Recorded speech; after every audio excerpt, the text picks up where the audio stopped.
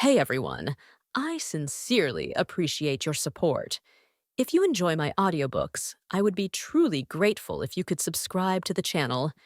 And if you'd like to support even further, you're welcome to become a Patreon member, where you can access audiobooks of novels as long as they are freely available on the internet.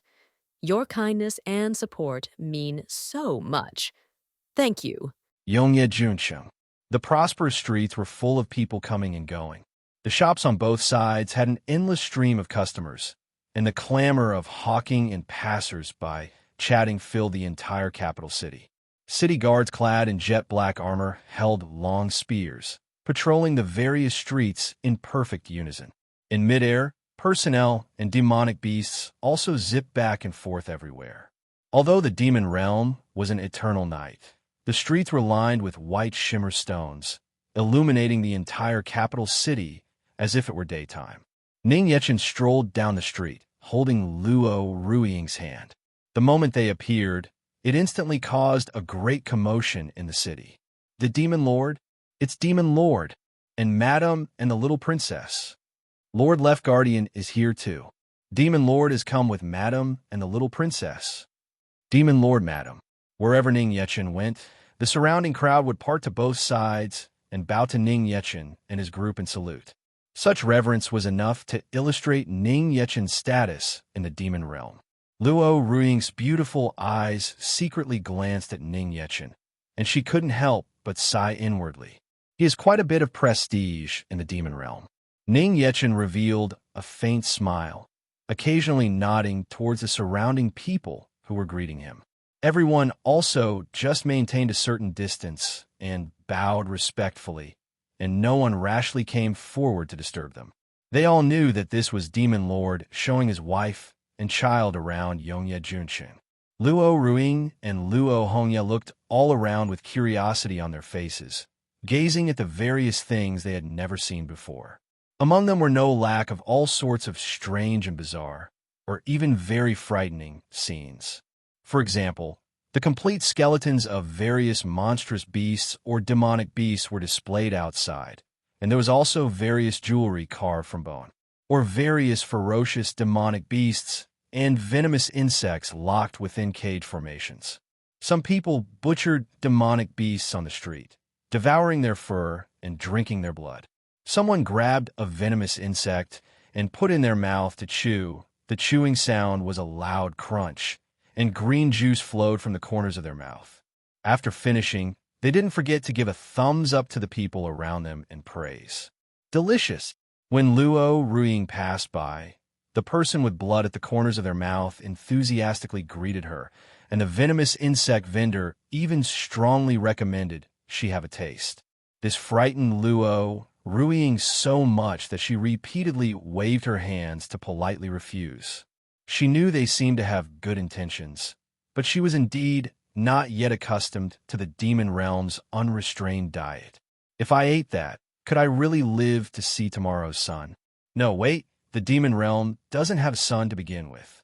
Besides drinking blood and eating insects on the streets, one could also see people cutting open their flesh and exposing their bones to fuse and transplant the limbs of other demonic beasts.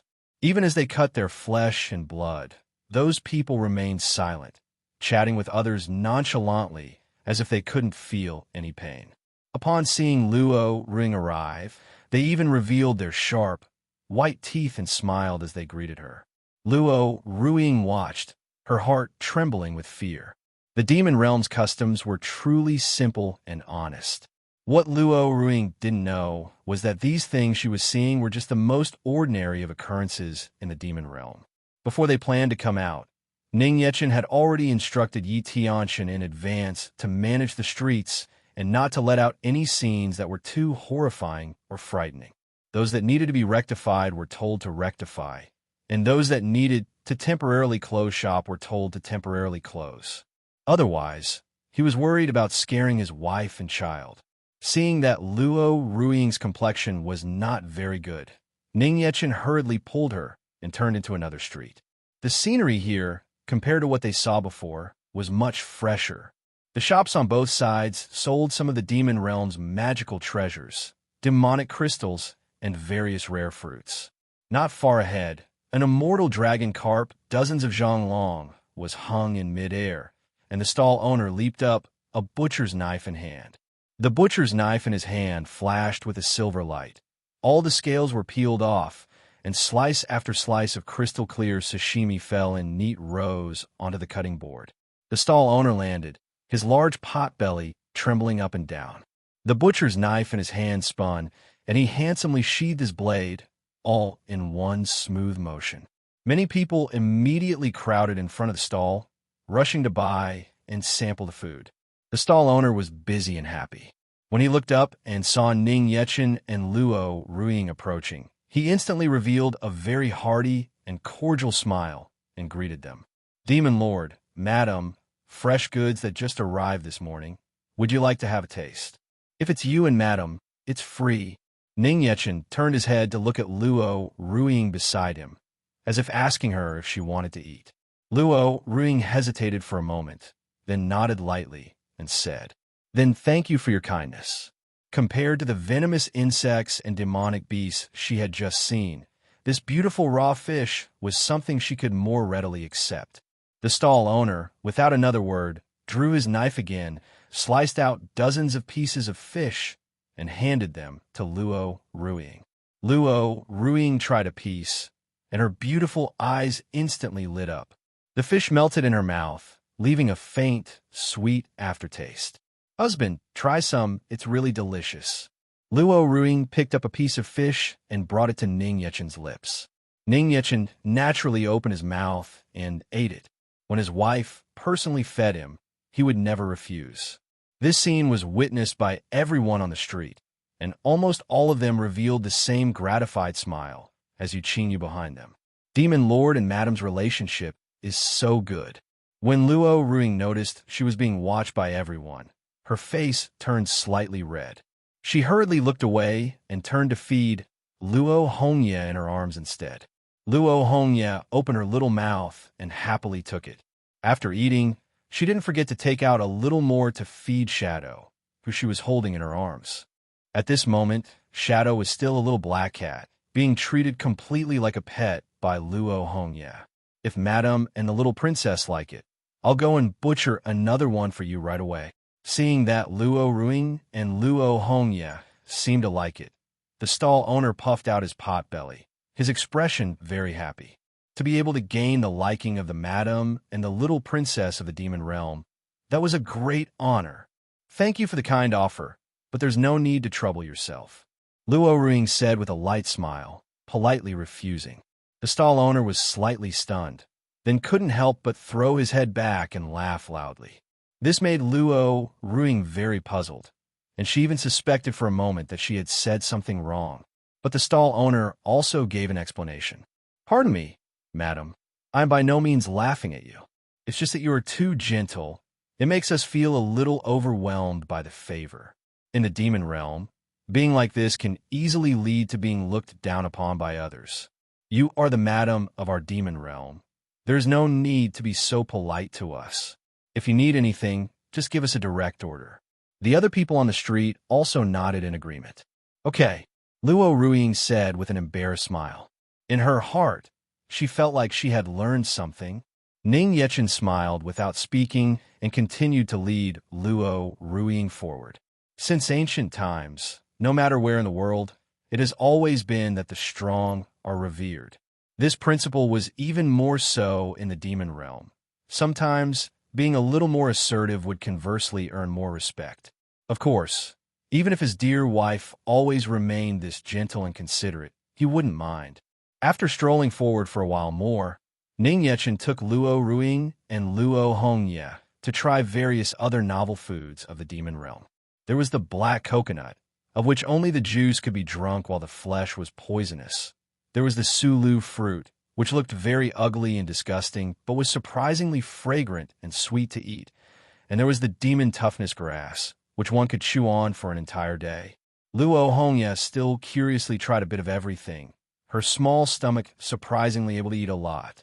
Yuqingyu, following behind them, diligently took detailed notes the entire time on which foods Luo Hongye liked to eat and which she didn't. After strolling around Yongye Junsheng for a long time, Luo Ruiying had seen many strange things in the demon realm, felt the enthusiasm of the demon realm's people, and also tasted the various specialty foods of the demon realm. However, though they had walked for half the day, they had only walked through the tip of the iceberg of Yongye Junsheng. Yongye Junsheng, large enough to accommodate tens of millions of citizens. They hadn't even finished walking through a tenth of it. Luo Hongye had even eaten until her little belly was round and bulging, to the point where she couldn't eat anymore. Luo Ruiying also had a sigh in admiration. It was truly worthy of being the capital of the demon realm. This level of prosperity and magnificence was comparable to any place in the heavenly realm. After strolling leisurely on the streets for a while longer, Luo Ruiying noticed a palace decorated with skeletons and weapons situated in a corner of Yongye Junsheng. The palace stood tall, crisscrossed with iron chains, and decorated with ferocious and terrifying skeletons. Among them were no lack of many human bones hung up, and countless blood-stained, dilapidated weapons were stuck into the palace. Looking from afar, one could feel a gloomy and ice-cold, hair-raising sensation. From the very beginning, Luo Ruiying had vaguely sensed that Ning Yechen had been intentionally or unintentionally leading her to avoid this terrifying palace. This, on the contrary, piqued her curiosity. "Husband, what place is that?" Luo Ruiying asked, pointing her hand towards the execution palace towering in the distance. Ning Yechen was momentarily at a loss for words. He hesitated in his heart for a moment, and still decided it was best not to tell Luo Ruiying for the time being. He was afraid that if she actually became curious and wanted to go in and see, it would not be good. "Wife, that place is actually a horror-themed hotel," Ning Yechen said after some thought. Why would a horror-themed hotel raise a barrier? Hearing this, Luo Ruiying looked towards the execution palace again and asked, puzzled. Even from far away, she could sense several barriers enveloping the palace, and not a single sound came out. Nor did she see anyone going inside. Because hotels, can be a little noisy. So they use barriers for soundproofing to avoid disturbing others. Ning Yechen gave an embarrassed smile and continued to explain. Luo Ruiying keenly sensed something. She had a feeling that Ning Yechen was trying to trick her again. So she took Luo Hongye's hand and began walking towards the execution palace. This gave Ning Yechen a fright, and he hurriedly followed. If his wife and child saw this, they would probably have nightmares at night. "My wife, that hotel ordinary people actually can't go in." Ning Yechen tried to persuade her from her side. Who would have thought that Luo Ruiying would directly ask in return? Not even me, Ning Yechen. This question left Ning Yechen speechless on the spot, with no way to refute it. She was his wife, the first madam of the demon realm. Logically, she could of course go anywhere, so entering the execution palace was naturally not a problem either. After a moment of silence, Ning Yechen nodded. "Of course my wife can. However, I do not recommend going in." Luo Ruiying's eyes narrowed slightly as she gazed at Ning Yechen. He really seemed unwilling to let her get close to that place. Luo Hongye, standing on the ground, looked up at the skeletons hanging on the execution palace, swaying in the wind, and asked, pointing with her tender little hand, "Daddy, are those bones? They look like human ones." Yi, don't be afraid. Those are fake. They're just for decoration." Ning Yechen crouched down, stroked Luo Hongye's head, and said with an embarrassed smile. The child was still young. No matter what, he could not let his precious daughter be psychologically scarred. Although she would find out sooner or later, at least for now, the child's innocent and romantic pure heart had to be protected by him, her old father.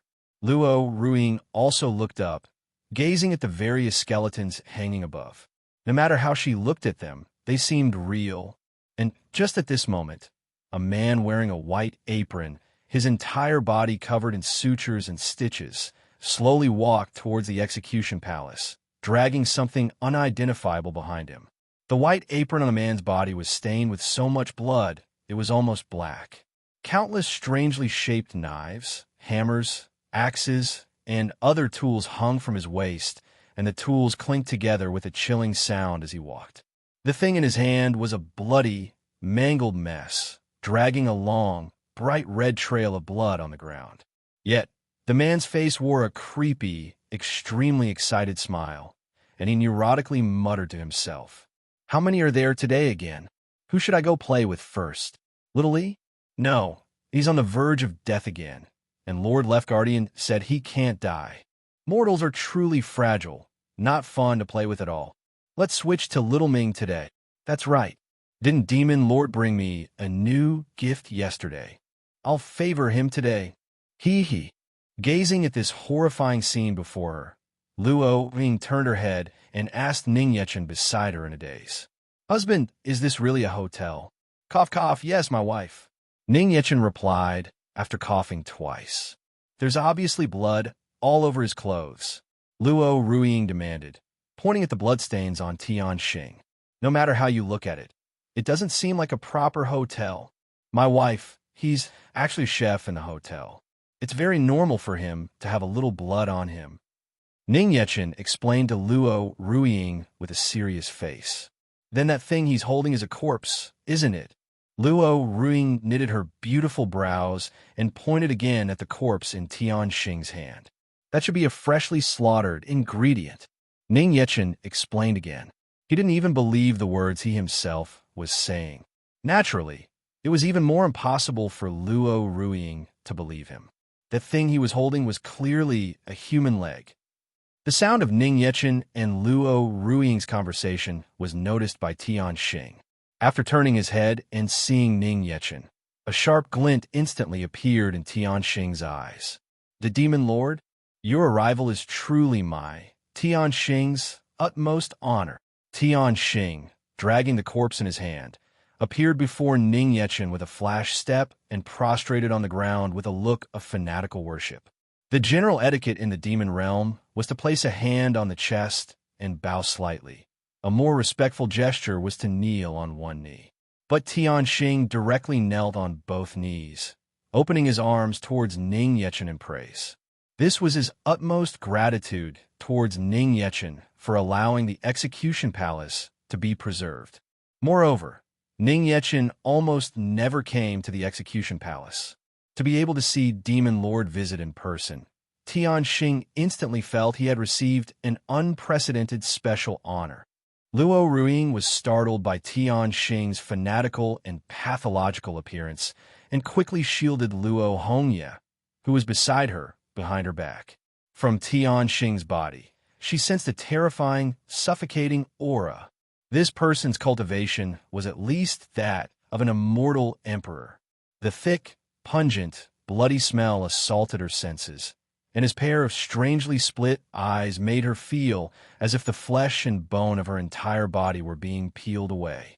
Her intuition told her that if this person made a move, he could peel off a person's entire skin completely without harming a single trace of the flesh beneath.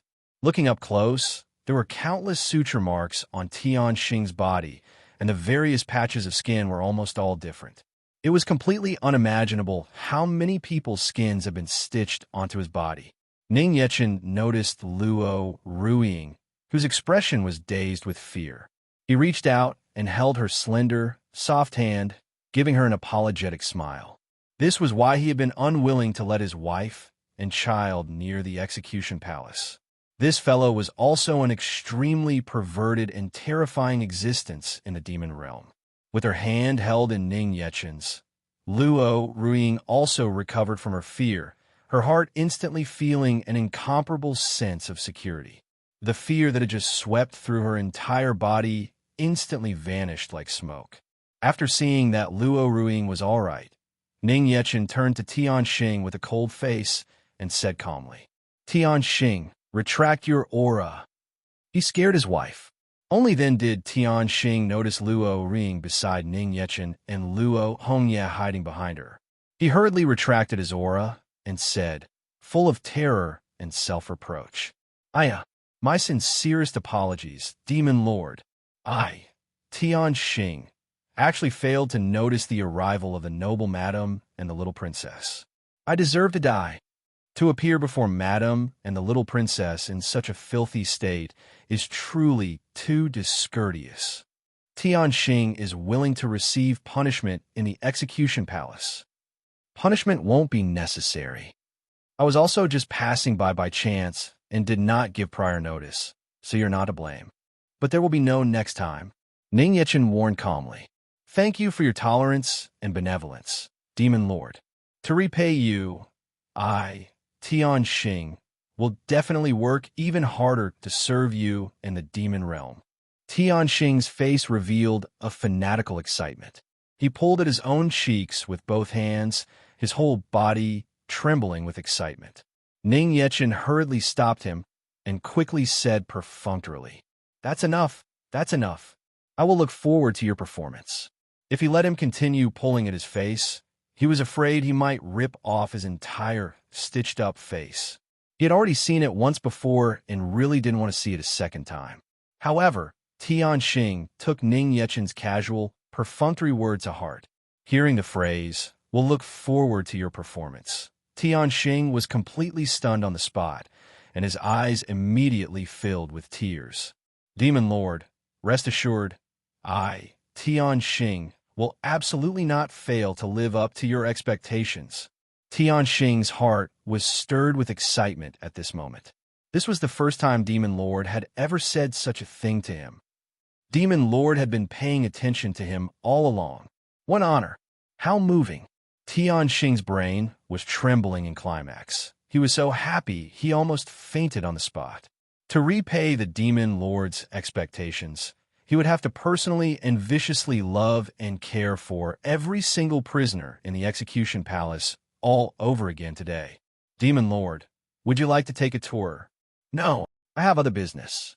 Just as Tianxing was about to invite Ning Yechen into the execution palace to admire his masterpieces, he was cut off mid-sentence and refused by Ning Yechen without hesitation. No matter what, he would not let his wife and child enter the execution palace. After speaking, Ning Yechen took Luo Ruiying's hand and, with their child, turned to leave. Respectfully seeing you off, Demon Lord. Tianxing had a regretful look on his face as he knelt on the ground, bowing slightly and watching them leave. He had created several masterpieces he was quite proud of, but it couldn't be helped that Demon Lord was busy. Before leaving, Ning Yechen suddenly stopped in his tracks, turned his head back to look at Tianxing, and asked with a smile, "By the way, were you satisfied with the gift I had someone send over last night?"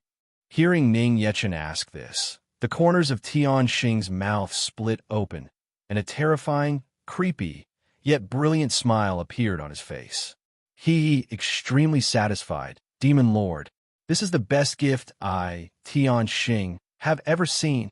Please rest assured, I will be sure to properly cherish this gift you have sent, Demon Lord. That's good then. Ning Yechen smiled with satisfaction and turned to lead Luo Ruiying away. Seeing how much Tianxing likes it, Dao Xian Tianhua should have a very happy time here. Looking at the smiling face of Ning Yechen beside her, Luo Ruiying couldn't help but ask curiously, "Husband, what gift did you give him?" Good children shouldn't ask. Ning Yechen let out a mysterious, light humph and gently placed his finger on Luo Ruiying's cherry lips. Luo Ruiying lightly furrowed her beautiful brows, pouting her lips slightly with a look of dissatisfaction. Being so secretive and not telling her. However, in her heart, she had already vaguely guessed that the scary palace from just now was not a hotel at all. If her guess was correct, then that must be the legendary execution palace of the demon realm, feared by countless people. No wonder he tried so hard to stop her from getting close. Only then did Luo Ruiying understand Ning Yechen's good intentions when he stopped her. It's a good thing I didn't cross the barrier and go inside. After leaving the execution palace and walking a few steps, Luo Ruiying noticed another entrance made from dragon bone. The entrance was a massive dragon skull with its mouth wide open, and countless people with excited and impatient faces were crowding towards the entrance. Although other places were also very lively and crowded, this place was even more bustling and clamorous than others, extremely popular.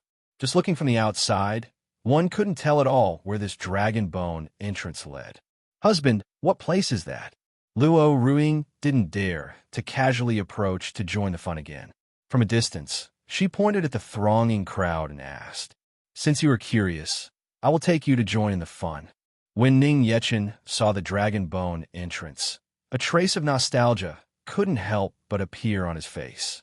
After thinking for a moment, he proactively took Luo Ruing's hand and also walked into the dragon skull. "It's been a long time since I've been here. As for this place, it should be fine even if he let his wife and child take a look." Following him into the dragon skull, they were met with a step tunnel that extended continuously downwards. Before they had even walked out of the tunnel, they could already hear a clamor of shouts like a tsunami. After walking out of the tunnel, what met their eyes was an underground arena large enough to accommodate several 100,000 people. The upper levels of the circular arena were packed with a crowd shouting madly, among them men and women, old and young. The arena floor below was enveloped by a barrier. The ground were covered with traces of battles, and dried bloodstains remained on the walls.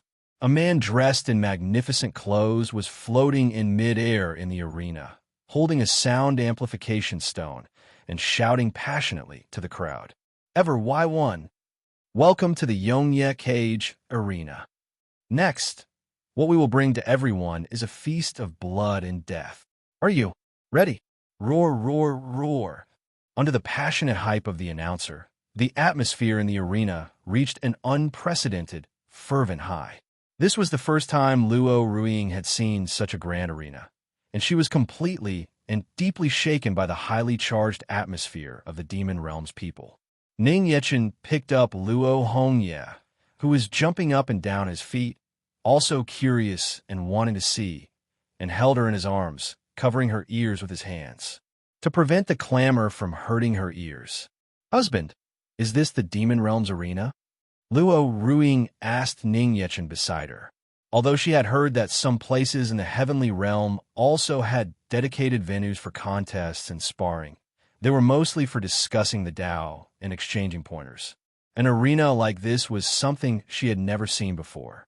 Ning Yechen nodded lightly. "Yes, my wife. This is the largest arena in the Demon Realm, the Yongye Cage." Although the Demon Realm was unified under his hand, the nature of the Demon Clan had always been bloodthirsty and combative. One could even say they did not fear death. This was an innate nature passed down since ancient times, not something that could be changed overnight. In order to give the people of the Demon Realm a place to release their nature, Ning Yechen did not completely abolish the various arenas after unifying the Demon Realm, but instead slightly altered the rules. He allowed the people of the Demon Realm to voluntarily sign up for the arena, making it no longer compulsory like before. Who knew that this couldn't stop the enthusiasm of the Demon Realm's people at all? And countless people eagerly signed up. In today's Demon Realm, watching arena matches has already become a form of after-dinner entertainment for the masses. The arena announcer, seeing that the atmosphere was sufficiently hyped up, then made a grand introduction. The next contestant to enter the stage is extremely unexpected and rare.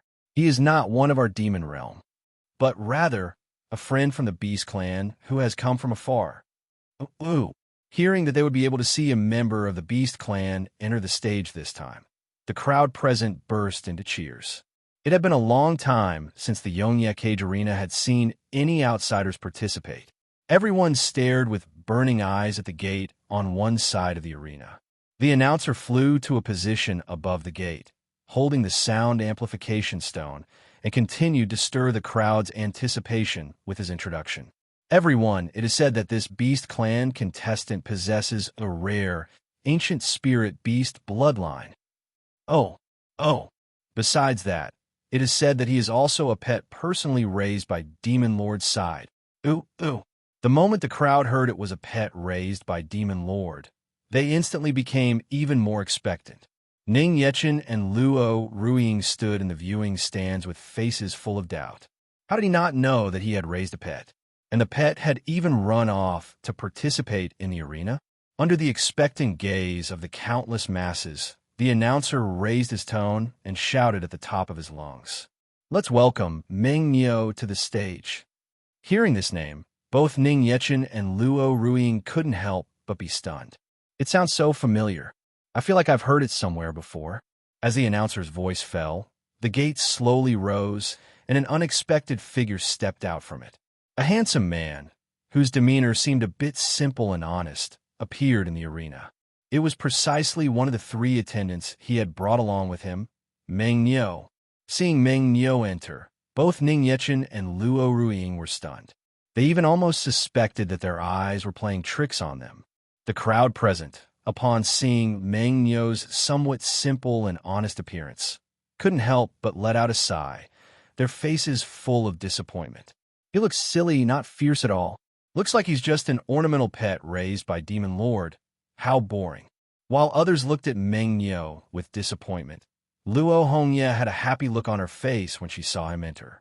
She pointed at him and called out in her soft, sweet voice, "Brother Niu." It was just that her voice was completely drowned out by the mountain-like, wave-like clamor.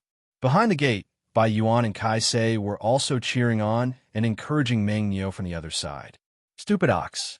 Let's go. Show some spirit. Don't let them look down on you. You can definitely do it."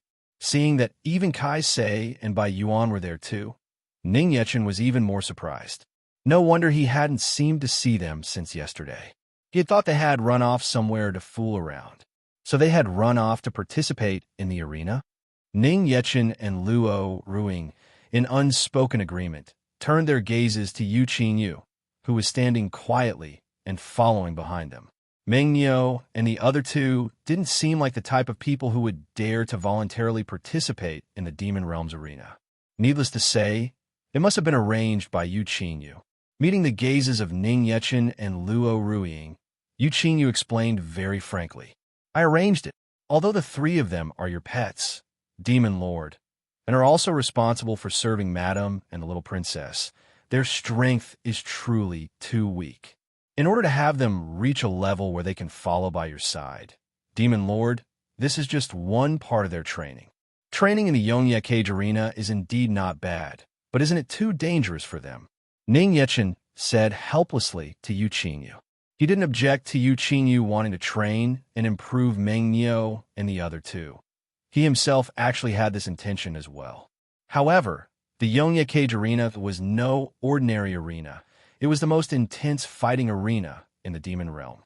Even now, the death rate was still considerably high. Besides, the child was quite fond of Meng Niu and the other two. Yu Qinyu was silent for a moment, then said calmly, "Demon Lord, please rest assured. I would do my best to keep all three of them alive. Ning Yechen, Luo Ruiying, do my best, and you were silent just now.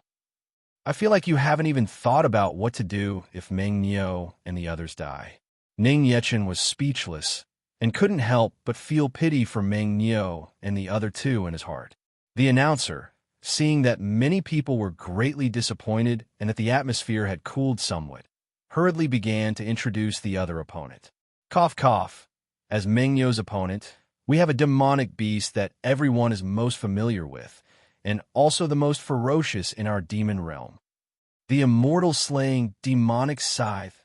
Following another hysterical shout from the announcer, the gate on the other side rose, and a demonic beast, one zhang tall, covered in hard armor, shaped like a mantis, with arms as sharp as scythes gleaming with a cold light, walked out from the gate.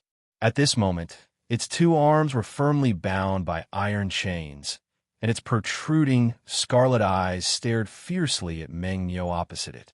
When the crowd saw the immortal-slaying demonic scythe enter, the atmosphere once again surged. This was a demonic beast with a very high mortality rate in the demon realm. Its scythe arms were incomparably sharp.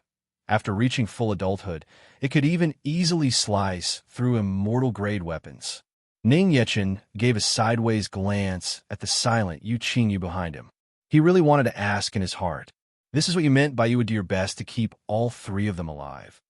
Meng Niu looked up at this terrifying behemoth, couldn't help but swallow his saliva, and silently retreated to the gate. "I don't think I can do this." "What are you saying, stupid ox? Don't you usually boast about how fierce you are? It's just a tiny, tiny bug. Fuck it up. Don't be scared. It looks fierce, but it's actually not strong at all. Yeah, if it were me up there, I'd smash it to death with one punch. You're the best. Go. Bai Yuan and Kai Sei also couldn't help but swallow their saliva, seeing the ferocious and terrifying immortal-slaying demonic scythe. But thinking that it wasn't them going up anyway, they continued to cheer for Meng Niu. Because if Meng Niu lost, it would be their turn to face this immortal-slaying demonic scythe. Meng Niu was deeply encouraged. His face sank, and he brought out the aura he had as a beast king in the demonic beast forest, roaring angrily at the immortal-slaying demonic scythe. Roar, roar. It's just a bug. Nothing to be afraid of. After Meng Niu finished roaring, the iron chains on the immortal-slaying demonic scythe's arms were all unlocked. The immortal-slaying demonic scythe took Meng Niu's roar as a provocation and also opened its fanged mouth, letting out a screech at Meng Niu from close range. Meng Niu's momentum instantly deflated again. No one told him they were going to release its arms. After its arms were released, the immortal-slaying demonic scythe was as swift as a gale and an afterimage. A cold light flashed, and two gaping, bloody wounds appeared on Meng Niu's body.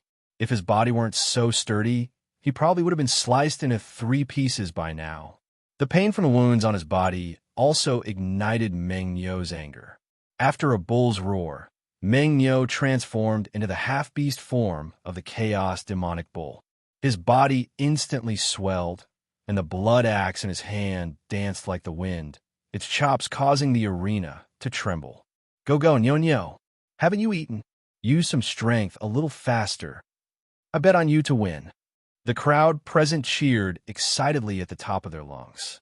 This was what they wanted to see.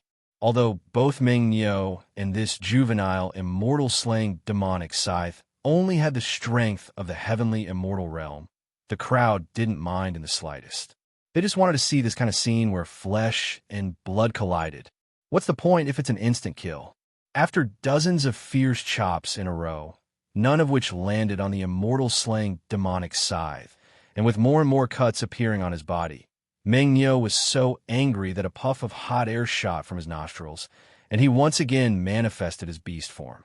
A chaos demonic bull, dozens of zhang tall, rose up from the arena. He was going to directly crush this fast-running little bug to death. Little bug, die for me. Meng Niu, in his manifested beast form, wielded his scarlet battle axe that had also grown with his body, and chopped down towards the immortal-slaying demonic scythe. The battle axe, over a dozen zhang tall, chopped down. In an instant, a wild wind howled, carrying the momentum to split the heavens and earth. The entire floor of the arena was split open and cracked by the one-axe blow. However, the barrier over the arena only shook slightly, not damaged in the least. The full-force strike also failed to hit the immortal-slaying demonic scythe. The immortal-slaying demonic scythe dodged and weaved, only an afterimage continuously flickering across the field. On the contrary, Meng Niu had received more than 10 new bloody wounds on his body. The immortal-slaying demonic scythe landed mockingly at Meng Niu's feet, its mouth licking the blood-stained scythes on its arms. Although demonic beasts were different from spirit beasts and could not take human form, that didn't mean they lacked intelligence. Demonic beasts also gained a certain level of intelligence upon reaching the heavenly immortal realm. Meng Niu was so angry he stomped his feet, wishing he could crush this bug to death with one stomp. But very quickly, he calmed down again, slowly shrinking his body and returning once more to his half-beast form, because he discovered that his huge beast form actually made it harder to deal with the immortal-slaying demonic scythe. The immortal-slaying demonic scythe's speed was astonishingly fast, and since he was not skilled in speed and only possessed brute force, he couldn't catch it at all. Rather than that, it was better to maintain an optimal body posture. Seeing Meng Niu change into his half-beast form, the immortal-slaying demonic scythe's expression seemed to reveal mockery and ridicule. With a shift of its feet, its figure instantly turned into a swift afterimage, and 2 cold gleams shot straight from Meng Niu's neck. If those cold gleams were to slice through, it would be enough to decapitate Meng Niu on the spot. Ning Yechen's eyes narrowed slightly, preparing to secretly save Meng Niu at the last moment. After all, he had been by his side for some years now. The child was also quite fond of him. If he died, the child would be very sad. Just as Ning Yechen was preparing to make a move, he saw the corners of Meng Niu's mouth curve upwards, revealing a smug and wild smile. When the immortal-slaying, demonic-sized twin size came slicing towards him, Meng Niu instantly ducked down, allowing the twin size to sink into his bull horns. Exceeding everyone's expectations, the immortal-slaying, demonic-sized twin size did not directly slice off Meng Niu's horns, but instead got stuck in them. The crowd present couldn't help but be dumbfounded. What hard horns! The twin sides of the immortal-slaying demonic scythe, which were claimed to be able to slice through immortal-grade weapons, actually failed to cut through. The immortal-slaying demonic scythe seemed to sense the crisis and hurriedly tried to retract its twin sides, but it was already too late. Meng Niu seized the opportunity, grabbing the immortal-slaying demonic scythe arms with his own arms, a friendly smile on his face. Grandpa Niu has finally caught you, little bug. Snap! As his voice fell, a crisp sound rang out. With a great effort, Meng Niu directly snapped off the immortal-slaying demonic scythe arms. The immortal-slaying demonic scythe's body was light, with its hard armor mostly on the surface of its body. Its joints were particularly fragile. Faced with Meng Niu's brute force, its arms were easily snapped. Scree! With its arms snapped off, the immortal-slaying demonic scythe let out a screeching wail. Meng Niu quickly pulled the scythe from his horns and, with one slice, directly chopped off all of the immortal-slaying demonic scythe's legs. Without its legs, let's see how this little bug runs now. The immortal-slaying demonic scythe fell to the ground, its green blood continuously spraying everywhere as its body struggled. Meng Niu threw away the scythe in his hand, dragged his scarlet battle axe, and walked step by step towards the immortal-slaying demonic scythe, a savage smile on his face. Little bug, farewell. Bang! With a heavy chop of the axe, the ground trembled. The immortal-slaying demonic scythe instantly exploded, splattering green blood and body fragments everywhere. Even Meng Niu himself was stained with a fair amount of the thick, green blood. The crowd present was stunned for a moment, then erupted in heaven-shaking cheers. They actually hadn't expected Meng Niu to win. Not bad. Niu, we really underestimated you. I acknowledge you. Meng Niu panted heavily, looking around at the cheering and encouraging crowd. He couldn't help but reveal a look of victorious joy on his face, raised his battle axe, and let out a bull's roar towards the sky. What do you know, so I'm still pretty strong after all. Ning Yechen and Luo Ruiying watched Meng Niu in the arena with surprise, and they also couldn't help but reveal gratified smiles. He performed quite well. Luo Hongye, whose eyes had been covered for almost the entire duration since the start of the battle, was only released at this moment. She pouted her cute, round, and chubby little face resentfully. Daddy kept covering her eyes, so she couldn't see anything. This cute appearance made Ning Yechen apologize on one hand, while on the other, he couldn't resist rubbing her chubby little face. In the arena, the announcer pointed at Meng Niu and announced loudly, "What an unexpectedly brilliant duel. I declare, the winner this time is Meng Niu." Roar, roar, roar. The crowd once again let out rousing cheers of encouragement. High above the Yongye Cage arena, a huge sign appeared like a screen. Meng Niu's name conspicuously appeared on the illusory screen. His win count changed from 0 to 1, and his ranking was displayed. A staff member came forward and congratulated Meng Niu. "Congratulations on surviving. You can rest for a while now. Your next match will be held in a few days." There's a next match? Hearing this, Meng Niu's two bull eyes instantly bulged like bronze bells. "Yes."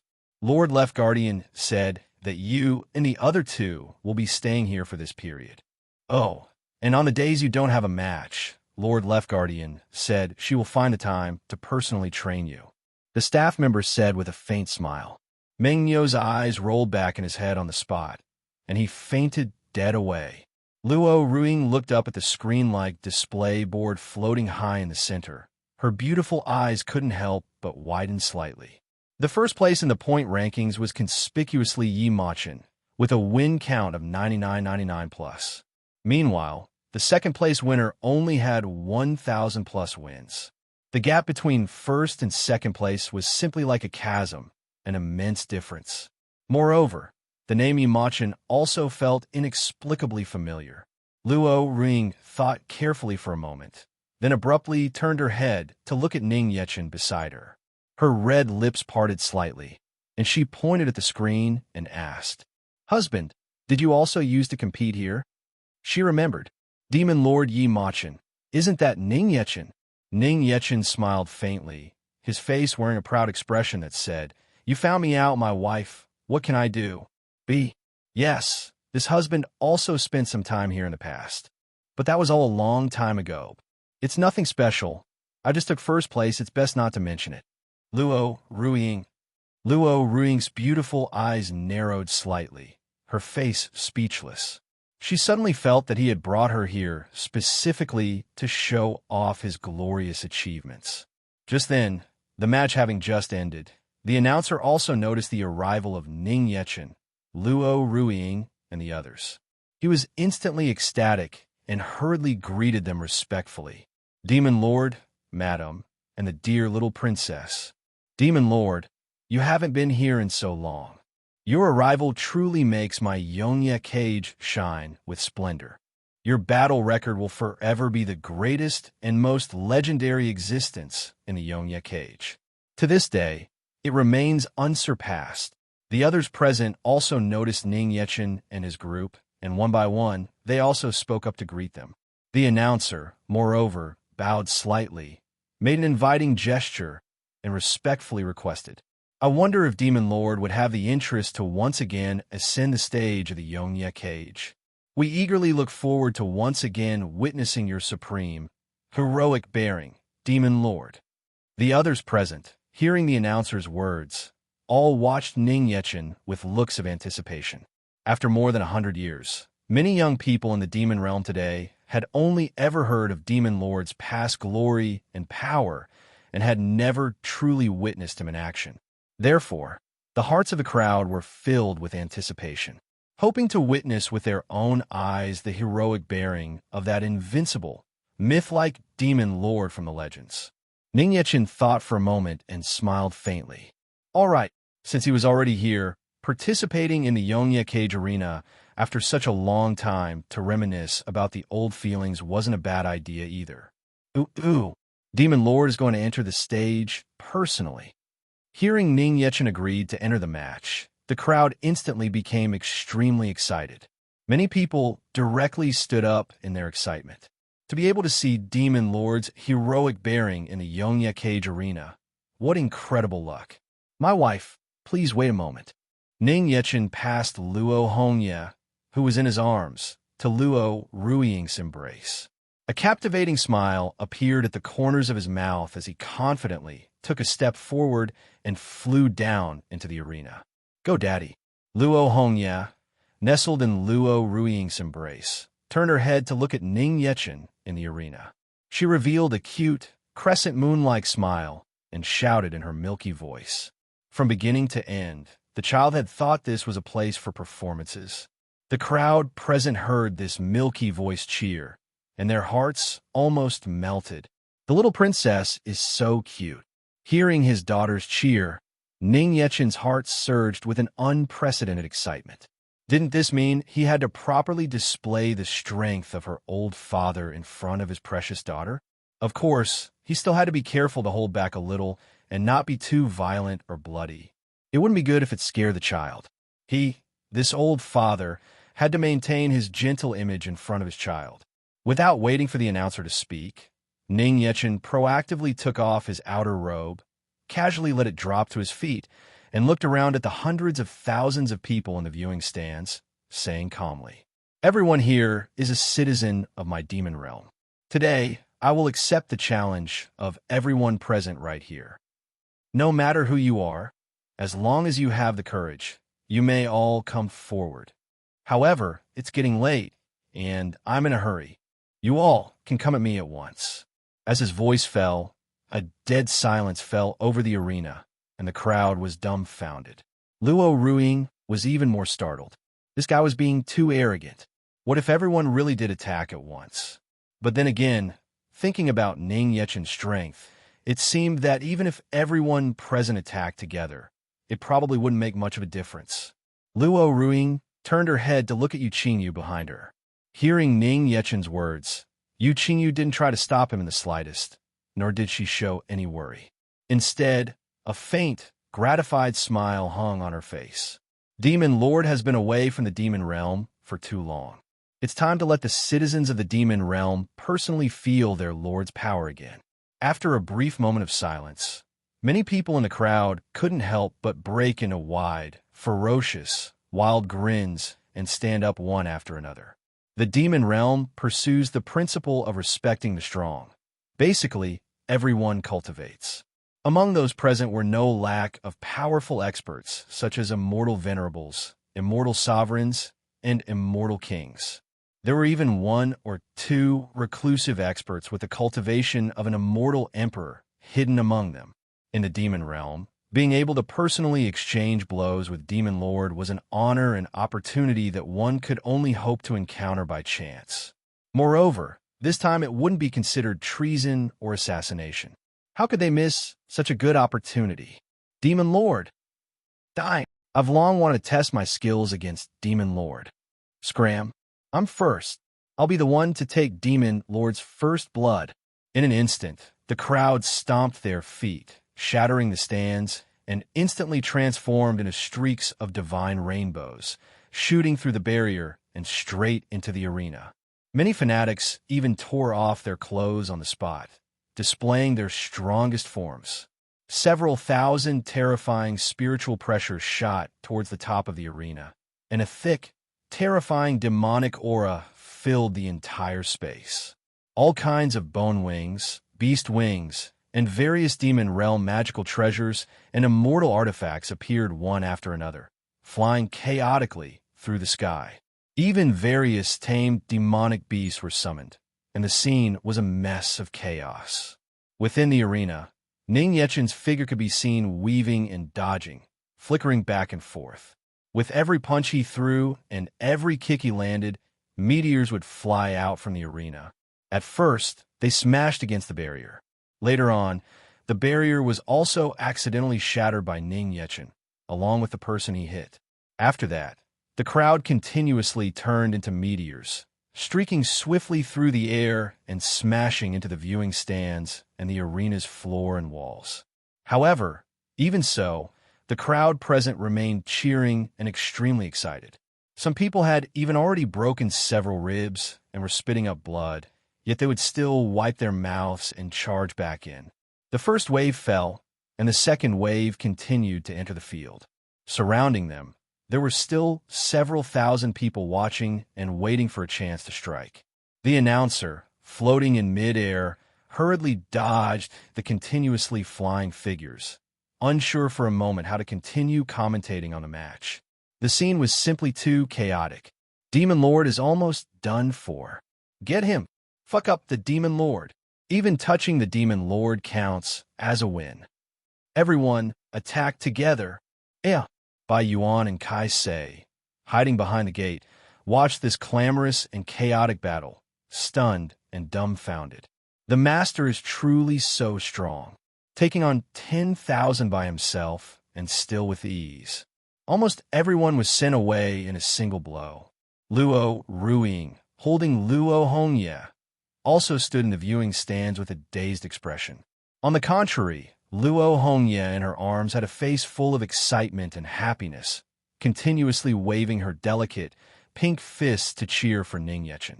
Yu Qingyu watched Ning Yechen, who was in the middle of the field blending in with the citizens of the demon realm, with a gratified look on her face. What a heartwarming scene. Luo Ruing couldn't help but ask, "Qingyu, is this really all right?"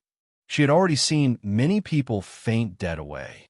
Yet the crowd charging forward to challenge Ning Yechen was still an endless stream. Some people even ran outside and called for another group of people to charge in and join the battlefield. Don't worry, madam. This is the citizens of the demon realm expressing their love and respect for Demon Lord. You see, madam, how popular Demon Lord is. The face of every single one of them is brimming with a smile of encouragement from Demon Lord. Yu Qingyu turned her head to look at Luo Ruiying and said with a gratified smile, Luo Ruiying watched the intense battle in the arena, her mind a little chaotic for a moment. Is this really how they express love and respect? She heard so many people roaring that they wanted to slaughter Ning Yechen. So this is considered a sign of popularity in the demon realm. She suddenly felt that the love of the demon realm's people was a bit heavy. After a moment, the arena returned to tranquility. The huge Yongye Cage arena was now filled with broken walls and ruins, shrouded in dust and smoke, completely transformed into a wasteland. Tens of thousands of people lay helter-skelter, their wails filling the air, embedded in the walls and ground in various postures. Ning Yechen clapped the dust from his hands, slowly walked out from the cloud of dust, and with a relaxed and comfortable expression, walked back to Luo Ruiying's side and took her hand. My wife, let's go. Home. Demon Realm, Western Domain, Qianma Ridge. Inside the Qianma Evil Palace, in the dim and dark Great Hall, illuminated only by slowly swaying candlelight, nearly 100 people were gathered. Everyone in the hall was trembling with fear, and the atmosphere was gloomy and deathly silent. On the central throne of the Great Hall, a man with a face full of scars and a fierce and gloomy expression quietly gazed at the crowd present. This person was the patriarch of the Qianma clan, ruler of the 100 clans of Qianma Ridge in the Demon Realm's western domain, Qianma Xiechong. Seeing the crowd below him trembling with fear, their faces sorrowful and bleak, with no one daring to make a peep, Xiechong frowned deeply, his expression greatly displeased. What? You all forgot how to speak the moment you heard the Demon Lord was back. Since when has my Qianma clan been so timid and cowardly? Think back to the old days in the Demon Realm, when my Qianma clan ruled over the 1,000 clans of Qianma Ridge. How mighty and invincible we were in the Demon Realm, who did not tremble upon hearing the name of my Qianma clan. Look at you all, have a few hundred years already worn away the will of my Qianma clan. Qianma Xiechong forcefully smashed the throne beneath him, stood up, and roared down at the crowd. The crowd, being berated, lowered their heads, not daring to make a sound. A white-bearded elder, seeing that no one dared to respond, took the initiative to walk out from the crowd and came before Qianma Xiechong. Lord Xiechong, that demon lord is a peerless demon lord, the likes of which has not appeared in the demon realm for hundreds of thousands of years. His strength is especially terrifying. All the several previous demon lords up until now have been destroyed by him. The number of clans that have vanished at that demon lord's hands is also in the thousands. The various major clans in the demon realm that resisted him have now all sincerely submitted. Moreover, now that the demon realm is unified, the other clan's strength is growing daily, and powerful experts emerge endlessly. They are by no means inferior to our Qianma clan. Although our Qianma clan is based in the Western Domain, we absolutely must not provoke Demon Lord. The white-bearded elder prostrated before Qianma Xiechong, his aged eyes full of terror, as he offered his remonstrance at the top of his lungs. The glorious years of the Qianma clan were all ancient history from over 1,000 years ago. Now, it wasn't just Imachin, who was so powerful he had almost never known defeat, but even the 13-seated demon gods who followed under him were each more ridiculously powerful than the last. Times have changed, and the glorious era belonging to the Qianma clan ended long ago. His intuition told him that if the Qianma clan didn't stop in time, he feared disaster would strike. Demon Lord! Demon Lord! Elder Xieshan, it seems you are very afraid of that Demon Lord. From the very beginning, you have been denigrating the morale of my Qianma clan. Since you're so afraid of him, are you not afraid of me? Qianma Xiecheng's face revealed a ruthless look. With a clench of his hand, he seized Qianma Xishan by the neck out of thin air and lifted him into mid-air. What he hated most was when others constantly mentioned Ning Yechen in front of him. Qianma Xishan was being choked so tightly he couldn't say a word. Seeing that he was about to suffocate to death, several people hurriedly stood up to plead for him. Lord Xiecheng, Elder Xishan has served our Qianma clan with all his heart for 1,000 years. This time, he was also thinking of our Qianma clan's well-being. We ask Lord Xiecheng to please spare Elder Xishan. Qianma Xiecheng's expression hardened. He then released his hand, letting Qianma Xishan fall directly from midair. No matter what, Qianma Xishan was an elder who had lived for 1,000 years in the Qianma clan. He held considerable prestige in the clan, so killing him like this was indeed inappropriate. After hesitating for a moment, Qianma Xiecheng said in a cold voice, Elder Qianma Xishan is advanced in years, and his lifespan is nearing its end. He is no longer suitable to serve as the great elder of my Qianma clan.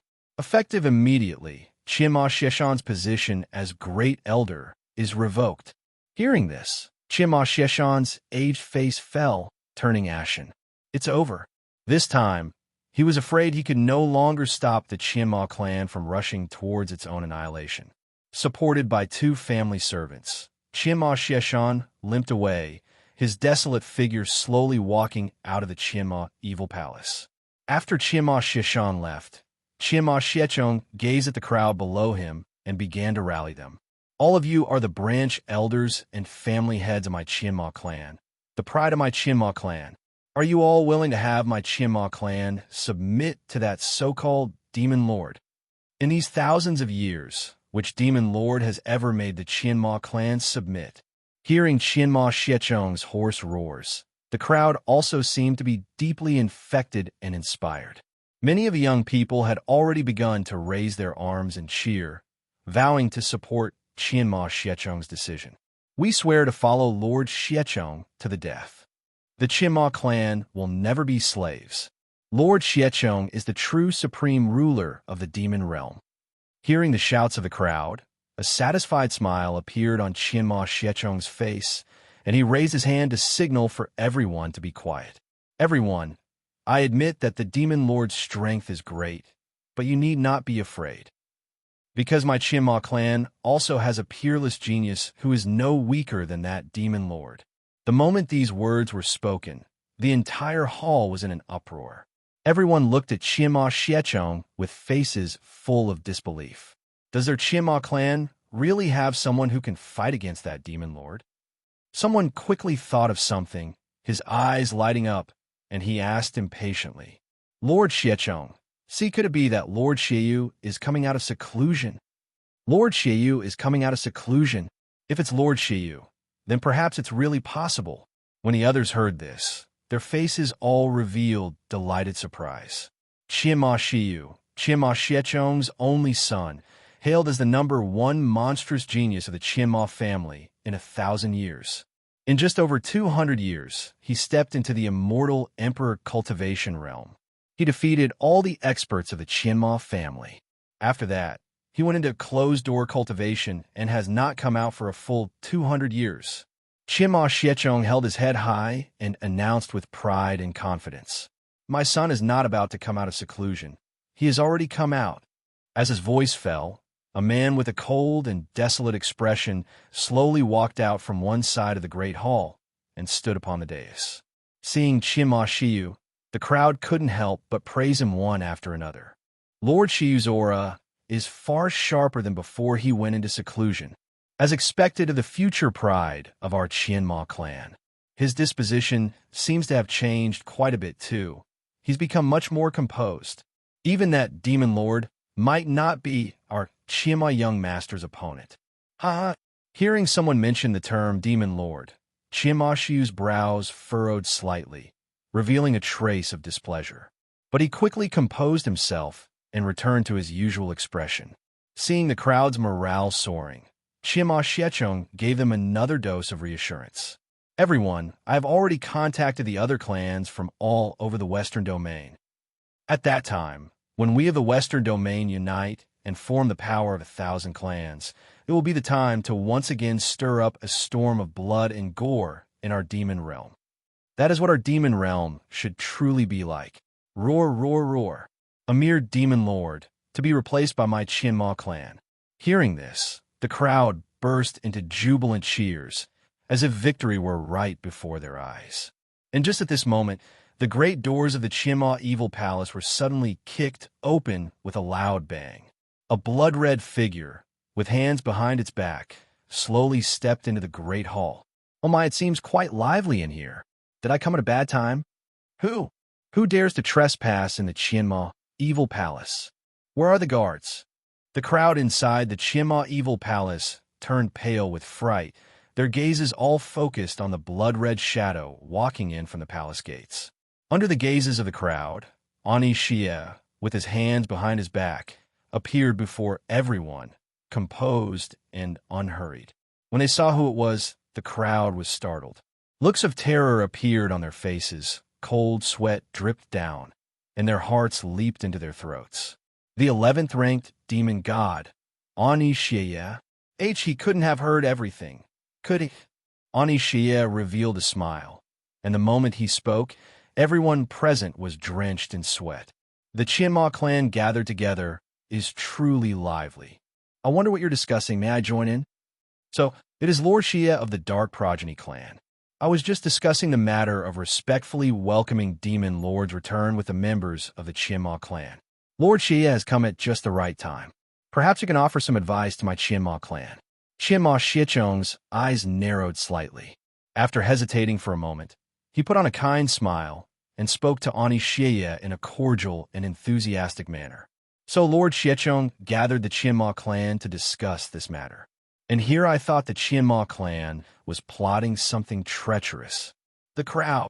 The moment these words were spoken, the scene fell into a deathly silence, the air seemingly frozen.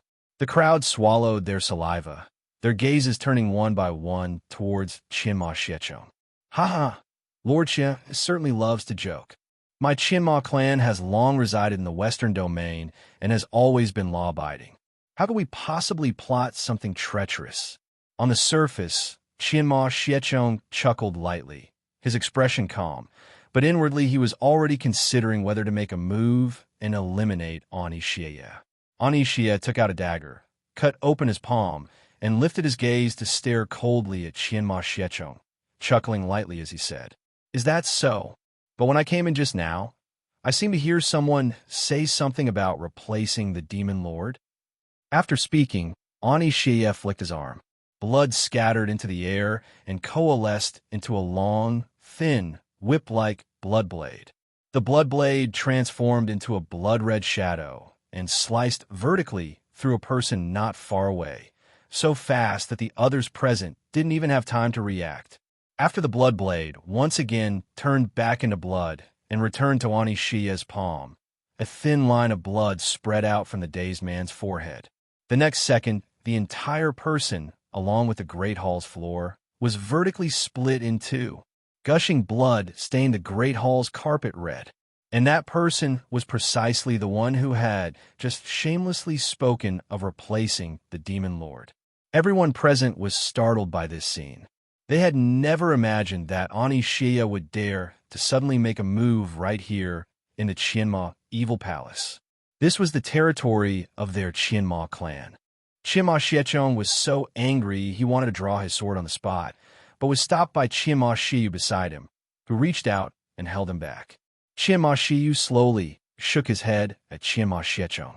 Qianma Xiechong hesitated for a moment, staring fiercely at Ani Xie, then slowly released the hand that was gripping the hilt of his sword. Seeing this, Ani Xie felt great regret in his heart. TSK, he held it in even after all that. It would have been so much better if he had just attacked. Then he could have had some fun. Lord Xie, what is the meaning of this? Qianma Xiechong suppressed the anger in his heart and demanded of Ani Xie. But I'm doing this for your own good, Lord Xiechong. to dare to secretly discuss replacing the demon lord in the demon realm.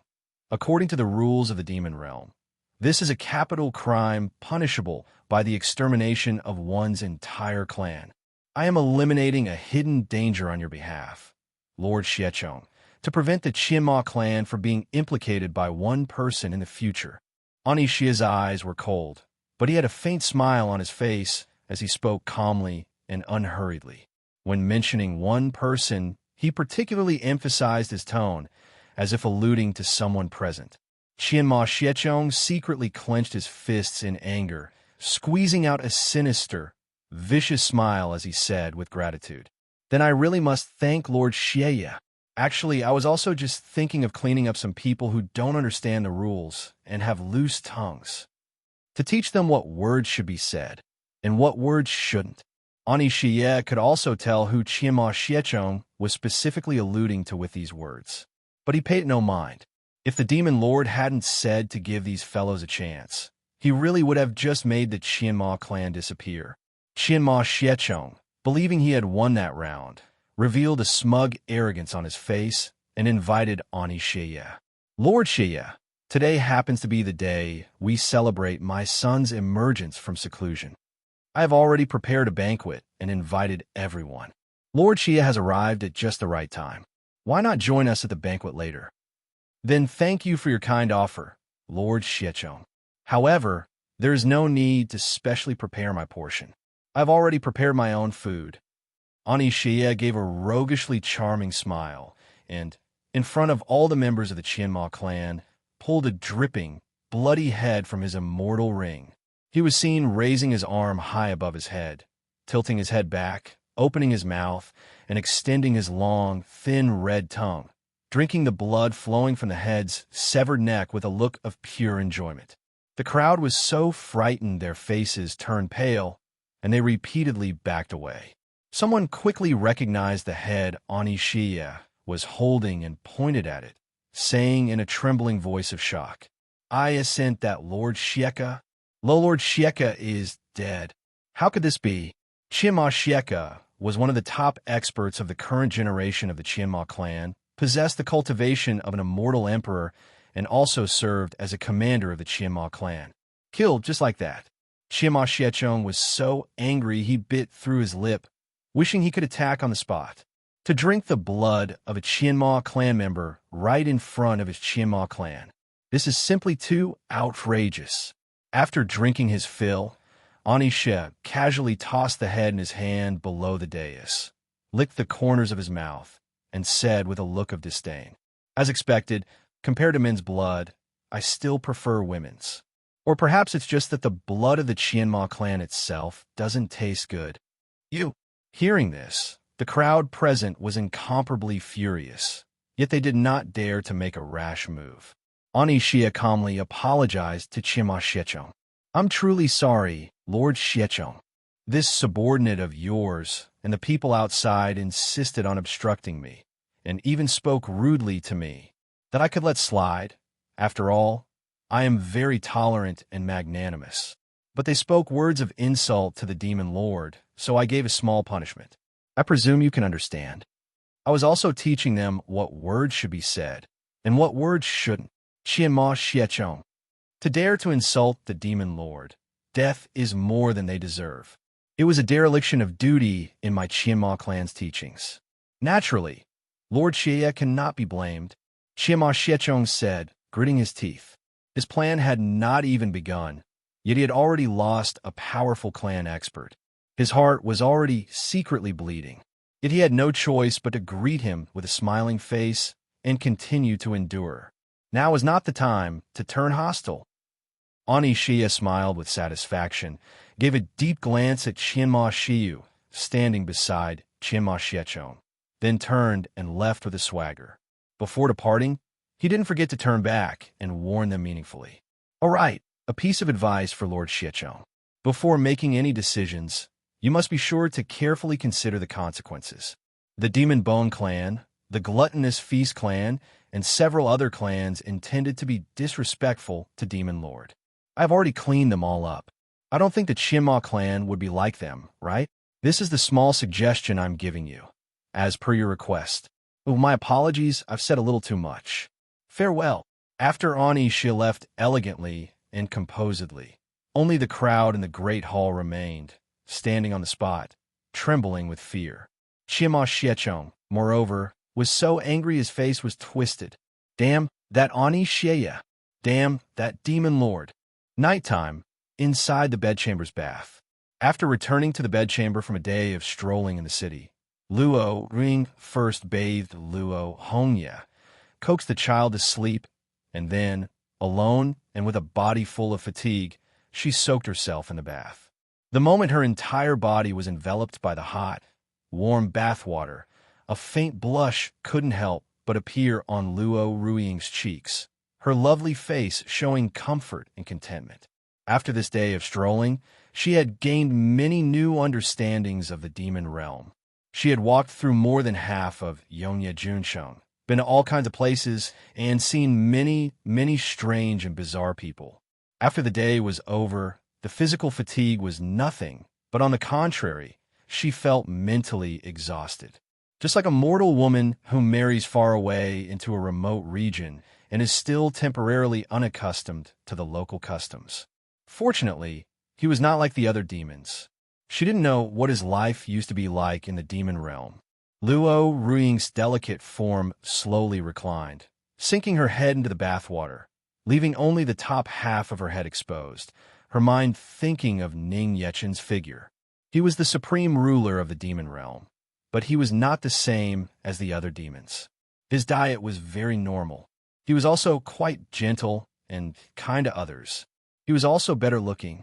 If she hadn't seen it with her own eyes, she would have truly found it hard to imagine that Ning Yechen was the demon lord of the demon realm. Thinking back on it now, her becoming the madam of the demon realm and staying in the demon realm still felt somewhat unreal. Just as Luo Ruiying's thoughts were wandering, a familiar voice suddenly sounded from beside her. My wife. Luo Ruiying subconsciously turned her head, her eyes meeting Ning Yechen's beside her, and she blinked blankly. When she saw Ning Yechen completely naked, his fair and sturdy upper body, Luo Ruiying had a delayed reaction and suddenly let out a panicked shriek. Husband, when did you come in? No, wait, why did you come in? Luo Ruiying retreated several steps in a row, putting distance between herself and Ning Yechen in the bath. Her face was flushed with shame, and while covering her naked body with her hands, she glared fiercely at Ning Yechen, who sneaks in quietly while another person is bathing. Gazing at Luo Ruiying's cute, shy, and flustered appearance, Ning Yechen rested his arm on the edge of the bath, propped his cheek on his hand, and said with an amused and helpless expression, My wife, this is my bedchamber. Of course I can come in. Haven't we always bathed together, my dear? Luo Ruiying. It seems that's right. Luo Ruiying, her face flushed red, was unable to refute him and could only glare at Ning Yechen with dissatisfaction. Although they had indeed bathed together many times before, they had always been with their child back then, and she had still been wearing a doo-doo to cover herself.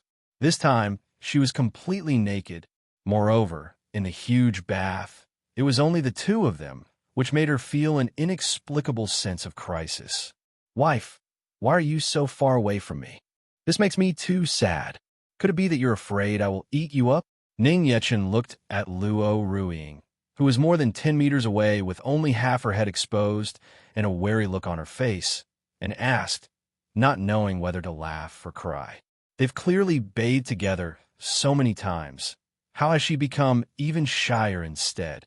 Facing Ning Yechen's question, Luo Ruiying nodded lightly without the slightest hesitation.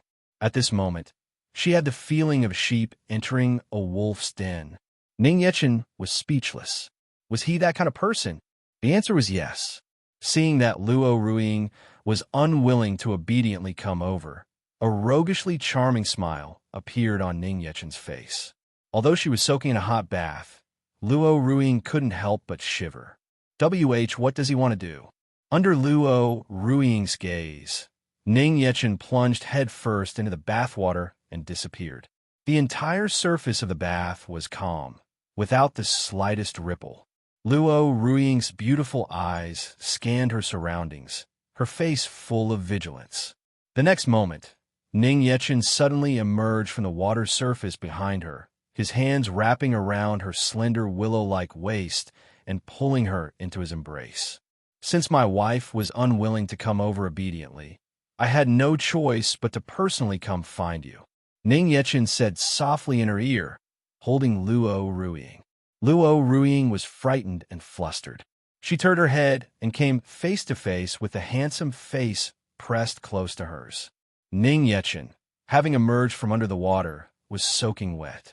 Crystalline water droplets trickled down his handsome cheeks, and his beautiful, jet-black hair cascaded down his back like a black waterfall.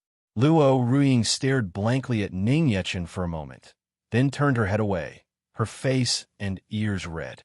For a moment, she even forgot to struggle out of his embrace and sat obediently in Ning Yechen's arms with a shyly blushing face. Seeing Luo Ruiying quiet down, Ning Yechen smiled faintly, loosened his embrace, and skillfully picked up a comb to comb her beautiful hair. What was my dear thinking about just now, so engrossed? I walked right up beside you, and you didn't even notice. It was nothing. Luo Ruiying sank down again, burying half her head in the bathwater, letting Ning Yechen comb her beautiful hair. As she spoke under the water, a series of bubbles gurgled up in front of her. How could she have the nerve to say that she had just been thinking about him the whole time? Ning Yechen didn't know what Luo Ruiying was thinking. He thought about the various encounters and experiences from their stroll today, and then asked gently, "Are you having a little trouble getting used to the demon realm?" Luo Ruiying did not hide it, nodding lightly in response. "Although I'm still not quite used to it, it's much better than I imagined, and also very interesting. Everyone in the demon realm is also very passionate and friendly. This is my husband's home, and our child also seems to like it here, so I also quite like it here." Before Ning Yechen could speak, Luo Ruiying tilted her head back slightly, her beautiful eyes gazing tightly at Ning Yechen as she spoke softly. Although she was indeed a little unaccustomed to the demon realm, she did not dislike it in her heart.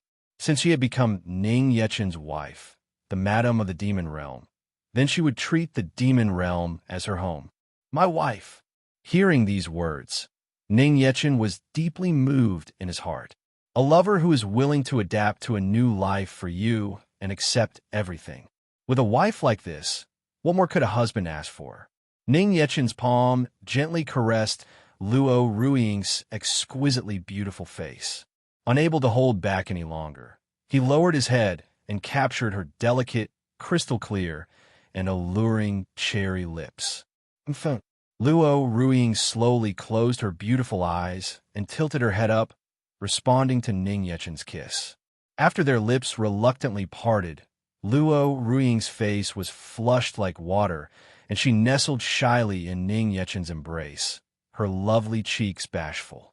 Fortunately, the bath was shrouded in steam, and a thick mist covered the surface of the water, so one could not see below the water surface. Otherwise, with her delicate body currently naked in the bath, she probably would have been so shy she would have buried her entire self in the water. Ning Yechen wrapped his arm around Luo Ruiying's smooth and slender waist, remembered the question he hadn't had time to ask last night, and asked softly, "By the way, dear, can you now tell me what exactly happened 10 years ago?" The matter of that night 10 years ago was something Ning Yechen had long wanted to ask about. It was just that previously, hindered by his hidden identity, and with Luo Ruiying afraid of implicating him, she was unwilling to tell him.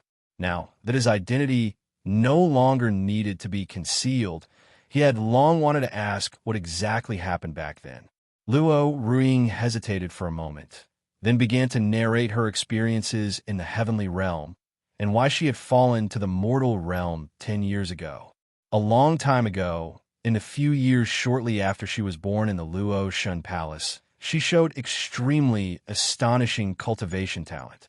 She was hailed by the clan as a peerless genius, the reincarnation of the Luo Shun, and they placed infinite high hopes on her. For this reason, she also constantly strived and cultivated diligently. Then one day, a group of mysterious people suddenly paid a visit, demanding to take her away. Only later did she learn that this group came from a certain powerful, reclusive clan in the heavenly realm, the Dao Immortal Clan. At that time, there was an endless debate within her family regarding the question of her departure. The Dao Immortal Clan promised incomparably rich rewards. The clan elders were all tempted and were also unwilling to offend the Dao Immortal Clan, so one by one, they expressed their agreement. But her father, Luo Tianya, was firmly opposed. For the long-term development and peace of her clan, and also to temper herself further, she proactively agreed to leave with the Dao Immortal Clan. Afterwards, she continued to cultivate diligently with the Dao Immortal Clan, until she broke through to the Immortal Emperor realm and became an Empress who ruled over a domain. At that time, her impression of the Dao Immortal Clan was still quite good. Although many disciples and elders of the Dao Immortal Clan were hostile towards her, they did indeed provide her with a quiet cultivation environment and superior resources. Until one day later, at a certain Immortal Emperor conference in the heavenly realm, a man took a fancy to her. At that time, she refused him very politely. She had thought the matter would just pass like that. After all, the number of people pursuing her to become her cultivation partner was not small at the time, and she had refused them all one by one in this manner. For those who were too entangled, she would also directly and forcefully refuse. However, not long after, the Dao Immortal Clan brought that man to her door again. The Dao Immortal Clan, with a very forceful attitude, demanded that she serve that man. That's right. The term used at the time was not to become cultivation partners or husband and wife, but to serve. At that time, she refused in a cold voice without the slightest hesitation. Who would have thought that the man, on the contrary, became even more interested in her? Only later did he change his demand to becoming his cultivation partner and began his pursuit. Because she had seen the man's evil and lewd true nature, she naturally still coldly and directly refused him. After being refused multiple times, the man just smiled and left with a single sentence. Soon, I will make you voluntarily agree to become my cultivation partner. Then, after a few more days, the man indeed brought the members of the Dao Immortal Clan to her door again. They used the safety of the people in the Luo Shun Palace as a threat to force her to agree to become his cultivation partner. Left with no other choice, she had to agree. Hearing this, Ning Yechen's expression showed his shock. His face turned ice cold, and he interrupted in a tense voice. Wife, you agreed. Luo Ruing tilted her head up to look at Ning Yechen's angry, ice-cold face, and a gratified smile couldn't help but appear at the corners of her mouth. This was the first time she had ever seen him with such an unsightly expression. Luo Ruing took Ning Yechen's hand and gently pressed it against her own chest. With her other hand, she caressed his face and said, gazing at him with deep affection in her beautiful eyes, I agreed. But don't worry, husband, I only agreed to him on the surface. I never let him touch me, not even hold my hand. Feeling Luo Ruing's calm heartbeat in the palm of his hand, Ning Yechen understood that this was her way of proving to him that she wasn't lying. Ning Yechen's heart was stirred. He lovingly hugged Luo Ruing, who was in his arms, even tighter, pressing her firmly against his chest. I believe you, my wife. Actually, if my wife were to just hold hands with someone else, this husband wouldn't mind that much. In order to show his magnanimity, Ning Yechen forced himself to say this. Luo Ruing smiled slyly, her beautiful eyes narrowing slightly, as if she had already seen through Ning Yechen. She asked in a charming voice, Really, husband? It's fate. Ning Yechen replied without the slightest hesitation. This decisiveness and speed couldn't help but stun Luo Ruing for a moment, and then she couldn't help but let out a light, melodious, and charming laugh. From the last time when Xu Jinjun wanted to give her a flower, and he snatched it away, she could already tell that Ning Yechen was definitely lying. After being exposed, Ning Yechen's old face showed his embarrassment. He cleared his throat with a cough, changed the subject, and continued to ask, "Then what happened, my wife?" Later, seeing that I wouldn't submit to him, he found an opportunity and secretly drugged me. That drug was very potent. I quickly sensed that something was wrong, and before the drug's effects took hold, I used the last ounce of my strength to escape to the mortal realm. And then later, I met you, husband. As she spoke of the end, Luo Ruing's lovely face couldn't help but flush with extreme shyness, and she lowered her head slightly. What happened after that was her falling to the mortal realm and happening upon Ning Yechen in the forest that night. The night their fate began. Hearing this, Ning Yechen also understood why Luo Ruing had suddenly fallen from the sky that night. The poison that man used was the demon realm's 1,000-demon aphrodisiac poison. The strange thing was, how could someone from the heavenly realm have poison from the demon realm? The 1,000-demon aphrodisiac poison was a secret medicine of the Qianma clan, not generally passed to outsiders. Even in the demon realm, very few people possessed this poison. "My wife, do you know that man's name?" Ning Yechen asked Luo Ruiying, whom he was holding in his arms. Luo Ruiying's expression was grave as she replied solemnly, "Patian." This was what he called himself. It is said that he is the son of a certain great power from the divine realm. The divine realm, the upper realm that stands above the heavenly realm. According to legend, it is a plane that only those who have reached the peak of the transcendent immortal realm and shed their immortal form to become a god can enter. The reason she had been unwilling to tell Ning Yechen before was precisely because of Potion's possible identity as a son of the divine realm. Otherwise, the Dao Immortal clan would not have been so obedient and deferential towards him. She didn't want Ning Yechen and Luo Hongye to suffer any mishap or be implicated. But now that she knew Ning Yechen's identity as the Demon Lord, she no longer concealed it. "Patian." Ning Yechen softly repeated the name, a cold smile appearing at the corners of his mouth. In his heart, he had already guessed which young master from the divine realm it was, daring to steal his wife. He would remember this. "Husband, the power of the divine realm is far beyond that of the heavenly realm. You must not act rashly." Luo Ruiying, seeing Ning Yechen's contemplative expression and worrying he might do something dangerous, immediately admonished him. She was already very satisfied with her current life. As long as she could continue living like this with him and their child, it was enough. She didn't want Ning Yechen to face any danger because of her. Ning Yechen knew Luo Ruiying was worried, and he felt a great warmth in his heart. In order not to make her worry, he went along with her words and coaxed. "Don't worry, my dear. I won't act rashly. Come, let me scrub your back." Hearing Ning Yechen say this, Luo Ruiying finally set her mind at ease and peacefully let him scrub her back. Just as she was closing her eyes, enjoying the scrubbing and massage on her back, she suddenly opened her beautiful eyes wide, her face crimson. "Husband, something below you seems to be poking me." Ning Yechen. Don't misunderstand late at night. After bathing, Luo Ring held Luo Hongye and lay on the soft couch, falling soundly asleep. Ning Yechen quietly got out of bed, gently caressed the sleeping faces of the mother and daughter, then got up and walked out onto the balcony. Shadow, in its little cat form, which was being held by Luo Hongye as a hug pillow, also quietly lifted its head and carefully slipped out of Luo Hongye's embrace. Seeing Ning Yechen standing on the balcony looking out over Yongye Junsheng, Shadow leaped down from the couch and padded over to Ning Yechen's side. Ning Yechen gazed calmly at the city's nightscape before him and gave a calm order. "Shadow, go investigate the Qianma clan." For Patian to have been able to obtain the 1,000-demon aphrodisiac poison, it was likely inextricably linked to the Qianma clan.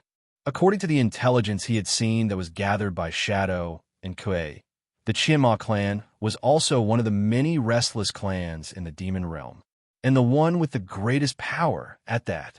Meow.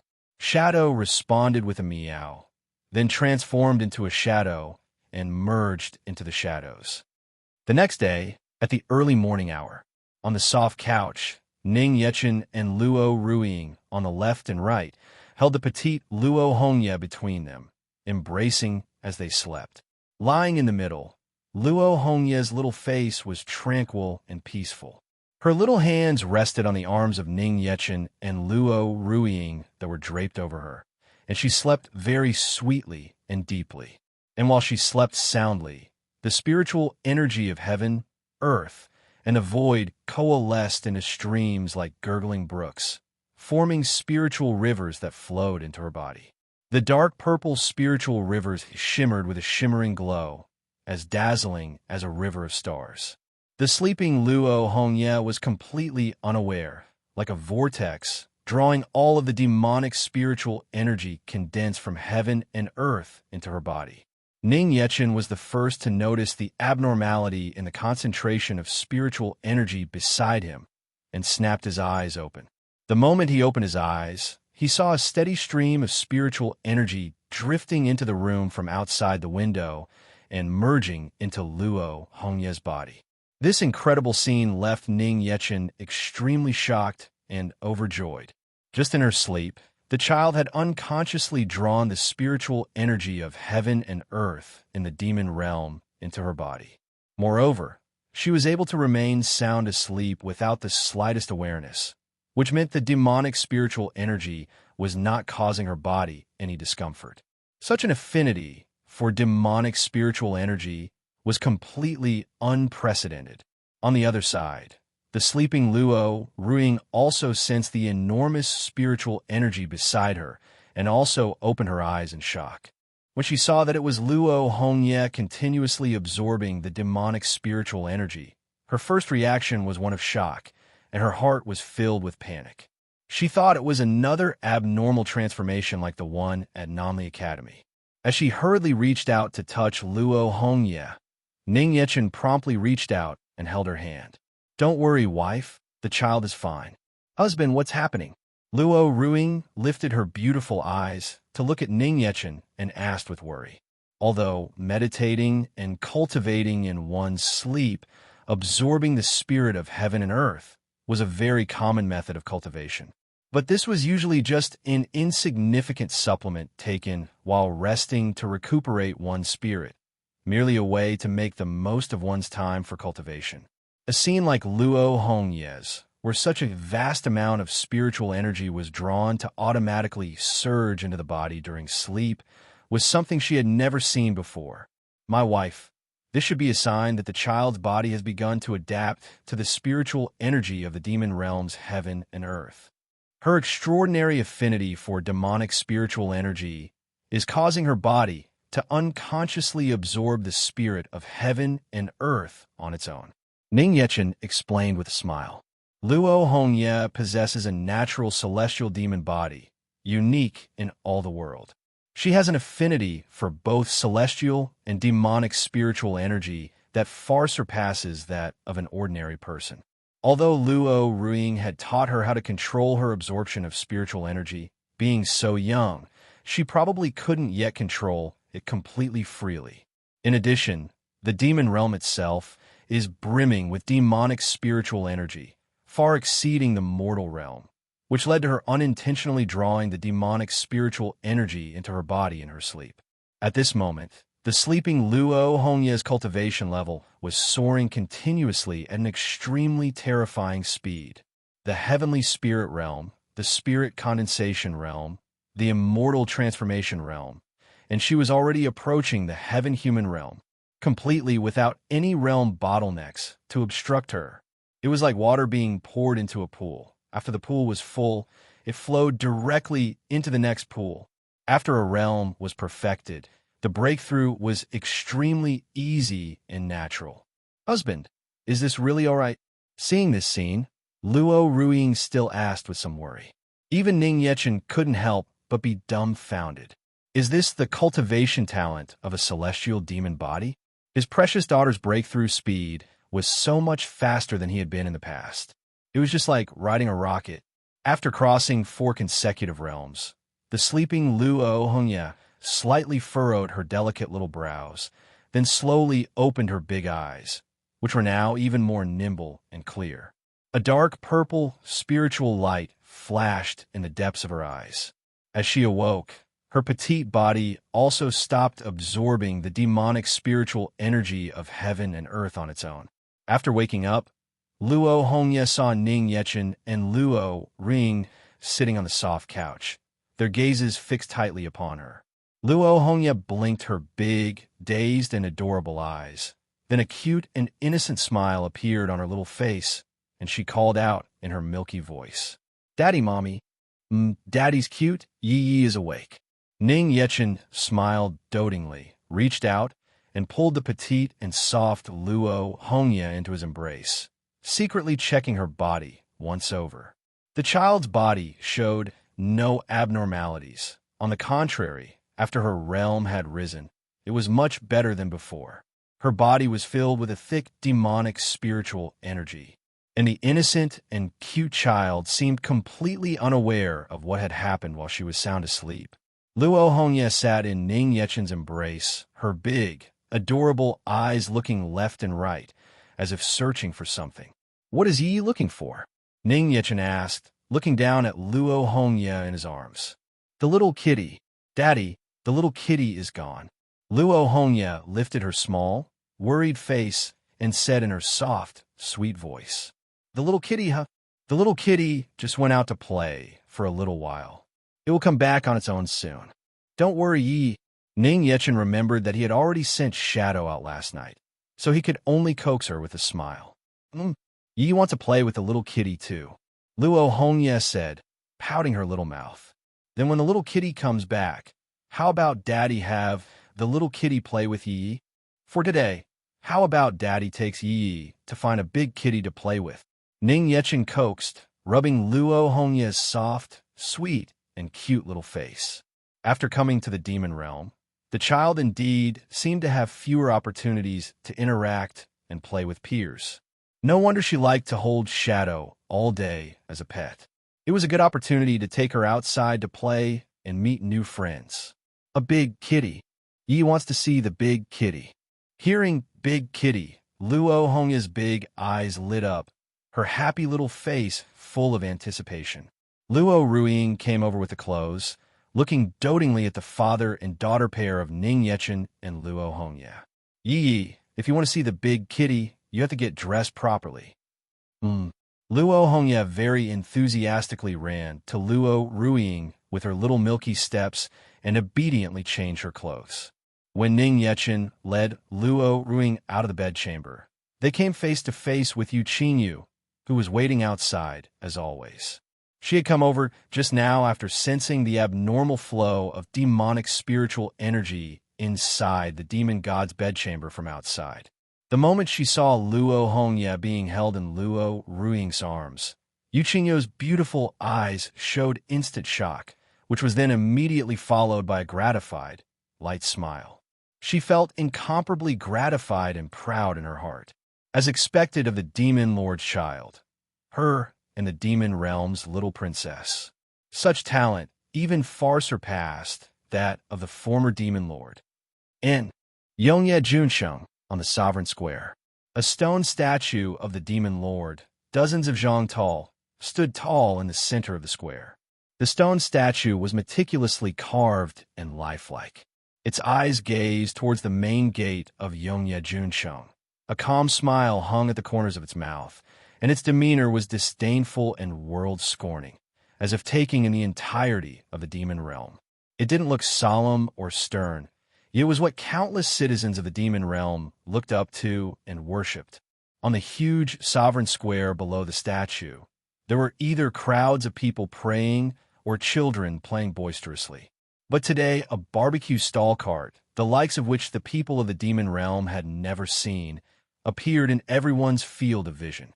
What made it unbelievable for everyone was that the person standing before the cart, busy grilling, was the commander of Yongye Junsheng's guard, the first-ranked demon god, Lord Yi Tianshin. Yi Tianshin could be seen wearing an apron, standing before the barbecue stall, skillfully flipping and grilling the barbecue with a serious and fully concentrated expression. In front of the stall, quite a few children were crowded around, waiting for him to finish grilling. When the barbecue was done, Yi Tianxin handed the barbecue to the children before him, gazing at them with a nervous and expectant expression, as if he were facing an extremely important judgment. Well, how is it? I've never eaten anything so delicious. It's very delicious, Lord Yi Tianxin. After the children tasted the barbecue, their eyes lit up, and they were full of praise. The worry in Yi Tianxin's heart was finally relieved, and a look of victorious joy appeared on his face. Wonderful, because his barbecue in the mortal realm had been deeply loved by the little princess. So even after returning to the demon realm, he still had not forgotten about making delicious and healthy barbecue that the little princess would like even more. To him, this was like a new mission. Thus, after his daily patrol work was over, he would research new recipes and ingredients in his spare time. Worried that the little princess might not like it, he specially set up here in Sovereign Square to let other children try it for free first, and then offer the most perfect flavor to the little princess. Yi Tianxin took out a stack of paper and distributed it to every child who had a taste test. Written on the paper were things like taste evaluation, texture, whether the seasoning was appropriate, other opinions, etc. It was just like a survey questionnaire, A with tilde. The children were also very cooperative and filled them out, giving some opinions along the way. Lord Yi Tianxin, the taste is indeed very good, and we've never eaten it before, but it's not what we want to eat. I want to eat grilled scorpions. I want grilled blood sausage. Grilled liver is also good. Grilled scorpions, grilled blood sausage, grilled liver, etc. Yi Tianxin stroked his chin and thought carefully for a moment. He felt that the little princess probably wouldn't like to eat these kinds of things. After all, Madame seemed quite repulsed by them. But after thinking about it, he still added them to his backup plan as an innovative menu.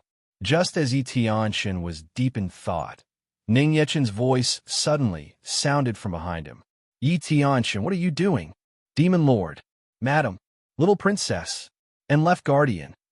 Yi Tianxin abruptly turned his head. Seeing Ning Yechen, Luo Ruiying, and the others, he immediately bowed respectfully in greeting. It was just that his appearance, wearing an apron on the outside and armor underneath, looked so incongruous. Why are you selling barbecue again?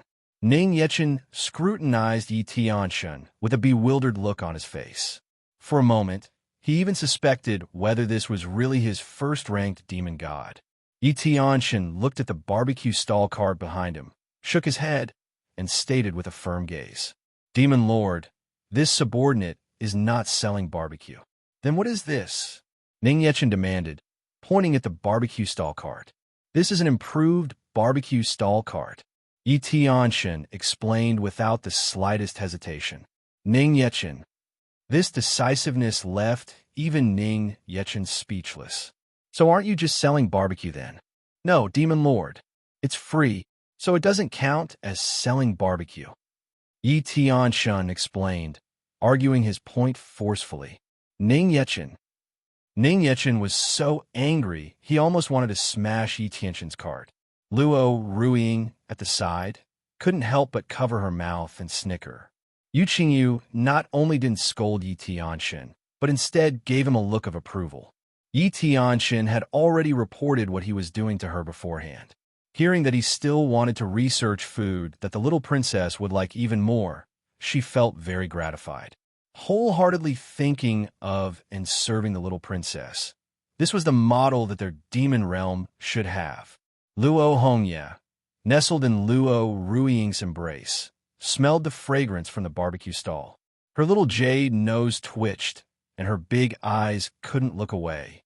Ning Yechen thought for a moment. Even if he was going to smash it, he would have to wait until after the child had eaten. Forget it. Give me 2 grilled sausages. Same as before, no spice. As you command. Yi Tianxin's expression hardened, and he entered a state of complete concentration, flipping and grilling the sausages. It was hard to imagine that this conversation was one between a demon lord and a demon god general. The people passing by saw their demon lord standing and waiting by a barbecue stall with his wife and child, while the barbecue vendor was none other than Yi Tianxin. They felt it was extremely strange. Demon Lord, Please accept for inspection. A moment later, Yi Tianxin respectfully handed the grilled sausages to Ning Yechen. Ning Yechen, in turn, handed the hot sausages to the mother and daughter, Luo Ruiying and Luo Hongye. Luo Hongye grabbed the sausage with both hands, blew on it with her little mouth to cool it down, and happily took a bite. Delicious. Seeing the satisfied and happy look on Luo Hongye's face, Yi Tianxin felt incomparably moved and proud in his heart. All of his efforts had not been in vain. It was all to receive this one word of praise from the little princess. Ning Yechen gave Yi Tianxin a speechless glance, walked forward, and whispered the purpose of their trip in his ear. A big kitty. Hearing this, Yi Tianxin had a look of confusion. He didn't raise cats. After thinking carefully, Yi Tianxin had an epiphany, understood what Ning Yechen was referring to, and hurriedly flashed away. Seeing Yi Tianxin suddenly disappear, Luo Hongye asked in her soft, sweet voice while holding her sausage, "Daddy, did the barbecue uncle leave? You want to get the big kitty for Yi." Ning Yechen took out a handkerchief, wiped Luo Hongye's little mouth, and said with a smile. As soon as his voice fell, a demonic beast more than 2 zhang long and over 1 zhang tall, tiger-like in form, with exposed fangs, a sharp horn on its head, and a pair of jet-black wings on its back, descended from the sky, flapping its wings. Dark lightning surged around its feet, arcs of electricity flying everywhere. Just by standing there, its ferocious and terrifying aura made the passers-by feel fear. This demonic beast was the notoriously infamous Xiao of the demon realm. This prized Xiao of Yi Tianxin's was the one and only king of the Xiao in the demon realm. The moment he heard the little princess wanted a big kitty, he rushed home without another word and let it over. Luo Ruiying looked at the Xiao standing before her expression somewhat bewildered. This is a big kitty. It was a little different from what she had imagined. Husband, this looks like it might be very dangerous. Luo Ruiying tugged on Ning Yechen's hand and asked with worry. She hadn't expected that the big kitty Ning Yechen spoke of was this. Doesn't the demon realm have any normal cats? With this ferocious appearance, it feels like a person wouldn't even be a single mouthful for this big kitty. Yi Tianxin heard Luo Ruiying's worry and hurriedly bowed, stating, "Madam, please rest assured. This subordinate guarantees it with my life. It will absolutely not harm the little princess." After speaking, Yi Tianxin grabbed the Xiao's horn, yanked it before him, and gazing at it with an ice-cold stare, he whispered in its ear, "If the little princess gets scared, I will twist your head off along with your spine." The Xiao, hearing the whisper in its ear, the Xiao's ferocious gaze instantly became incomparably clear, and it nodded very obediently. Ning Yechen also gave Luo Ruiying a reassuring look. Luo Ruiying hesitated for a moment, then carried Luo Hongye over to the Xiao's side. From the very beginning, Luo Hongye had been staring at this big kitty before her with her little mouth slightly agape and a dazed look on her face. The Xiao obediently prostrated itself on the ground, waiting as Luo Ruiying carefully placed Luo Hongye onto its back. Luo Hongye lay on its back, feeling the soft, furry texture with her hands, and excitedly rubbed her cheek back and forth against its back. Big kitty, so warm. After confirming that Luo Hongye was seated securely, the Xiao slowly stood up and began to walk carefully and slowly around Sovereign Square. Worried about scaring Luo Hongye, its steps were light, and it moved very slowly and carefully. Ning Yechen, Luo Ruiying, and the others stood not far away, faint smiles on their faces, quietly watching the overjoyed Luo Hongye. "Big kitty, Yi wants to go there." Luo Hongye pointed to the other children gathered in the distance on the square, wanting to play with them. However, when the Xiao changed direction and walked step by step towards the crowd, it scared the other children so much that they all scattered and fled. Luo Hongye didn't know the ferocious reputation of the demon realm's Xiao, but the other people of the demon realm had grown up hearing about it. They didn't dare to take even half a step near the Xiao. Luo Hongya looked at the crowd hiding far away, a trace of disappointment appearing on her little face. She just wanted everyone to play with the big kitty together. Why did everyone run away? Big kitty, why are they hiding from Yi Yi? Luo Hongya asked cutely, hugging the Xiao puzzled. The Xiao really wanted to tell Luo Hongya that they weren't afraid of her, but of it. But when the words came to its mouth, it could only let out a low growl.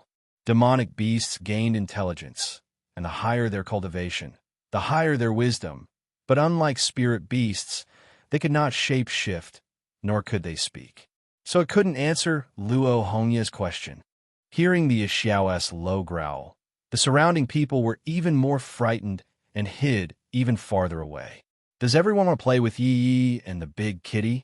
Luo Hongya mustered her courage, revealed her cute little face, and asked the crowd in the distance.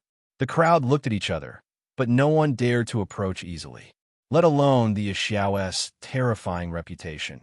Even if the Xiao wasn't there, given Luo Hongya's status as the little princess of the demon realm, they wouldn't dare to make contact so easily. Ning Yechen, in the distance, also noticed this problem. He had originally thought to let the child have some fun riding the big kitty and make friends with the other children, but he had forgotten to consider the Xiao's reputation and his child's status in the demon realm. He didn't mind his child playing with other children. Rather, he was happy to see such a scene and wanted his child to make more friends. It was just that having the added layer of identity as the little princess of the demon realm, compared to her time at Nanli Academy, might not make things easy.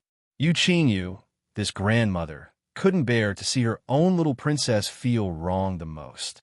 Seeing the disappointed and unhappy look on her face, she immediately requested, "Demon Lord, let me go arrange for some people to play with the little princess." Ning Yechen hesitated for a moment, thought about it, and then shook his head. Although he hoped someone would play with his child, it was absolutely not to be in this manner. To specially send people to play with the child, that would just be a mission, not friendship. Seeing that no one was responding, Luo Hongya's little face was a bit lost and sad, and she was preparing to ride the Xiao back to find Ning Yechen and Luo Ruiying. And just at this moment, a similarly young and light voice suddenly came from below the Xiao's feet. "Can I come up and play together?" Hearing someone take the initiative to talk to her, Luo Hongya's little face lit up with joy, and she answered without hesitation in her soft, sweet voice. Okay. When Luo Hongya poked her little head out from the Xiao's back to look, she saw a pretty little girl, not much older than her, with a petite and slender figure, standing at the Xiao's feet. Other children, when faced with the Xiao, were so scared they didn't dare to get close at all. But this little girl had a calm and composed expression, without a trace of panic or fear, just lifting her head to quietly gaze at Luo Hongya. Even the Xiao couldn't help but stare at this little girl with doubt and vigilance. This little girl wasn't afraid of it. "Big kitty, can she come up together with me?" Luo Hongya patted the Xiao and pleaded in her milky voice. This was an order from the little princess of the demon realm. How could the Xiao dare to say no? It obediently and proactively laid down on the ground. The little girl hesitated for a moment. Then, finally, like a small child, she grabbed the Xiao's soft fur and slowly climbed up. "My name is Yi Yi. What's your name, big sister?" After the little girl climbed up, Luo Hongya happily introduced herself. The little girl smiled faintly. "My name is Kuei. You can call me Big Sister Kuei." "Big Sister Kuei," Luo Hongya called out sweetly. Luo Ruiying was very happy to see Luo Hongya proactively make a new friend. Ning Yechen and Yu Qingyu, however, both furrowed their brows in unspoken agreement. This little girl? After hearing Luo Hongya call out Big Sister Kuei, a smile of incomparable satisfaction and joy appeared on Kuei's face. "Yi, how about Big Sister Kuei takes you for a flight on the big kitty?" "Okay, Yi wants to fly on the big kitty," Luo Hongya said, raising her hands excitedly. Kuei smiled faintly, pulled Luo Hongya into her embrace, and with her small hand, very naturally took the Xiao's reins. She patted the Xiao and said, "Hey, no, wait, big kitty fly." The Xiao had a look of disbelief on its face, and turned its head to look at Kuei. Why did this little girl dare to command it like this? With the little princess of the demon realm on its back, how could it dare to fly around carelessly?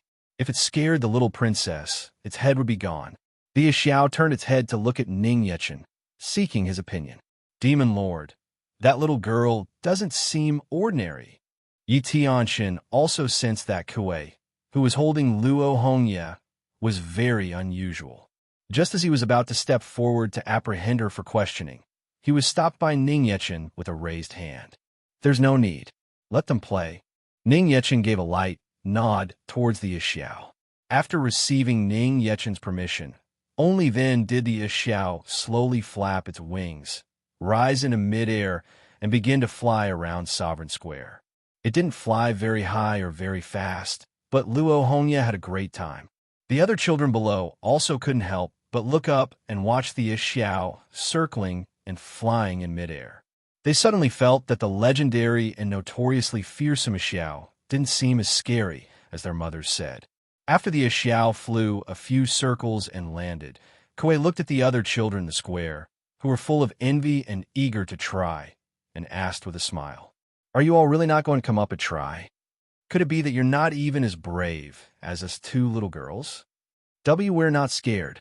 The moment these words were spoken, many of the competitive and unconvinced children present also mustered their courage, approached the Xiao, and cautiously climbed onto its body.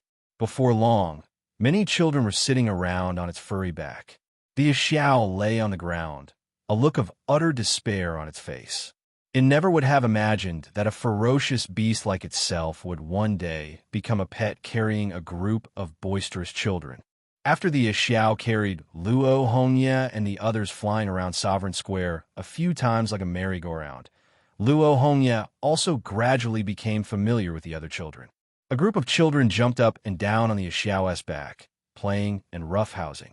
Kuei was like a cheerful, optimistic, omnipotent, and omniscient big sister, leading the group. Luo Hongye floated in midair, happily displaying her cultivation's spiritual energy in front of everyone. A vast and pure dark purple demonic spiritual energy surged from her body, and as it swirled around her petite form, it left the other children staring dumbfounded, their faces full of admiration. The vast majority of those present were children under the age of 7 or 8.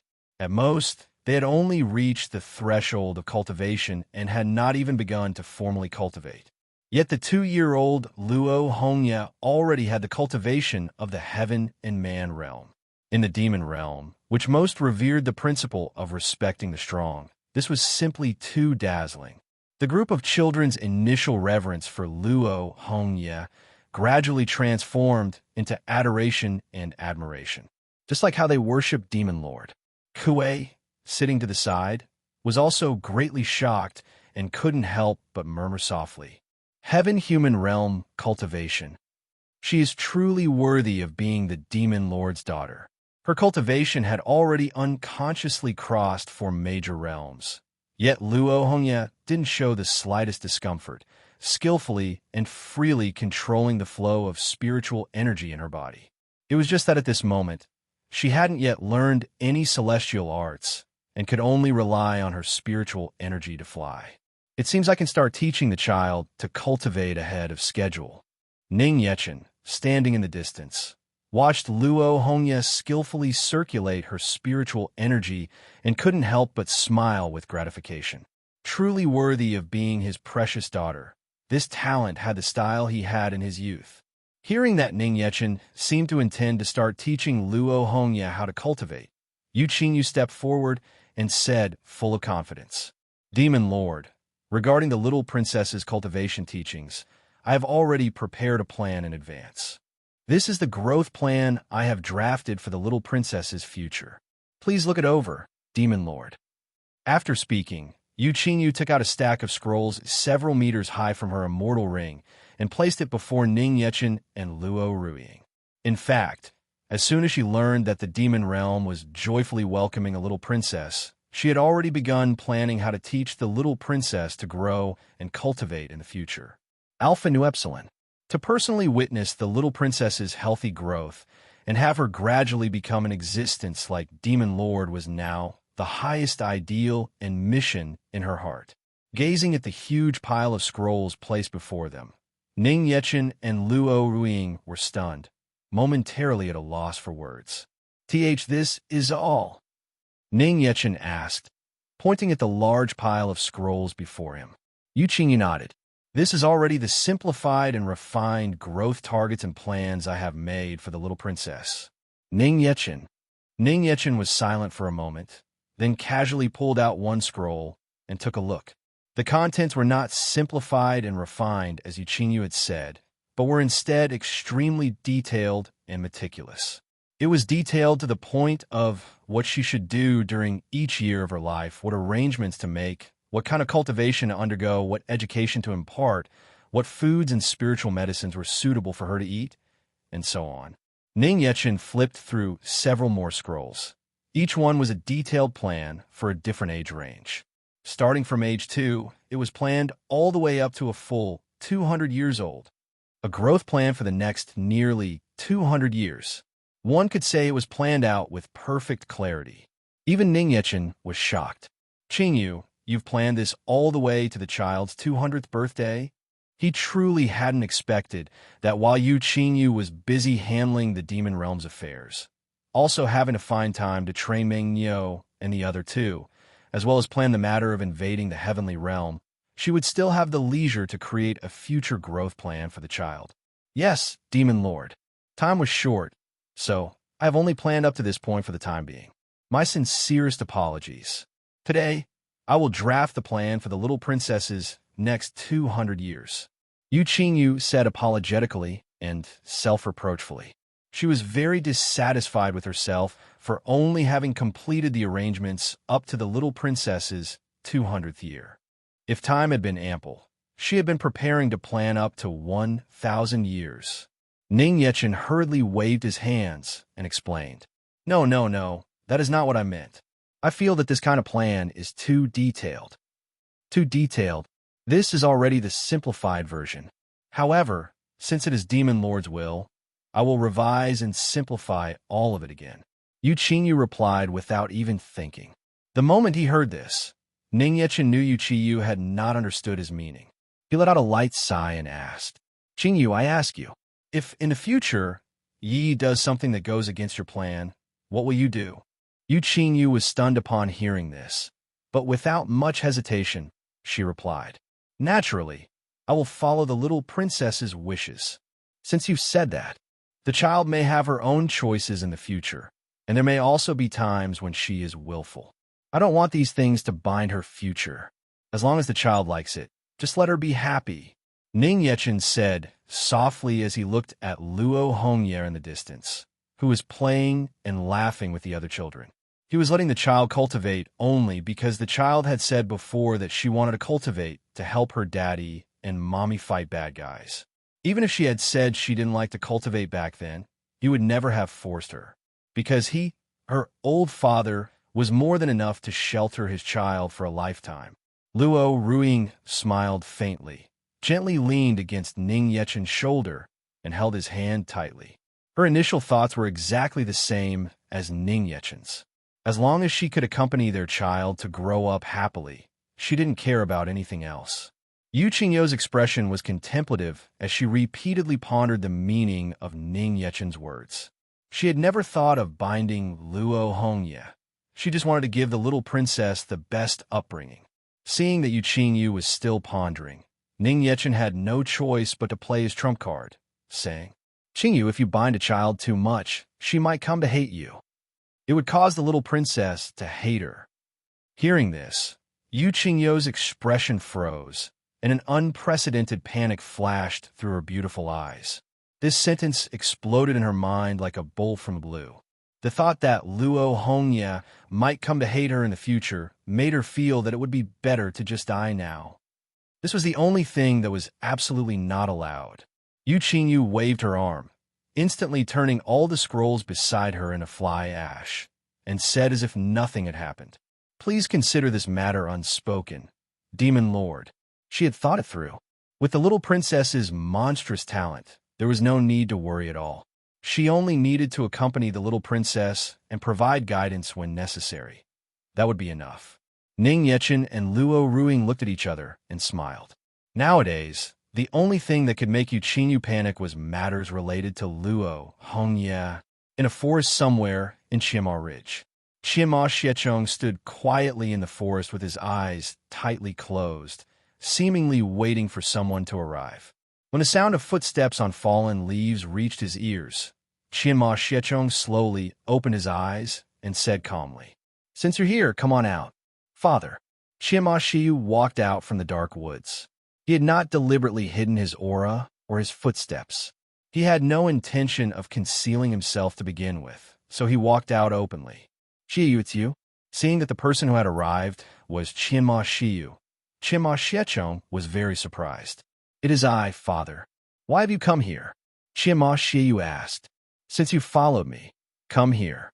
Chiema Xiechong did not answer, but instead beckoned with his hand, having Chiema Shiyu walk before him. Looking at Chiema Shiyu standing before him, Chiema Xiechong placed a hand on his shoulder and admonished him with a fierce expression. "Shiyu, you are the future pride and hope of our Qianma clan. This father has placed all my hopes on you. This father believes that one day in the future, you will definitely be able to surpass the Demon Lord. You must not let this father down."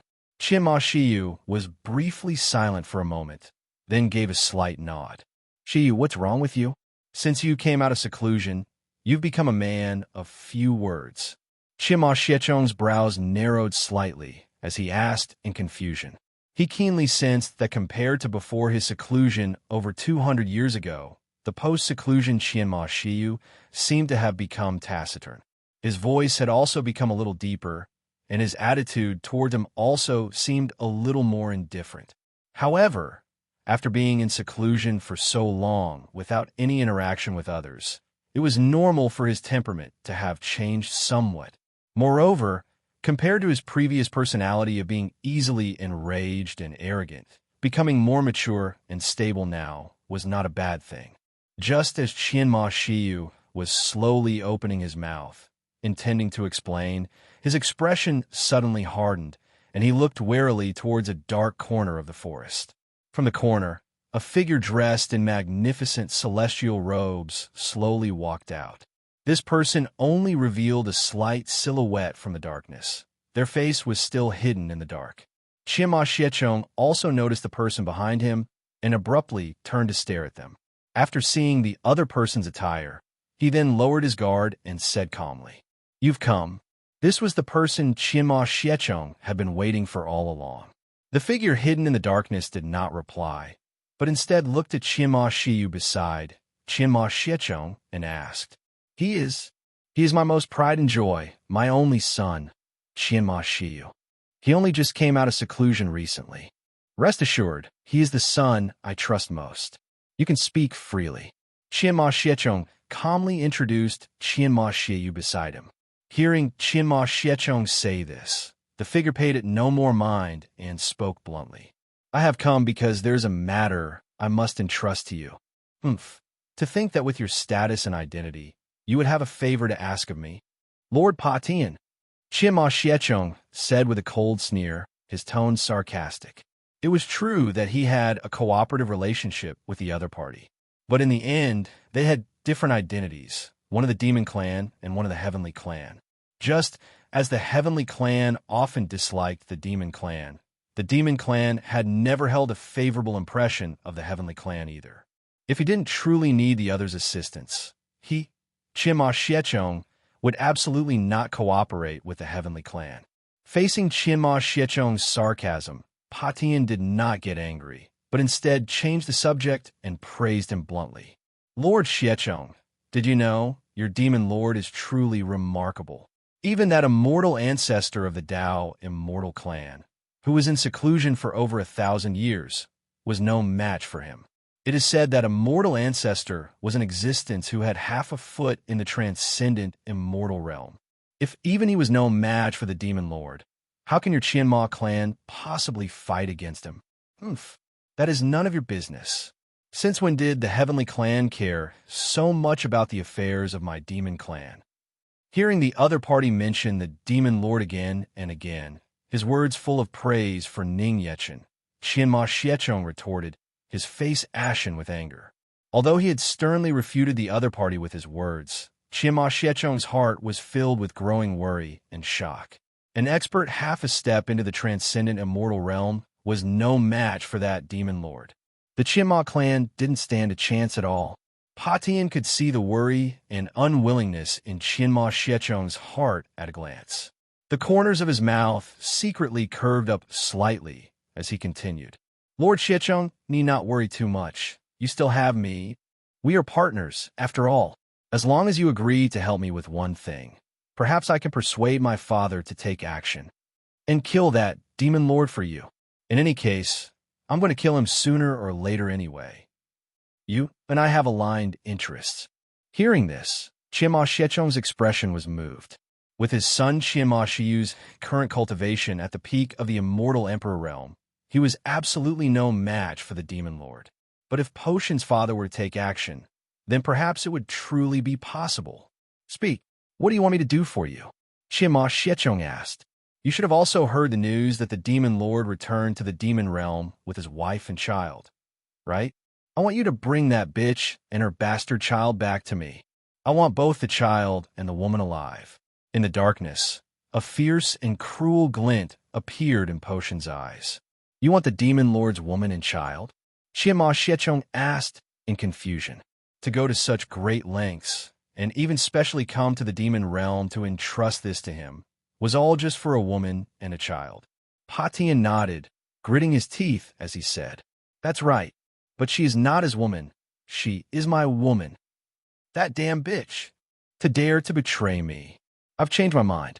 If I just let her die like that, it would be too much of a pity. Hearing these slanderous words against Luo Ruing, Qianma Shiyu's brows narrowed slightly, and he secretly watched the figure with a cold gaze. Qianma Xiechong, however, was completely bewildered by what he heard. It seemed there was some kind of relationship between Pa Tian and this madam of the demon realm.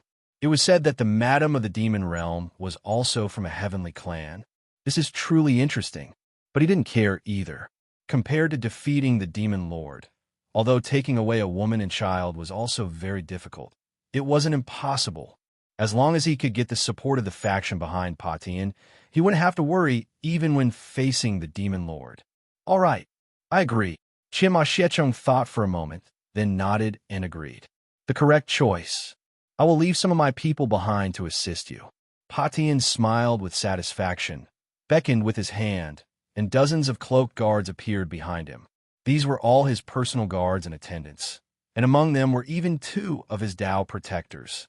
With the addition of the Qianma clan's assistance, he refused to believe that he still couldn't bring that bitch and her bastard child back this time. I truly look forward to the time when I meet her again. A lewd smile appeared at the corners of Potion's mouth, and he asked again. By the way, Lord Xiechong, what was the name of that aphrodisiac poison you gave me last time? Are you talking about the 1,000-demon aphrodisiac poison? Yes, that's the one. It's very effective. I am very satisfied. Please trouble yourself to prepare some more for me later. I have a use for it. Once that woman is captured, I still have unfinished business to attend to with her. Ha ha ha. I will quietly await your good news. After speaking, Pa Tian let out a lewd laugh, turned, and slowly disappeared into the darkness. He could no longer wait for the time when he would see her again. The Luo Shun Empress. To think a dignified son of the divine realm has such a taste. Qianma Xiechong scoffed secretly in his heart, then led Qianma Shiyu and his followers away from the forest. The entire forest fell into a pitch-black silence. And in this deathly silent, pitch-black forest, a black shadow slowly emerged from the shadows on the ground, and then quietly submerged back into the shadows and vanished. The next day, inside Yongye Junsheng, Luo Ruiying strolled along the streets, accompanied by Yu Qinyu. Yu Qinyu held the Xiao's reins in her left hand, while Luo Hongye sat riding on the Xiao's back, her big, adorable, and nimble eyes still looking around curiously, full of novelty for everything. Yesterday, After seeing that Luo Hongye really liked the Yixiao, Yi Tianxian directly gifted her this king of the Yixiao to be her personal pet. Following the little kitty, Luo Hongye had now obtained a big kitty and had also made some new friends in the city. Today, it was originally supposed to be Ning Yechen continuing to stroll and play in the city with Luo Ruiying and their child. But before they set out, Ning Yechen suddenly had business to attend to, so he had no choice but to have Yu Qingyu temporarily accompany Luo Ruiying and Luo Hongye. With Ning Yechen missing from her side, Luo Ruiying's enthusiasm suddenly dampened quite a bit. But thinking about it, he was the demon lord of the demon realm. It was indeed true that he would sometimes have urgent matters to attend to. While he was away, she also happened to want to understand more about him from other aspects. Luo Ruiying's beautiful eyes gazed at both sides of the street, discovering that almost everywhere she went, she could see people praising Ning Yechen. Many shops on the streets also sold sculptures or portraits related to Ning Yechen, and so on. And these sculptures and portraits were exceptionally popular and sought after. The buyers were an endless stream, and business was abnormally booming. After careful observation, Luo Ruiying discovered that the vast majority of those buying these things seemed to be women. And no matter where she went, there would always be many women secretly watching her from the surroundings. Some would respectfully and politely call her madam. Some had faces full of envy and regret, and still others were filled with hostility. Although the hostile gazes were few, she had indeed felt them. At first, Luo Ruiying thought they were hostile towards her because of her identity as a member of the Heavenly Clan. It wasn't until later, when she discovered that almost all the people who were hostile to her were women, that she felt it probably wasn't that issue. Only after asking Yu Qingyu did she learn that they were simply jealous of her. Madam, you may not understand. Demon Lord is extremely popular in the demon realm. The women of the demon realm most love to pursue the strong. The number of women in the demon realm who pursue Demon Lord is countless. If you were to speak of women in the demon realm who do not like Demon Lord, there are almost none. Yu Qingyu lifted her snow-white, jade-like neck and said with great pride, just like a mother who is proud of her child for being popular with women. So he was this popular in the demon realm. Hearing this, Luo Ruiying felt an inexplicable sense of crisis in her heart. In her mind, she suddenly thought of Qi Huan, Yu Lian, and the others. Judging from their usual interactions, she hadn't seen any sign at all that they liked Ning Yechen. Qingyu, you said almost all women like him. Then what about Qi Huan and the others? Luo Ruiying asked curiously. She felt that Qi Huan and the others were all very respectful towards Ning Yechen, just like loyal subordinates. The corners of Yu Qingyu's mouth curved into a faint arc, and she nodded lightly. Yes, madam. They all also like and revere Demon Lord. A long time ago, some among them even tried to force themselves on Demon Lord, but they just didn't succeed. Luo Ruiying? I've never heard that fellow mention this at all. Yu Qingyu, seeing Luo Ruiying lightly furrow her beautiful brows and pout her lips, couldn't help but explain with a faint smile. Madam, you need not mind. Despite being pursued by so many women in the demon realm, Demon Lord chose only you, did he not? These words from Yu Qingyu instantly made Luo Ruiying's cheeks turn red, and she became embarrassed. Suddenly, she was no longer angry in her heart. Yu Qingyu took in all the changes in Luo Ruiying's expression and asked curiously, Madam, may I be so bold as to ask, how did you move Demon Lord's heart? And how did you come to meet Demon Lord? Yu Qingyu was actually extremely curious about this question. She had wanted to ask ever since their first meeting. Demon Lord, who once single-mindedly pursued strength and later gave up everything to live in seclusion, had rejected the 100,000 beauties of the demon realm that she had meticulously selected for him. It with Tilden Bades. Yet he chose only Luo Ruiying and even returned to the demon realm for her. This truly made her, this mother figure, very curious. Luo Ruiying's face was flushed red. She shyly avoided Yu Qingyu's gaze and replied softly, We just happened to meet in a forest by chance. She really couldn't bring herself to speak of her first encounter with Ning Yechen. Actually, it seems she also forced her way to first base. It's just that she succeeded. Yu Qingyu, seeing that Luo Ruiying seemed to find it difficult to speak of, did not ask any further, although she was even more curious in her heart. In any case, at least she had already seen the result she wanted to see. It would just be even better if there could be a few more little princesses or little princes. Qingyu, I want to understand a little more about him. Luo Ruiying turned her head to look at Yu Qingyu and said sincerely. Ever since she had known Ning Yechen, she discovered that besides his name, she seemed to not understand him at all. Even this identity as the Demon Lord was something she had only recently learned after spending a long time with him. She had never understood anything else about him at all. Hearing Luo Ruiying ask this, Yu Qingyu revealed a very gratified smile. Perhaps she knew why Demon Lord had chosen Madam. If Madam wants to know about Demon Lord, I will slowly tell Madam everything I know. However, there are many matters concerning Demon Lord, so it probably can't all be told in a short while. It's all right. You can just tell me slowly in the future, Luo Ruiying said with a light laugh.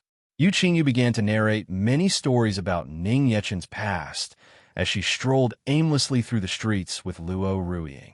Whenever she spoke of how Ning Yechen crushed the various clans of the demon realm with his own power alone and stood against the countless experts of the demon realm at the time, Yu Qingyu's face was full of pride, and she was not the least bit stingy with her praise for Ning Yechen. However, when she spoke of how Ning Yechen would sometimes not listen to her and act willfully, her face would show helplessness and doting affection, a look that said there was nothing she could do with him. Luo Ruiying listened from the side with great concentration and seriousness, and without realizing it, she came to admire and revere Yu Qingyu even more.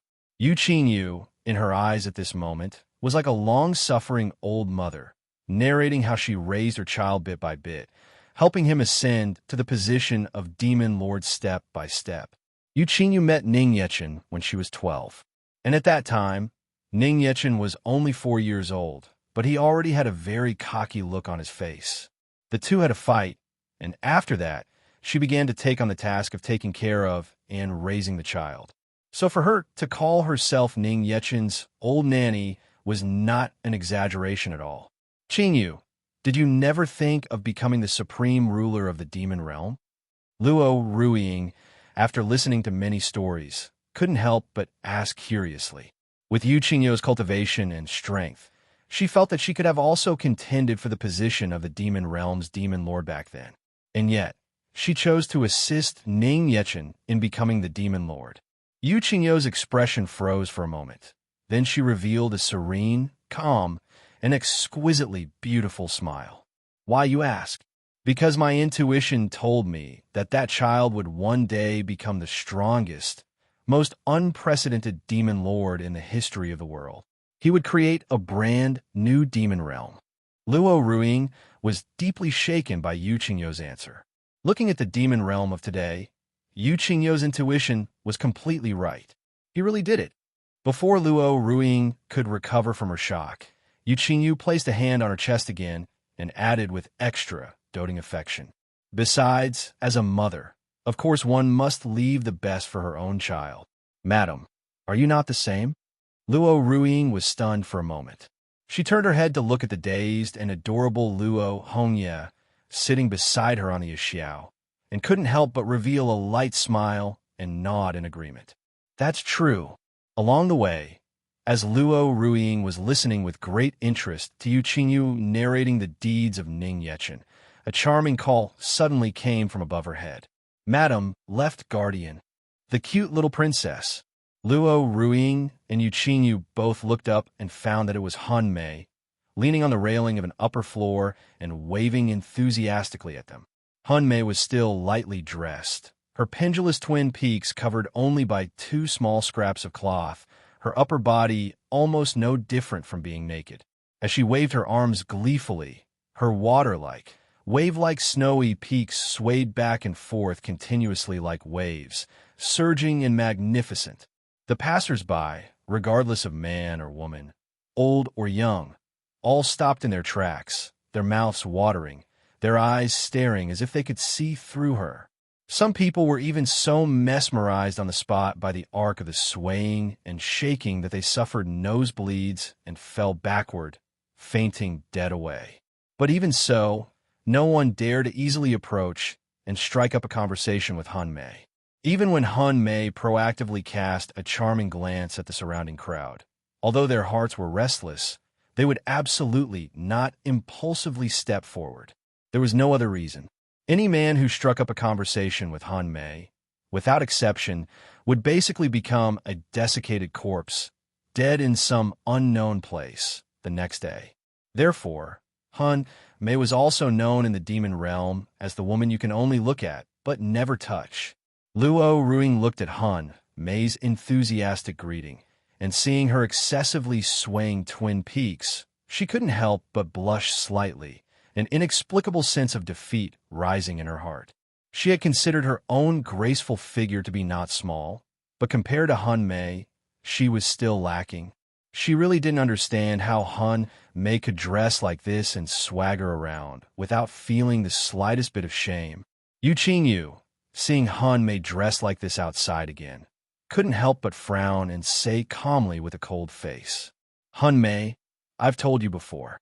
In the future, when you are outside, wear proper clothes. To dress like this in front of Madame and the little princess, how utterly discourteous." "Yeah, but I'm already wearing clothes." Han Mei pouted her lips and said, swaying her body in a charming and coquettish manner. The impressive snowy peaks on her chest swayed from side to side. If this move were used on an ordinary man, it would basically succeed 99% of the time. Very few men could withstand it. Unfortunately, however, she was facing a woman, and Yu Qingyu at that. Twist. It hurts so good. It feels so good. I'm being loved by Left Guardian again. It's gonna break. It's breaking. Ooh, snap. Han Mei's eyes lost focus and scattered. Her face was flushed with excitement, blood flowing from the corners of her mouth, yet her body had already been twisted into several sections like a fried dough twist. Luo Ruiying, seeing this, couldn't help but feel worried for Han Mei again in her heart. She was also twisted like this last time. She probably only just recovered not long ago, and now she's been twisted like this by Yu Qingyu again. At this moment, several other familiar female voices came from upstairs. Han Mei has fainted again. Who told her to always disobey the orders of the Demon Lord and the Left Guardian? If only she would just listen obediently. I think she definitely did it on purpose, just waiting for Demon Lord and Left Guardian to love her. Hearing these familiar voices, Luo Ruiying already guessed in her heart who it was. Qi Huan, Yin Lily, and Gu Ying could be seen poking their heads out from the railing, waving their hands enthusiastically and greeting them. Left Guardian, madam, and the cute little princess. Hello, big sisters. Luo Hongye, sitting on the Xiao's back, smiled and waved at Qi Huan and the others, greeting them sweetly. This caused a look of doting delight to appear on the faces of Qi Huan and the other women. The little princess is so cute and polite. I want to put her in my mouth. Madam, Left Guardian, would you like to come up and sit for a while? Yin Lily asked with a smile. All right. Luo Ruiying thought for a moment, then smiled and nodded in agreement. Besides understanding more about Ning Yechen, she also wanted to understand more about the demon realm and get to know the other people. She didn't know much about Yin Lily and the others either. It was a rare invitation from Yin Lily and the others, so she also wanted to take this opportunity to get to know them better. Accompanied by Yu Qingyu, Luo Ruiying took Luo Hongye into the tavern and arrived at the most luxurious room on the top floor. Only after coming up did she discover that it wasn't just Yin Lily and the others. The vast majority of the 13-seated demon god generals were here. Many wine bottles and jars were scattered on the floor, and a rich aroma of wine filled the room.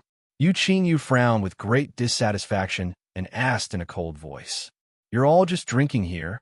The moment Yu Qingyu got angry, everyone present instantly sobered up quite a bit. Each one of them sat up straight, behaving impeccably. Yin Lily gave an embarrassed smile, poked her fingers together, and explained laughingly. Left Guardian, we haven't been back for a long time, you see. Everyone was just having a little get-together.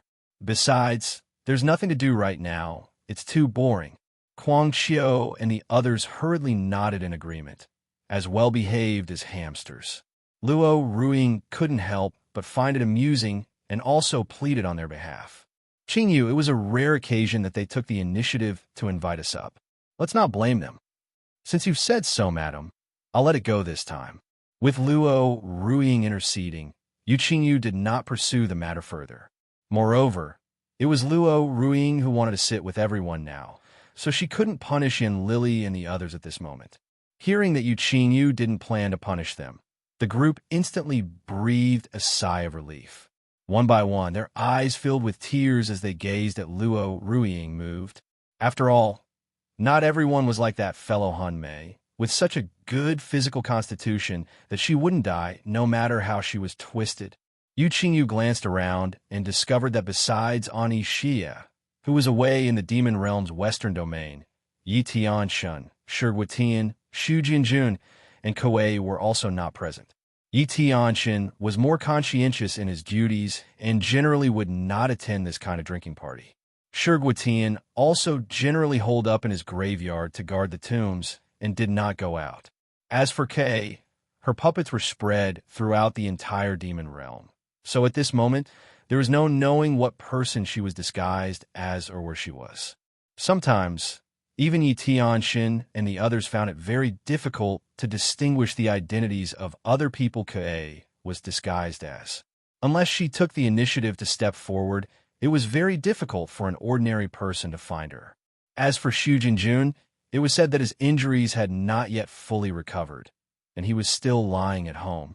Although not all 13-seated demon gods were present, Yu Qingyu still took the opportunity, while everyone was there, to calmly mention, "Weren't you all bored? You'll have something to do very soon." Qi Huan and the others were stunned upon hearing this. Then, as if they had understood something, ferocious and terrifying smiles appeared on their faces, which were full of anticipation. Only Luo Ruiying was completely bewildered. She did not grasp the meaning of Yu Qingyu's sentence and asked in confusion, "Is there something we're going to do?" Yin Lily gave a mysterious smile, winked her eyes, and said playfully, "He asked for that. You'll know soon enough, madam. It's a matter concerning you." A matter concerning her? Before Luo Ruiying could press for more details, Yin Lily enthusiastically came forward and pulled her to sit in the spot beside her. Come, madam, please sit down. Actually, we all really want to get to know you better, madam, and have a nice chat." At the enthusiastic invitation of Yin Lily and the others, Luo Ruiying sat down among the women. Luo Hongye was being held by Yu Qingyu, sitting in her lap, holding a bowl of sliced immortal fruits in her hands and occasionally picking up a piece or two to pop in her mouth. As for the Xiao, whose body was too large, it could only lie obediently at the tavern entrance, yawning and waiting.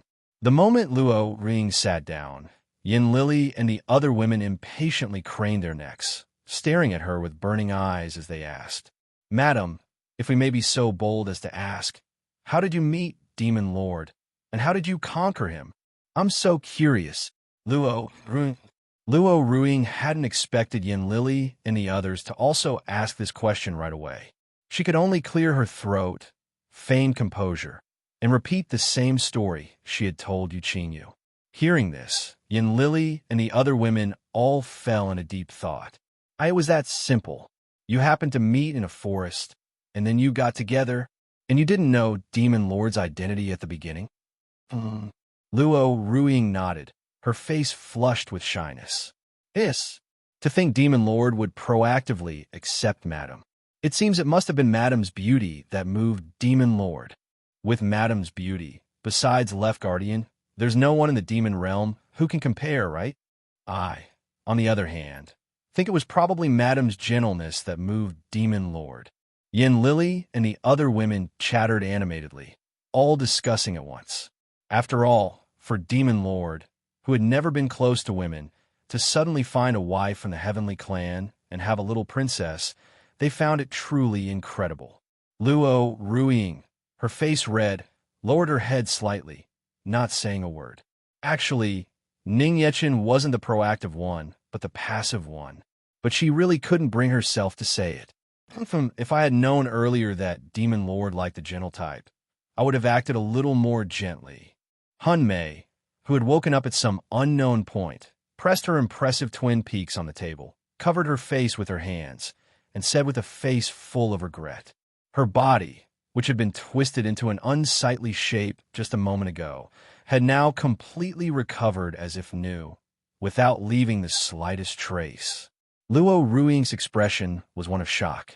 She sized her up several times, her beautiful eyes widening involuntarily. This was the first time she had ever seen a body with such an astonishing injury recovery speed. If it were an ordinary person, they probably would have died long ago. Yet only a short while had passed, and she had already recovered. Even if you were gentle with the way you are, there's no way Demon Lord would like you, Qi Huan said, mercilessly mocking the scantily clad and sexy Hun Mei. The others also deeply felt the same way. With Hun Mei's wanton personality, how could Demon Lord possibly like her? He'd even find her disgusting to use. Yu Qingyu, seeing that Hun Mei was unrepentant after repeated teachings and still had no intention of getting properly dressed, had no choice but to give a command. Put on your clothes. As her voice fell, Hun Mei's hands and feet began to move against her will, proactively picking up the clothes Yu Qingyu had thrown over and putting them on. Hun Mei cried out, resisting with all her might. No, don't. Left Guardian, instead of forcing me to put on clothes, you might as well just kill me. You can abuse me however you want. I'm begging you. I can't take it. Stop. Don't put them on. Aya. Under Hun Mei's desperate cries, her body finished dressing itself. Hun Mei lay on the table with a look of utter despair, 2 streams of clear tears flowing down her cheeks, as if she were a pure young maiden whose innocence had been violated. However, for her, if her innocence were to be violated, she would, on the contrary, be quite delighted. I'd like to understand, do you all like him? Luo Ruiying asked curiously. From what Hun Mei had just said, one could tell that she indeed seemed to have those kind of thoughts, and she barely concealed it at all. Yin Lily and the other women were slightly stunned, then replied with faint smiles. Madam, there are very few women in the demon realm who don't like Demon Lord. Demon Lord is so powerful and charming. If I may be so bold as to tell you, I am always, at every moment, looking forward to embracing Demon Lord, his skeleton, in my arms. Yin Lily covered her cheeks with her hands and said with a shyly blushing face full of deep affection. Besides Luo Ruiying, everyone else present knew that what Yin Lily truly liked was only the Demon Lord skeleton. But Luo Ruiying, who did not yet know of Yin Lily's unique hobby, was deeply moved by her words. To think she held such deep affection for Ning Yechen. Luo Ruiying's gaze then turned to Qi Huan. Qi Huan raised a cup of wine, drank it all in one go, and said frankly, I'm different. I only hold reverence for Demon Lord. It was because he defeated me that I was willing to follow him. Who would have thought that as soon as her voice fell, Kuang Qiu would unceremoniously expose her? You bitch, this old man remembers you saying that if you were to marry in the future, you would only marry someone as powerful as Demon Lord, didn't you? You're so noisy. Be careful, or this old lady will slaughter you. That was just an example. Understand, you idiot. That was hundreds of years ago. Exposed on the spot, Qi Huan's face turned red, and she angrily threw the wine jar in her hand at Kuang Qiu. Weren't you the one who said it? What's it got to do with this old man? How could Kuang Qiu's explosive temper tolerate that? The two of them instantly stood up, their foreheads pressed together, veins bulging on their faces, looking aggressive. Seeing that the two were about to come to blows again, Yu Qingyu said calmly, Prostrate. Bang! Kuang Qiu and Qi Huan were instantly pressed onto the floor by an invisible force, having an intimate contact with the ground. The scene instantly quieted down, and the smell of gunpowder was gone. They had forgotten that the left guardian was still there. Luo Ruiying's gaze then turned to Guiying, who was sitting the farthest away. Does this young girl also like Yechen? Meeting Luo Ruiying's gaze, Guing showed a maiden's shyness, lowered her head in embarrassment, and fidgeted with her fingers, saying softly, I also like Demon Lord, and I also like you, madam. Demon Lord doesn't dislike me, and has praised me before. Just like you, madam. You are both people I like. Ever since being praised by Luo Ruiying at the Demon God Palace last time, Guing had become more daring in proactively raising her head to face others than before. Although the result was still that she would scare other people away, she no longer cared so much. Because Madame had said she was very pretty and cute. At least Madame and Demon Lord both liked her, and that was enough. Gu Ying, in her joyous mood, once again couldn't control her body, and various venomous insects began to pour out from all over, surging forth just like her joyful feelings. Luo Sha, Yin Lily, and the others sitting closest to Guing were so scared they hurriedly retreated to put some distance between them. If they were to be bitten, even they would find it very hard to bear. Guing, quickly put away your little bugs. Otherwise, I'll burn them all up with a single fire. Yin Lily shrieked. As the beautiful girl of the demon realm, she hated bugs the most. Sorry, Guing murmured apologetically in a small voice. She extended her hands, and without saying a word, all the insects roaming about, as if they had received some kind of signal, obediently burrowed back into her body. Luo Ruiying watched, greatly amazed. Those insects were as obedient as children in Gu Ying's hands. And, after she finished asking Yin Lily and the others, only Luo Si and Yu Lian were left. To be honest, Luo Ruiying really couldn't see how these two looked like they would like Ning Yechen, because she couldn't see any change in their expressions at all. Yu Lian never had any expression on her face, always wearing a cold and aloof stranger's keep-away look. As for Luo Si, her face was completely covered by her long, beautiful hair, and a gloomy aura emanated from her entire body.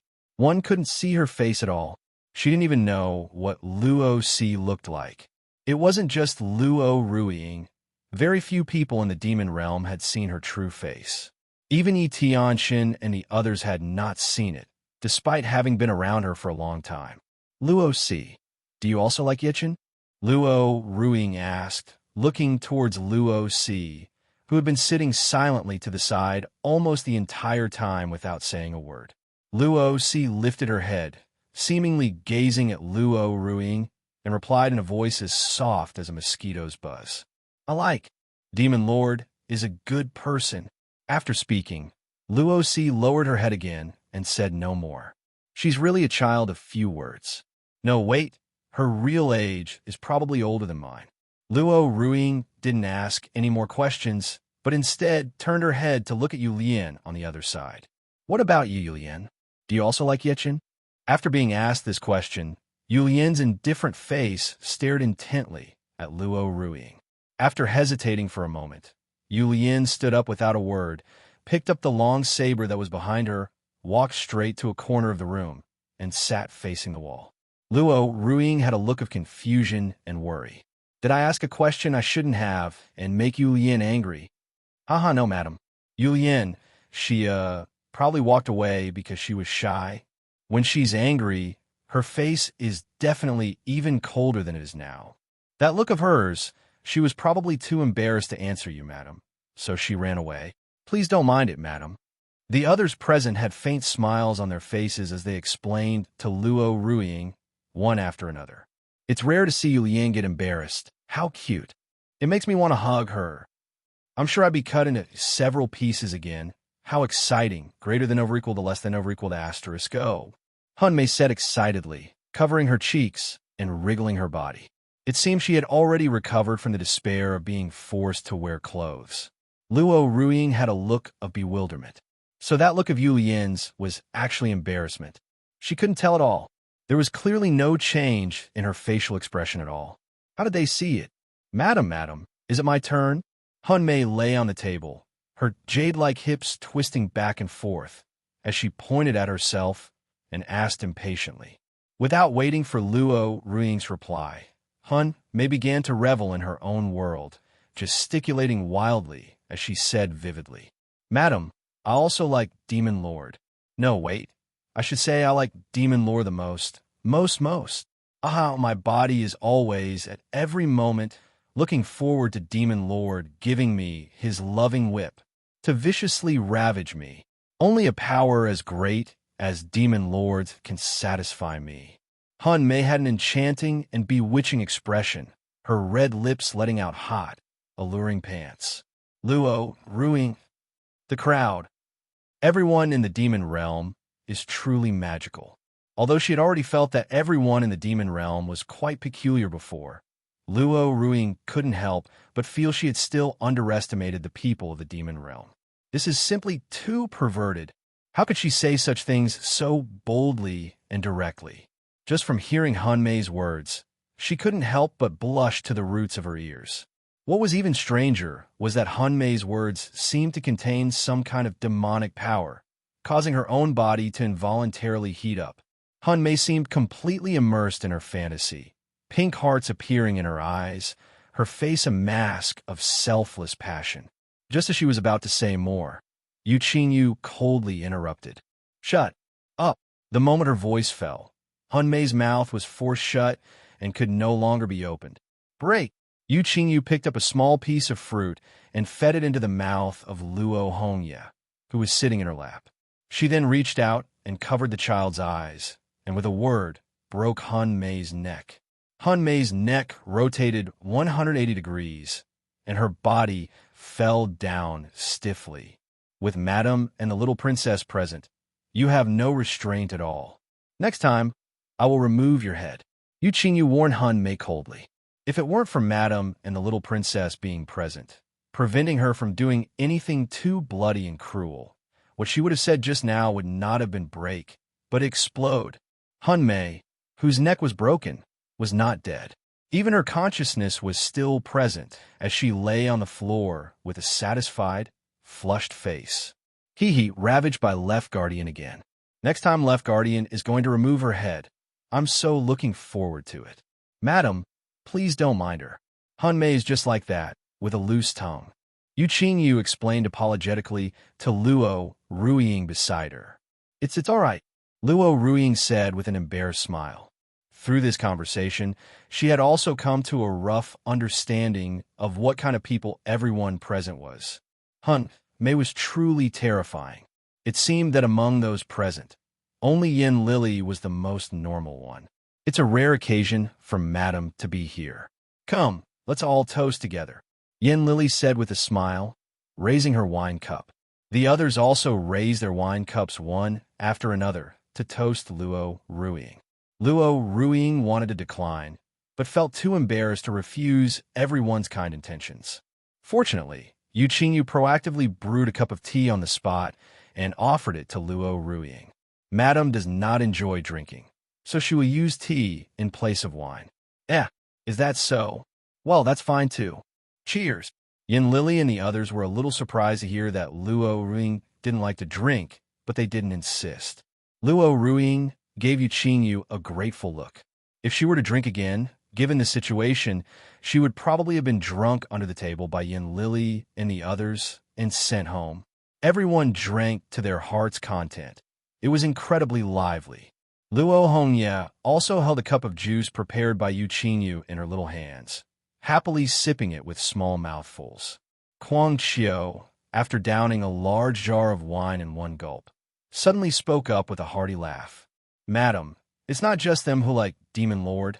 I also like the Demon Lord very much. Ha ha ha. Cough cough. Luo Ruiying, who had just taken a sip of tea, was so startled she almost spat it out, her lovely face staring at Kuang Qiu in astonishment. Why you like him too? Of course. Demon Lord is so powerful. Who in the demon realm doesn't like him? You too, right, Luo Sha? Kuang Qiu grabbed Luo Sha, who was beside him, pulled him over, and asked with him in a headlock. Demon Lord's charm is unparalleled. He has indeed deeply captivated me. Luo Sha replied with a serious face. Luo Ruiying was instantly stunned. She silently held her teacup and took a sip. She had never imagined that besides the women of the demon realm, even the men liked him too. That fellow is really popular in the demon realm. It seems I can't be careless around the men, either from now on. After 3 rounds of drinks, everyone had their fill and went home. Accompanied by Yu, Luo Ruing left the tavern, holding Luo Hongye. The Xiao followed slowly behind them, like a ferocious bodyguard. Traveling with them was also Hun Mei, saying she wanted to apologize for her loss of composure in the tavern just now. Hun Mei strongly invited Luo Ruing to her residence, stating she wanted to take out a treasured gift as a token of her apology. Luo Ruing hesitated, not knowing if she should go. After learning that Hun Mei was a pansexual succubus, she felt that in certain aspects, her level of danger might be even greater than Ning Yechen's. Hun Mei, if you're getting any ideas about Madam, I will make you disappear from this world. Yu said, warning her in an ice-cold voice as she gave Hun Mei a sideways glance. Hun Mei pouted her lips, her charming and lovely face full of grievance. Left Guardian, I only want to apologize to Madam. How would I dare to make a move on her? Although Madam's beauty can topple cities and nations, her fragrance intoxicates me, and her fair, delicious-looking skin makes me unable to resist wanting to take it in my mouth and lick it all over. Madam's gentle and kind personality is just like a white rabbit, making me especially want to pull her into my embrace and viciously cherish and ravage her, to leave the marks of my licking on every inch of Madam's skin. But I know that Madam belongs to Demon Lord, so I will hold back and not make a move on Madam.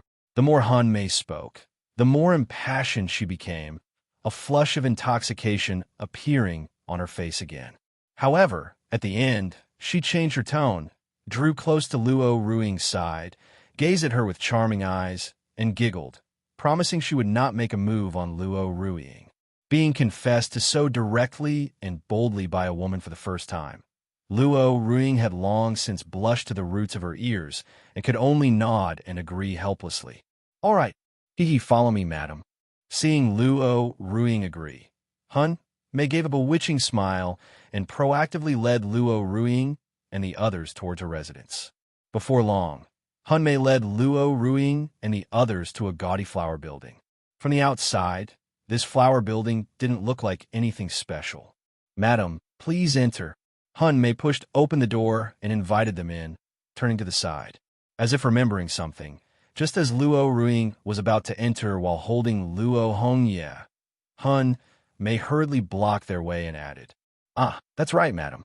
The little princess can't go in. Big Sister Hun, can't ye go in with Mommy?" Luo Hongye tilted her head, blinking her nimble and cute big eyes. Luo Ruing also asked, puzzled, "Hun Mei, can't ye go in?" Hun Mei gave a bewitching smile. Gazing at Luo Hongye's cute and round little face, her heart surged. She also really wanted to pull this little one into her embrace and take her into her mouth. Empty said yes. She was already looking forward to when the little princess grew up.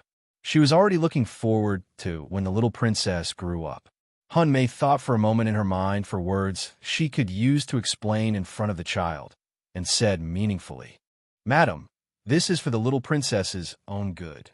Inside my room, there are some things that aren't quite suitable for a child to see. The little princess is still small. It's not yet time for her to come into contact with lewd things." Lewd things? What would they be? Luo Ruing listened with a bewildered look on her face. Hun Mei noticed the doubt in Luo Ruing's eyes. She was instantly astonished, then couldn't help but laugh charmingly, her body shaking like a flower branch in the wind. Madam looks like she doesn't understand anything. So pure. I like it so much. I want her so much. It's a pity she belongs to the Demon Lord. Then the gift I'm giving will be just perfect for Madam. Luo Hongye also had a look of confusion and asked in her milky voice, "Big Sister Han, what are lewd things?" That's a good question, little princess. But Big Sister can't tell you right now. The little princess just needs to remember, little children are not allowed to do lewd things. You'll understand when you grow up," Hun Mei said charmingly, leaning close to Luo Hongye's little face. She wouldn't dare tell the little princess these things. It was still too early for the little princess's age. Besides, the left guardian was still present. If she said it, she would definitely be dead for sure. Luo Hongye tilted her little head, still with a look of bewilderment. Luo Ruiying, on the other hand, handed Luo Hongye, who was in her arms, to Yu Qingyu and instructed. Yi, can you wait here for Mommy for a little while, okay? Mommy will be back very soon. Hearing what Hunmei said, she absolutely didn't dare to take the child inside anymore. Oh, Luo Hongye obediently nodded. Only then did Luo Ruiying turn and follow Hun Mei into the house. After entering the main door, they still had to pass through a long corridor, and at the end of the corridor was another door. The moment this inner door was opened by Han Mei, Luo Ruiying was hit by a wave of lewd atmosphere. Welcome to my secret little cabin, madam. Don't be shy. Please feel free to look around. Han Mei spread her arms, as if showing off her treasure collection, and said with an excited expression. Luo Ruiying stepped into the room and was instantly stunned by the sight before her. The floor of the room was littered everywhere with messy dresses and all kinds of personal undergarments as thin as gauze could be seen, discarded haphazardly. How strange. Doesn't she dislike wearing clothes? Why are there so many clothes on the floor? Luo Ruiying's gaze shifted from the clothes on the floor, and she discovered that the shelves on the surrounding walls of the room were filled with all sorts of strangely shaped tools. Things like thorny vines, candles, spiked ring knuckles, gloves, chains, ropes, blindfolds, branding irons, and so on. They looked like tools specifically for interrogation and forcing confessions. Hun Mei, seeing Luo Ruiying looking with curiosity and fascination, even walked thoughtfully to her side and asked in a charming and bewitching voice, Madam, see anything you fancy? You can take anything you like. Luo Ruiying, her face full of confusion, pointed at the various tools on the shelf and asked, What are these things? Ah, madam, you don't recognize a single one? Hun Mei turned pale with fright, as if she had seen some kind of rare creature. Luo Ruiying shook her head.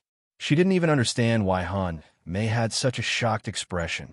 Seeing Luo Ruiying so pure and innocent, like a sheet of white paper without the slightest flaw or stain, Hun Mei for a moment didn't know how to explain the use of these tools to her. How can Madam be so pure? Damn it, it's making me like her more and more. And Demon Lord, really, he has no sense of fun at all. Why didn't he teach Madam a little more knowledge? Looks like it's still up to me.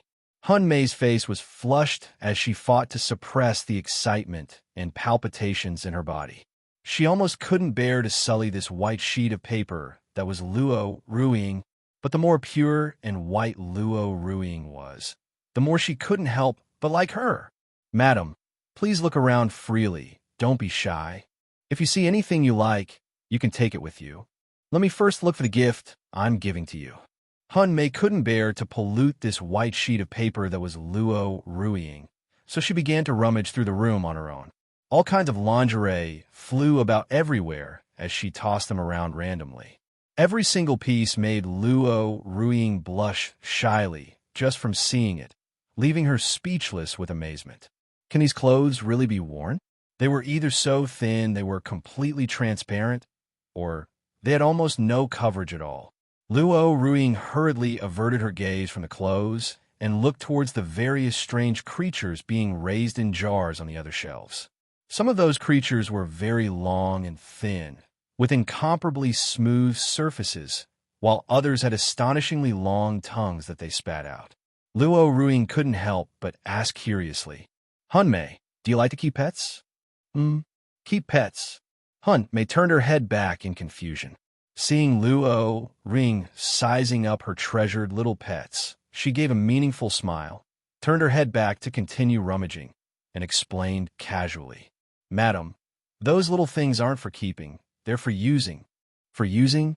Luo Ruiying stared at the creatures in the jars, her beautiful brows furrowed lightly. She thought for a long time, but still didn't know what these little things could be used for. Could they be for eating? Connecting it to the various strange demon realm delicacies she had seen earlier, Luo Ruiying couldn't help but guess. But Hun Mei did not offer any further explanation. Luo Ruiying then took a few more steps and walked deeper into the house. The house was not a single room, but had several other bedrooms connected to it. While passing the entrance to one of the bedrooms, the door was wide open, so Luo Ruing unconsciously glanced inside. Who would have thought that what was inside the room would bring her such a great visual shock? In the room, several naked, white, jade-like bodies were lying about, and the floor was covered in messy clothes. It was hard to imagine what had happened inside earlier. Luo Ruing's lovely face was crimson, as if dripping blood. She hurriedly walked back from the front of the room, no longer daring to look around randomly. Nigerian IROES. Afraid of seeing any more overly stunning sights. She now finally understood why there were clothes scattered everywhere in the room. It's a good thing I didn't bring the child in. This place is not somewhere a child should enter. How come I can't find it? I remember putting it here. Hunmei lay prone on the floor, her plump, jade-like buttocks held high, the peachy outline faintly visible, rummaging for something on the floor in a very alluring posture. However, after searching for a long time, she still hadn't found what she was looking for. "Madam, could you help me check that cabinet over there and see if there's a book inside?" Hunmei pouted her lips, discouraged, and pointed to a cabinet on the other side of the room. Luo Ruing didn't think much of it and walked to the cabinet and opened it. Slam! The moment the cabinet was opened, Luo Ruing slammed it shut with extreme speed, her face burning red. What in the world is stored in here? How can such things exist in the world? How could she collect these things in a cabinet? Hunmei heard the sound, lifted her head, and had a look of confusion. Then, as if remembering something, she said apologetically, looking very embarrassed, I'm so sorry, madam. I forgot. The things collected in that cabinet are all my own personal big babies. I accidentally scared you. It should be the cabinet next to it." It's nothing," Luo Ruing replied softly, her face red. With an uneasy heart, she cautiously opened the cabinet next to it. Fortunately, what was in the cabinet this time was more normal, just various chains, handcuffs, and other such tools. Beneath these tools, the corner of a book happened to be showing. Luo Ruing reached out and pulled out the book that was pressed underneath.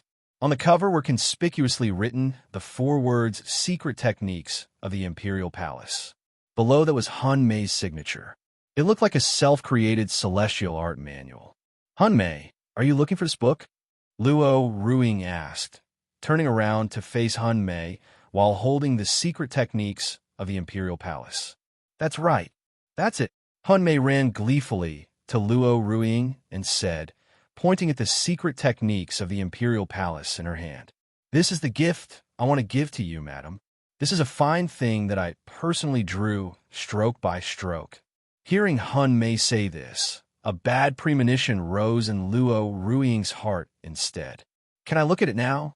"Please do, madam," Hunmei said readily, full of confidence in her masterpiece. Luo Ruing had just casually flipped it open for a glance when she instantly slammed the book shut again. This wasn't some celestial art at all. It was the legendary Spring Palace Pictures, and the kind with very detailed instructions and teachings at that. "Madam, how is it? Pretty good, right? This Secret Techniques of the Imperial Palace is a book I created only after personally experiencing and comprehending these feelings." Hunmei drew close to Luo Ruing, her eyes shining, and said, full of confidence, "For this Secret Techniques of the Imperial Palace, she had painstakingly researched it, completing this worldly masterpiece only after countless attempts over several hundred years. An original book of the arts of the bedchamber by her. Hunmei, I appreciate your kind intentions, but I cannot accept this gift," Luo Ruing said, blushing shyly as she handed the secret manual back to Hunmei. She really couldn't accept this kind of thing. Seeing that Luo Ruing wouldn't accept it, Hunmei pouted her lips slightly. Then, struck by a clever idea, she leaned close to Luo Ruing's ear and whispered, "Do you really not want it, madam? It records a lot of knowledge positions, you know. If you understand these, Demon Lord will definitely be very happy. I guarantee Demon Lord will be so captivated by you that he'll be head over heels and unable to stop." Luo Ruing. Hunmei's words echoed in her ear like a demon's whisper. Luo Ruing looked at the secret manual in her hand, her expression involuntarily becoming lost in thought and hesitation. Hunmei, seeing that Luo Ruing was already wavering, secretly smiled. How about this, madam? You and I will play a little riddle game. If you guess correctly, I'll keep this secret manual myself. If you guess incorrectly, you will accept it, though whether you look at it or not will be up to your own decision later. How about it? Luo Ruing pondered for a moment, then nodded lightly. As long as I guess the riddle correctly, I can just return this secret manual to Han Mei. All right, please listen to the question. Madam, guess whether I'm a virgin or not? Han Mei asked with a smile, pointing at herself. Luo Ruing hadn't expected the riddle Han Mei proposed would be this. Isn't this obvious? Just as Luo Ruing was about to speak her answer, the words reached her lips, and she hesitated. No, wait. It's too simple. This might be a trap deliberately set by Han Mei. Perhaps under her wanton and bewitching exterior, she has not actually lost her virginity, but it doesn't feel like it either. No matter how you looked at it, Han Mei didn't seem like a young woman with no experience. The scattered clothes in the room, the things in the cabinet that one would be too embarrassed to speak of, plus the conversation with Yen Lily and the other women just now. All of it revealed Han Mei's wanton and debauched personality. To say that she was a virgin, Luo Ruing would never believe it. Well, madam, have you not decided yet? Han Mei asked charmingly. After thinking it over and over in her mind, Luo Ruing replied with a determined expression. You are not. Tada, congratulations, madam. You answered incorrectly. I'm a virgin, you know, Han Mei said in a charming voice, caressing her own bewitching and enchanting body. Luo Ruing. Hearing this, Luo Ruing was instantly dumbstruck. Han Mei is actually a virgin? This was truly a little hard for her to believe. She might believe that any random woman plucked from the demon realm was a virgin, but she found it hard to believe it of Han Mei. She's a demon realm succubus. No matter how you looked at her, she seemed to be extremely experienced. Moreover, her room also contained a collection of so many of those kinds of things. How could she possibly be a virgin? According to the rules, you guessed wrong, madam. You must accept this secret techniques of the Imperial Palace. Of course, whether you look at it or not is up to you. Just don't lose it. It's very precious. Han Mei gave a charming smile and pushed the secret manual in Luo Ruing's hands back into her embrace. Gazing at the secret manual in her arms, Luo Ruing still couldn't help but lift her head and ask, Han Mei, are you really a virgin? She was now even suspecting that Han Mei might be deliberately lying just to make her accept this secret manual. Of course I am. If madam doesn't believe me, would you like to personally verify it?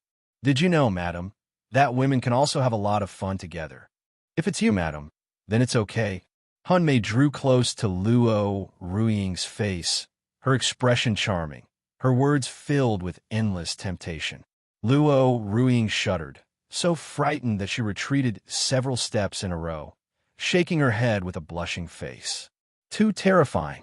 She had actually sensed the danger of losing her body from a woman. Looking at Luo Ruing's frightened and shy appearance, Han Mei couldn't help but let out a charming, light laugh. Madam is so cute. I really want to tease her some more. She almost couldn't stop herself from wanting to ask the demon lord to give madam to her. It's a pity demon lord would definitely not agree. Does madam find it incredible that I'm still a virgin? Han Mei asked with a smile, pointing at herself. Luo Ruing nodded honestly. It is a little. Although I am a virgin, that doesn't mean I haven't done it, you know. My experience and skills are very rich. Han Mei lifted her head and praised herself with a proud expression. This made Luo Ruing even more confused. If her experience and skills were very rich, how could she still be a virgin? Madam, please watch. Under Luo Ruing's doubtful and curious gaze, Han Mei smiled and cut open her own arm with her finger. Blood immediately flowed out. However, in the blink of an eye, the wound recovered at an extremely fast speed. The arm that had just been dripping with blood was now completely restored to its original state. After lightly wiping away the bloodstains, Not a single scar was left on the skin of her arm. Madam, this wound is just like my body. Although if it was broken, it will heal again very quickly. Do you understand now, madam? Although I lose my virginity every day, after it's over each time, I become a virgin again. Every time, I get to feel the pain and pleasure of the first experience. That feeling, it truly makes me unable to stop. Hun Mei covered her cheeks with both hands and flaunted to Luo Ruiying with an excited expression. Luo Ruiying had a dazed expression, greatly shocked in her heart, completely unable to understand. But one thing was certain, she had been tricked by Hun Mei. The virginity Hun Mei spoke of only referred to the state of her body, not whether her first time was still intact. She had subconsciously connected virginity with inexperience, so she had guessed wrong. Since they had agreed beforehand, she had no choice but to admit defeat and accept the secret techniques of the Imperial Palace. In any case, it was a kind gesture from Hun Mei, so she couldn't very well just throw it away. Luo Ruiying could only reluctantly place the secret techniques of the Imperial Palace from her hand into her immortal ring. This was absolutely not something she wanted to accept proactively. It was only because she guessed wrong that she had no choice but to accept it. She would absolutely not look at it. Seeing Luo Ruiying accept it, a roguishly charming and wanton smile appeared on Han Mei's face. Madam, you are welcome to come find me to play any time. Luo Ruiying gave a soft reply and hurriedly quickened her pace to turn and leave. She would never come to Han Mei's room again. Time rewinds to an earlier point. Demon God Palace in the study. Ning Yechen sat in the study, while Kuei, in her elite guard guise, stood before him, reporting the latest intelligence she had gathered. The Qinma clan had not heeded Ani Shia's advice and was still stubbornly plotting something treacherous. Furthermore, they had reached a cooperative agreement with a man from the heavenly realm named Patian to take Luo Ruiying and Luo Hongyao away. The various clans of the Qima 100 clans in the Western Domain have all begun to make moves, and in other parts of the demon realm, there are also other clans stirring restlessly, echoing the Qinma clan. Listening to Kuei's report, Ning Yechen's expression was initially still calm, without the slightest ripple. The nature of the demon clan was just like this. There were countless unruly, bloodthirsty, and combative demons, and every so often, some with treacherous intentions would feel that their time had come again. Since he had unified the demon realm, he didn't even know how many assassination attempts and challenges for his throne he had encountered. He was already used to it, but this time was different. After hearing Potion's insults towards Luo Ring and Luo Hongye, as well as the plan to forcefully take them away, an endless coldness was revealed in Ning Yechen's eyes. Perhaps he shouldn't have given them that one extra chance in the first place, but rather, just like before, he should have mercilessly slapped them to death with a single blow. He had said he would only give them one chance. Just at this moment, Shadow also returned. After emerging from the shadow at Ning Yechen's feet, Shadow also handed over the intelligence it had gathered to Ning Yechen. Ning Yechen opened it and took a look. It was basically completely identical to what Kuei had said. Kuei and Shadow had grasped the movements in all parts of the demon realm at almost the same time. One could roam and hide in any darkness. The other could be spread throughout the world in the form of puppets. It had to be said that they were both the best assassins and intelligence gatherers. Shadow, tell Xia to make all the participating clans from the Western Domain's 100 clans disappear. Also, in the other regions, all those who responded to the Qianma clan, have them disappear as well. Ning Yechen ordered calmly. Receiving the order, Shadow quickly merged back into the shadows and disappeared. Coincidentally, at this moment, a report came from outside the study. Demon Lord, the Qianma clan, says that they were unable to be the first to respectfully welcome your return to the demon realm, so they have specially come to express their apologies. They sure came quickly. A cold sneer appeared at the corners of Ning Yechen's mouth. It seems the Qianma clan is preparing to make a move directly, to dare to proactively come find him. Their courage is truly commendable. Kuei, As for you, you'll be responsible for helping me look after Yi. It just so happens that you are quite familiar with the child already." Before leaving the study, Ning Yechen turned his head and said to Koei with a half-smile, "Yes, Demon Lord." A trace of embarrassed awkwardness appeared on Koei's face, and she bowed slightly in response. As expected, nothing could be hidden from the Demon Lord's eyes. At the same time, Yongye Junsheng, the residence of Xu Jinjun. In the Great Hall, Xu Jinjun sat in the central seat, his face bruised and swollen, covered in injuries, his body wrapped in bandages, and his foot fixed in a cast. Beside him were several women of gorgeous and fine appearance, attending to him, serving him tea and water, and giving him massages. When one of the women pressed a certain spot on his back, Xu Jinjun's face instantly twisted and twitched in pain. She hit a sore spot. If he hadn't been gritting his teeth tightly, he almost wouldn't have been able to stop himself from crying out. If he were to let out a miserable scream in front of his several wives, then his reputation as the second-ranked demon god of the demon realm would be ruined. "Lord Xu Jinjun, my apologies. Are you all right?" The woman who had accidentally pressed the sore spot said, full of apology. "Oomph. A mere little injury like this is nothing to me. How could I not be all right?" Xu Jinjun gritted his teeth and replied calmly with a cold and stern expression. His several wives at his side rolled their eyes at Xu Jinjun with helpless expressions. He was clearly in so much pain that sweat was about to drip down his face, yet he still had to be stubborn, truly suffering for the sake of saving face. It's unknown how many times he has challenged him, never winning once, and getting beaten half to death by the Demon Lord every time.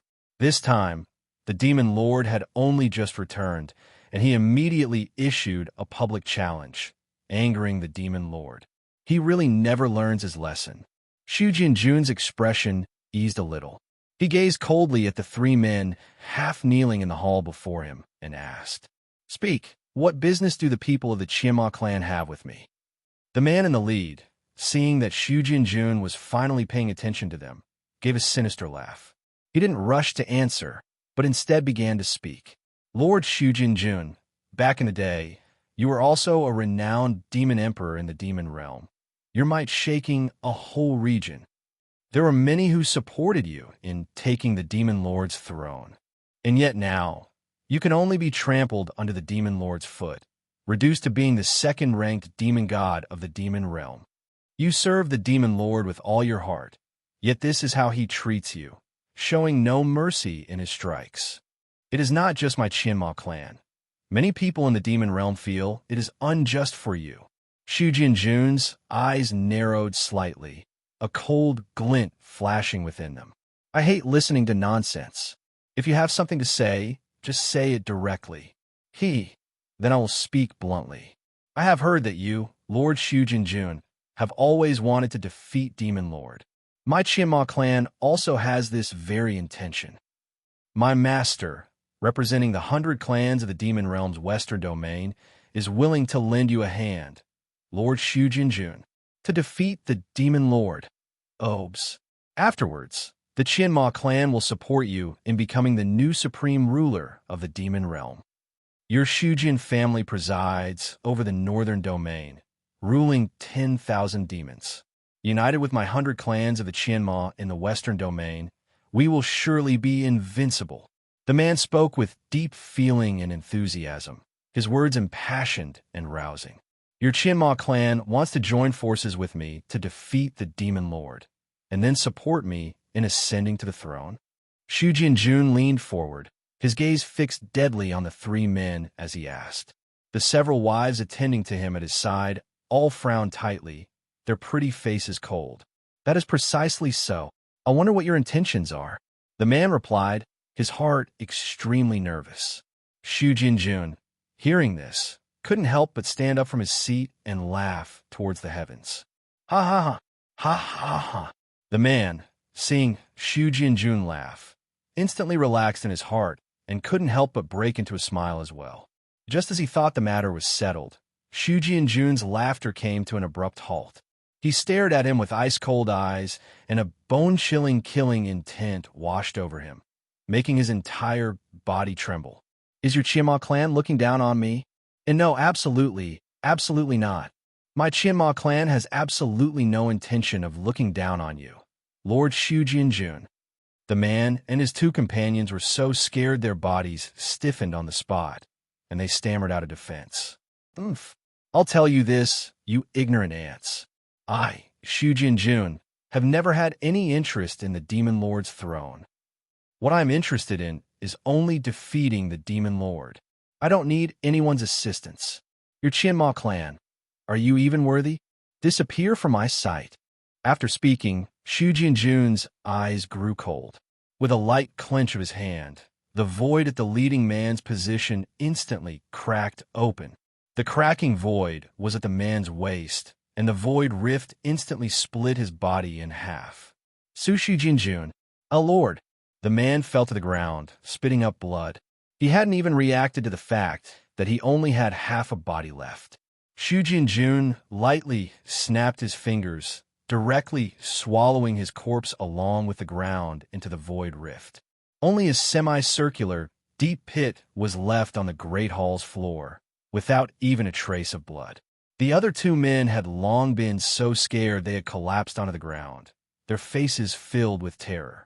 The only thought left in their minds was to escape. With a stomp of his foot, one of them transformed into a divine rainbow and shot out of the residence, while the other directly melted into the ground and disappeared. If I let you escape, I might as well let you have my position as the second-ranked demon god. Shu Jianjun's expression was indifferent as he casually inserted his arm into the void beside him. The man flying in midair kept looking back at the residence behind him. When he turned his head forward again, a small opening had already been torn in the void before him at some unknown time, and an arm reached out from the void, clamping down on his neck. So Lord Shu Jianjun. The man wanted to beg for mercy, but he was pulled into the void by the hand, leaving half his body outside. The void rift closed again. Half of the man's body was dragged back into Shu Jianjun's hand, while the other half fell from midair outside the residence. Shu Jianjun casually tossed the half-corpse in his hand to one side of the great hall. With a light flick of his finger, the ground before him was instantly split open by a continuous, cracking void rift. The cracking void was as gorgeous as an aurora. With a miserable scream, the man who had escaped into the earth was sliced in two by the rift. The entire Shujin family residence was also split in two by the rift. After doing all this, Shu Jianjun sat back down in his seat indifferently. He had wanted to maintain his proud and cold expression, but a second later, his face twisted in pain again. Standing up before the injury on his foot had healed, the pain was killing him. His several wives helplessly checked the injury on Shu Jianjun's foot. His injury hadn't even healed, yet he insisted on standing up. Lord Shu Jianjun, it seems the Qianma clan is preparing to plot something treacherous. One of his wives asked with a worried expression as she applied medicine for Shu Jianjun. The Qianma clan isn't preparing. They have already begun. Shu Jianjun said calmly.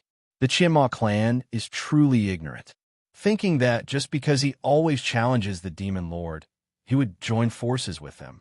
How ridiculous! Demon Lord is a man who defeated him and gained his acknowledgement. Then shouldn't we immediately tell Demon Lord? Another wife said with worry. Shu Jianjun gave a disdainful smile and slowly shook his head. There's no need. Demon Lord definitely knows already. There is no need for me to inform him. The Qianma clan's current course of action is merely them courting their own destruction. They simply have no idea how powerful and terrifying Demon Lord and Lord Left Guardian are. After today, the Qianma clan of the Demon Realm will cease to exist. The outskirts of Yongye Junsheng, Ning Yechen, with his hand behind his back, followed two people claiming to be from the Qianma clan into a valley. The two of them were wearing black cloaks, their entire bodies wrapped up tightly, their appearances completely hidden.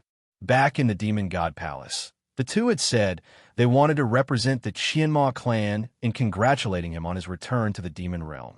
They claimed the Qianma clan had prepared a great gift in the valley and hoped he would personally come with them. This trick to lure him away from Yongye Junsheng was simply too obvious, but Ning Yechen did not expose it and agreed without hesitation. Whether the other party was from the Qianma clan or not, and what they truly wanted to do, he knew crystal clear. The reason he agreed to accompany them was simply that he wanted to see what kind of tricks they could pull. Hopefully, they wouldn't be too uninteresting. As he was about to step over a stone stele by the side of the road, Ning Yechen's foot paused in midair, his expression hardening slightly. "Demon Lord, is something wrong?" The two in front, seeing Ning Yechen stop, exchanged a worried glance and asked, "Could he have noticed?" Ning Yechen smiled faintly, acting as if nothing had happened, and generously placed his foot down, stepping forward. "It's nothing, let's continue. The great gift you spoke of, are you not yet preparing to bring it out? If you don't bring it out soon, you won't have a chance in a little while." After stepping past the stone stele, Ning Yechen said to the two leading the way before him with a kind smile. The two stopped in their tracks, their expressions hardening. No longer feigning, they ripped off the black robes covering their bodies and flew into the sky, revealing their true faces. One was an old man with an aged face and crane-white hair, his posture tall and straight, his fingers covered in all sorts of immortal rings and magical treasures. Looking closely, the old man's body was almost entirely covered in various immortal artifacts and magical treasures. Even the celestial robes he wore were vestments engraved with barrier and celestial patterns. The other was a beautiful woman with tattoos of the four holy beasts on her face. The woman was dressed in a flowing immortal skirt. A white tiger and an azure dragon protected her left and right. She stepped on a black tortoise with her bare feet, and a fire phoenix guarded her from behind. Nigeria and Ira Epsilon. Their identities exposed, the two no longer concealed their auras. An enormous and terrifying celestial spiritual energy burst forth from their bodies. The celestial spiritual energy, like a pillar of light, shot straight into the clouds, illuminating the night sky above the demon realm's valley. The celestial spiritual pressure from either one of them was no less than that of Dao Xian Tianhua. Two experts half a step into the transcendent immortal realm. To take away his wife and child, they really were willing to pull out all the stops.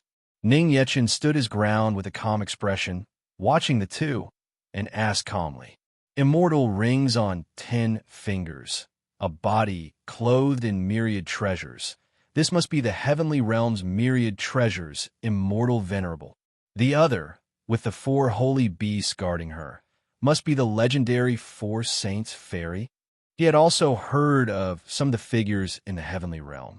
Myriad treasures, immortal venerable, Four Saints fairy. These two titles were very famous in the heavenly realm. As early as 1,000 years ago, the two of them had distinguished themselves in the heavenly realm with their excellent talent, and were both hailed as legendary prodigies of the heavenly realm. Later, after their cultivation reached the peak of the immortal emperor realm, the two also began to cultivate in seclusion, vowing to break through to the legendary, transcendent immortal realm. But for the next 1,000 years, there was no further news of the two of them. Some said they had successfully stepped into the transcendent immortal realm and ascended to the divine realm. Others said that they had failed in their pursuit of godhood, their 2,000 years of cultivation ending in vain, and had thus perished from the world as immortals. Now, it seemed both of these accounts were wrong. The two had broken through, but not completely. They had only touched the threshold of the transcendent immortal realm, with half a foot stepped over, just like Dao Xian Tianhua. No, wait, they were even inferior to Dao Xian Tianhua. Their bodies had not the slightest trace or aura of a transcendent immortal's domain. Myriad treasures, immortal venerable. I truly miss that title. It has been a long time since anyone has called this old man that. Guxian fiddled with a string of jet-black prayer beads in his hand, his aged eyes smiling as he watched Ning Yechen. "Is your current identity that of a house slave for the divine realm?" "No. Wait. According to the parlance of your heavenly realm, I should call you two Dao protectors?" Ning Yechen said with a faint smile, his words sharp and sarcastic. The faces of both Gu Xian and Sheng Ling instantly stiffened, their expressions turning cold.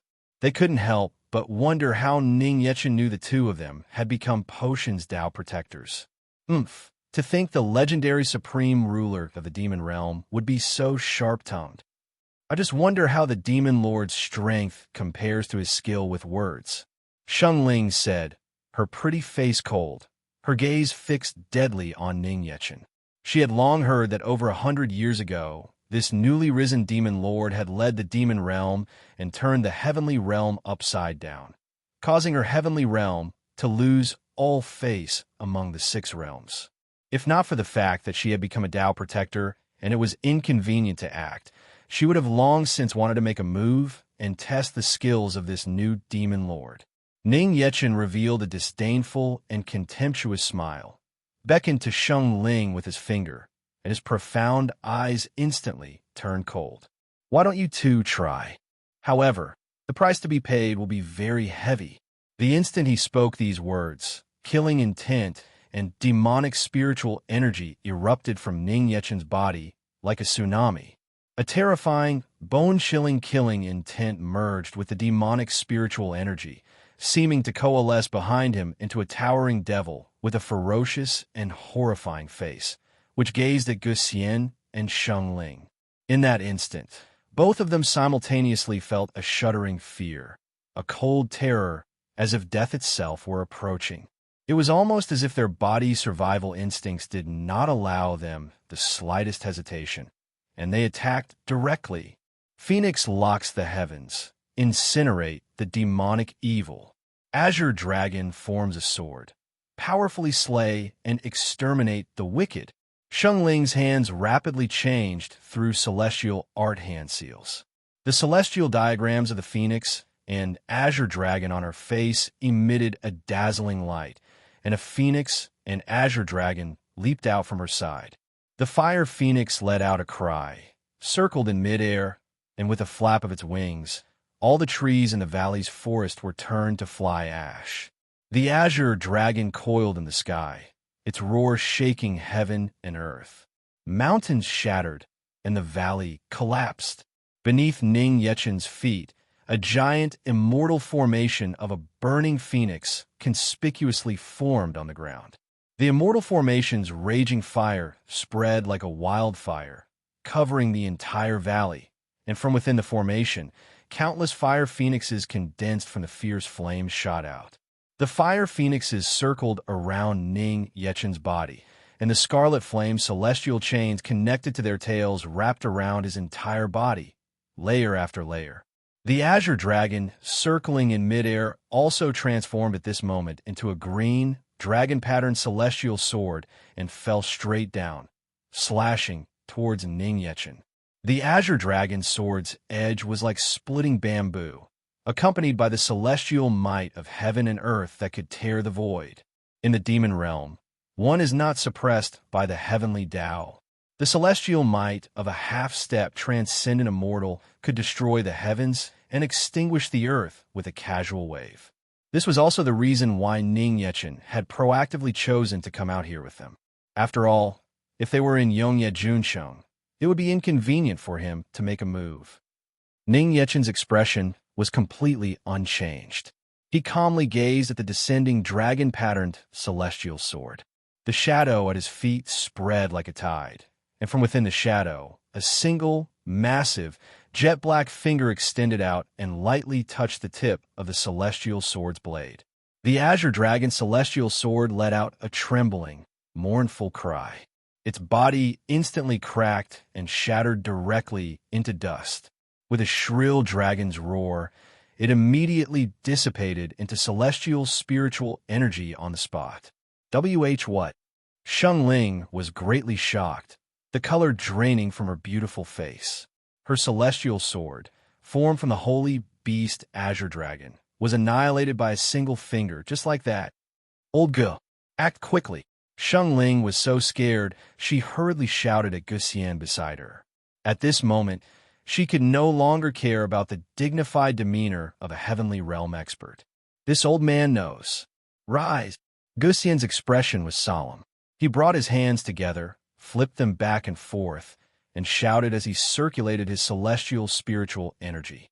The valley environment on both sides of Ning Yechen was seen to gradually fade and disappear, replaced by a pitch-black barrier that continuously compressed towards him. When Ning Yechen had stepped past that stone stele, he was no longer in the valley, but had entered a magical treasure barrier that Gu Xian had meticulously laid out. The compressing barrier was like a box, sealing Ning Yechen within. Gu Xian called this barrier the boundary box. The boundary box was, in essence, a square-shaped barrier.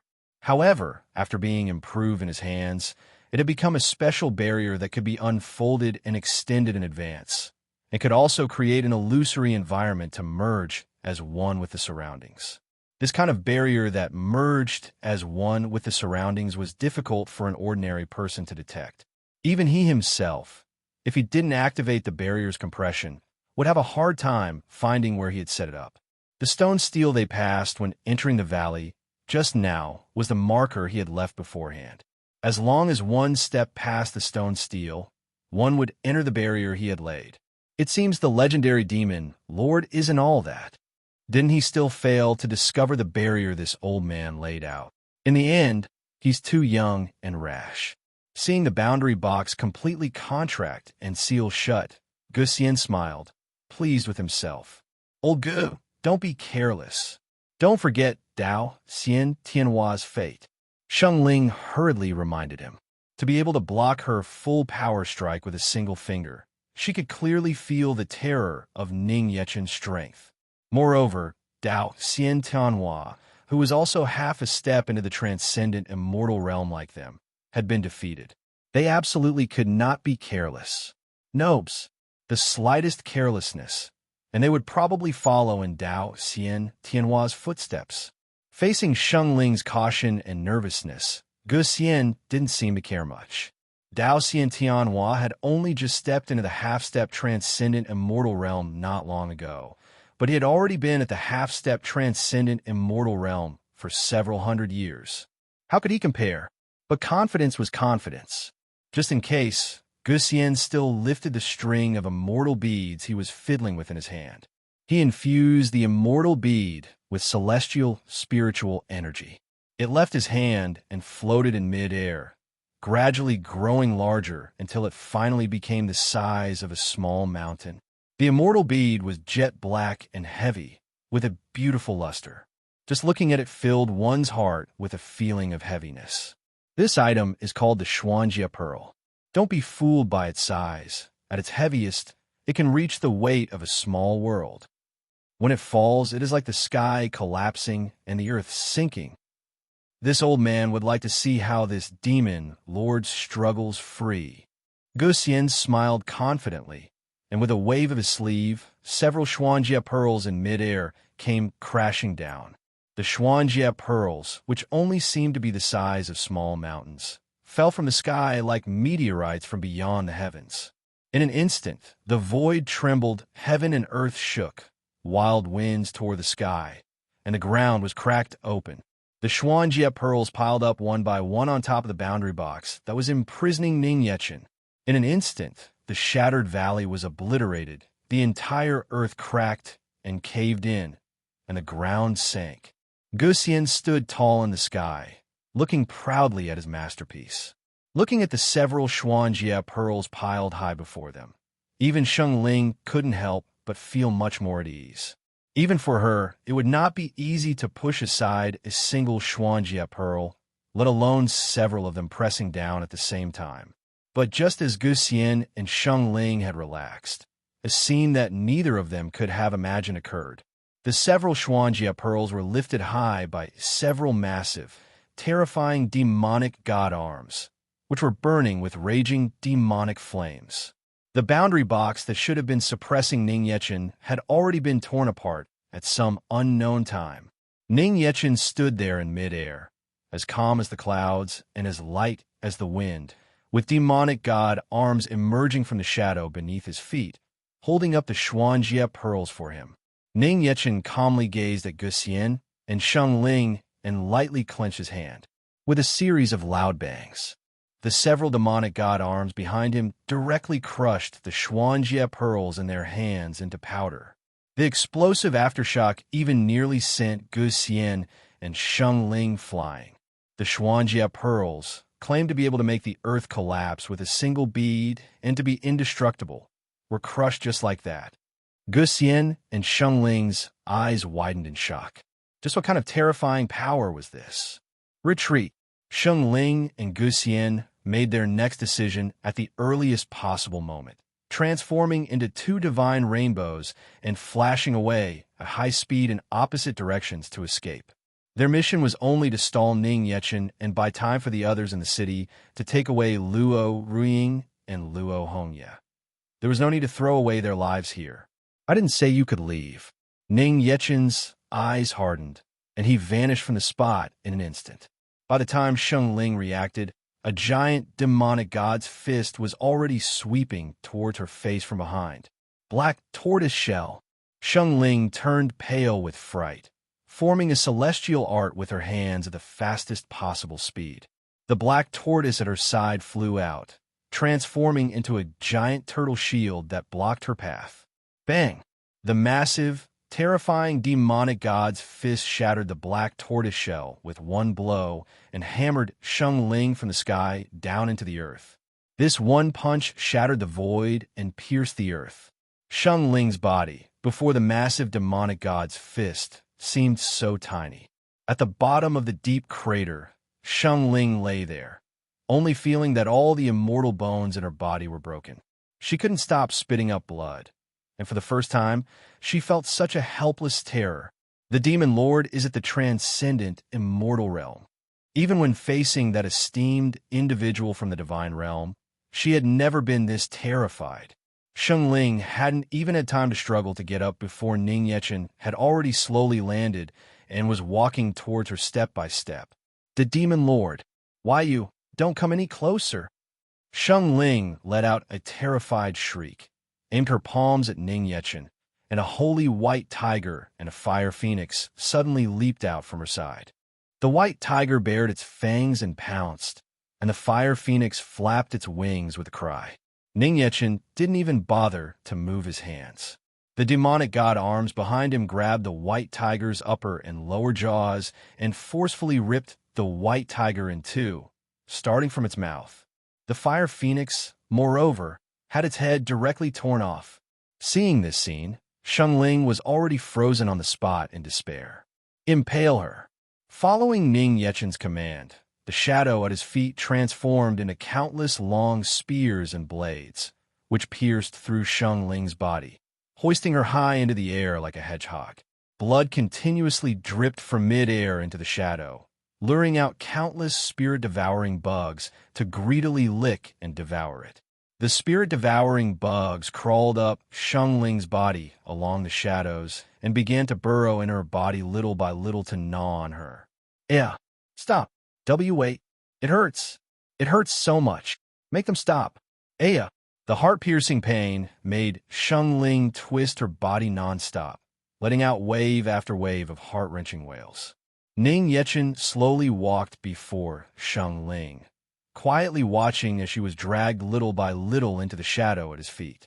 The spirit-devouring bugs gradually submerged her like a tide. The Demon Lord, wait. I'm willing to do anything, as long as you spare me. I can establish a death contract to obey you, to be your slave for all eternity. Watching herself being dragged into the shadow little by little, with spirit-devouring bugs squirming and roaming inside her body, Sheng Ling begged for mercy in panic and terror. At this moment, she incomparably regretted provoking the Demon Lord. She had originally thought that by joining forces with Gu Xian, the two of them might have stood a chance against the Demon Lord. And even if things went badly, with their cultivation at the half-step transcendent immortal realm, escaping after delaying for a little while shouldn't have been a problem. She never expected that the Demon Lord was already a transcendent immortal, and she never, ever expected that the gap between a transcendent immortal and a half-step transcendent immortal was so huge.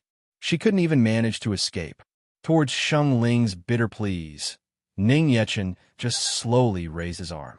When he clenched his fist, Sheng Ling's entire body was twisted and compressed, her face contorted in despair and ferocity. The sound of breaking bones rose and fell one after another. She wanted to let out a shrill scream, but her throat had already been crushed first.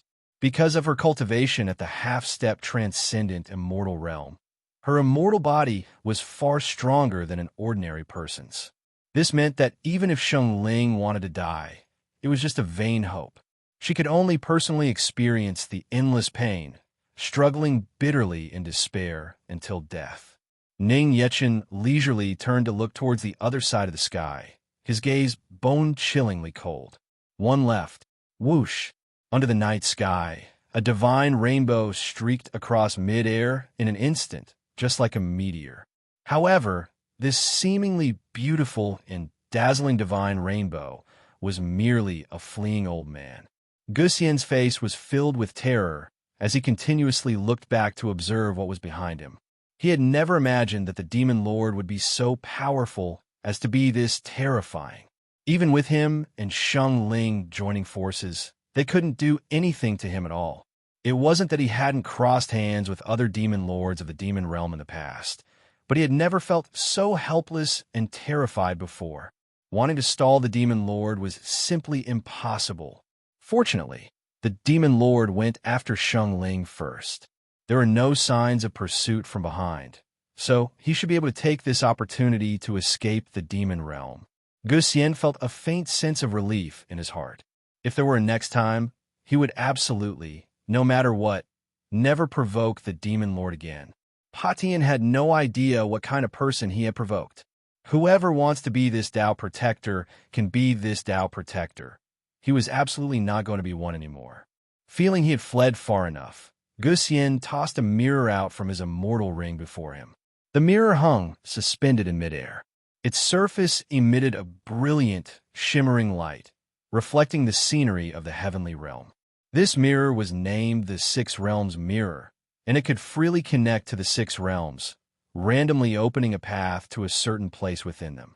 It was also one of his rare, supreme treasures. With the Six Realms Mirror, he didn't need to open a void rift and travel through the void to search for the plane of the heavenly realm. As long as he passed through the mirror's surface, he could seamlessly cross over from the demon realm directly to the heavenly realm. As long as he escaped to the heavenly realm, he would have escaped this calamity. Seeing the entrance to the heavenly realm right before his eyes, Guxian's face instantly showed wild joy, and he impatiently sped up, flying towards the Six Realms Mirror. Just as he was full of joy and about to dive headfirst in a mirror's surface, a figure he least wanted to see at this moment slowly walked out from behind the mirror. The Demon Lord. How did he catch up so quickly? What about Sheng Ling? Could it be that Sheng Ling was already? But how much time had passed? This was too fast. Ning Yechen stood beside the Six Realms Mirror, a roguishly charming smile on his face. Where are you going?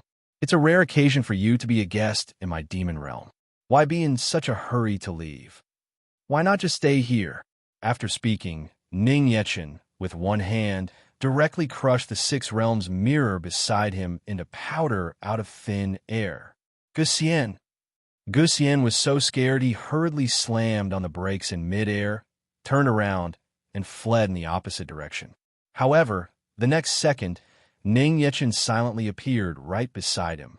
A demonic god arm from behind him swung lightly, accompanied by a terrifying power that could tear the void as it swept towards him. Guxian didn't even have time to defend himself before he was directly slapped 1,000 li away.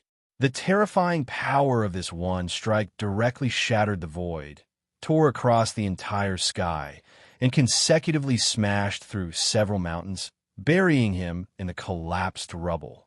Nope. Ning Yechen, with his hands behind his back, arrived in the sky above the place where Guxian had fallen in an instant.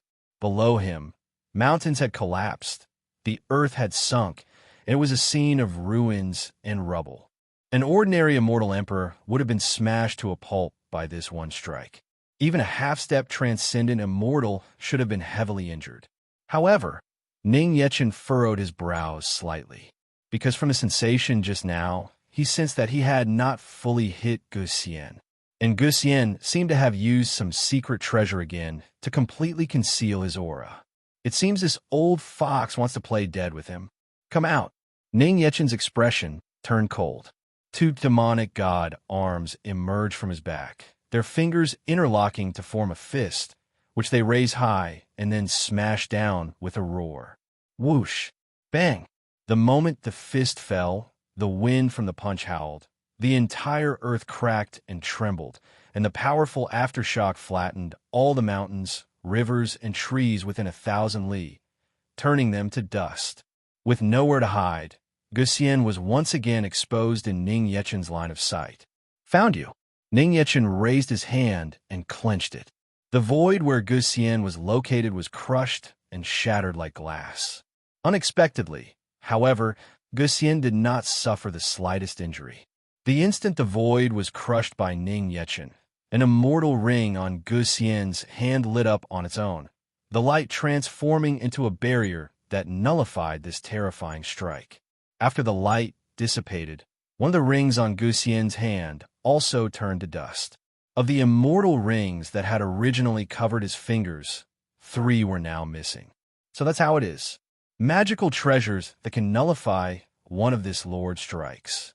Ning Yechen instantly understood why Gu Xian was able to remain unharmed. The immortal rings he wore on his hands were all life-saving magical treasures that could save him at a critical moment. The previous 2 times were also magical treasures protecting his body, saving his life. This was the 3rd time. Demon Lord, don't push it too far. Having almost perished on the spot 3 times in a row, Gu Xian was already drenched in sweat, his aged eyes trembling with shock. No longer able to hold back, he unleashed all the immortal treasures from his immortal rings. In an instant, above the clouds, a sky full of divine weapons and sharp artifacts shot towards Ning Yechen like tens of thousands of divine rainbows. Ning Yechen's figure remained as still as a mountain.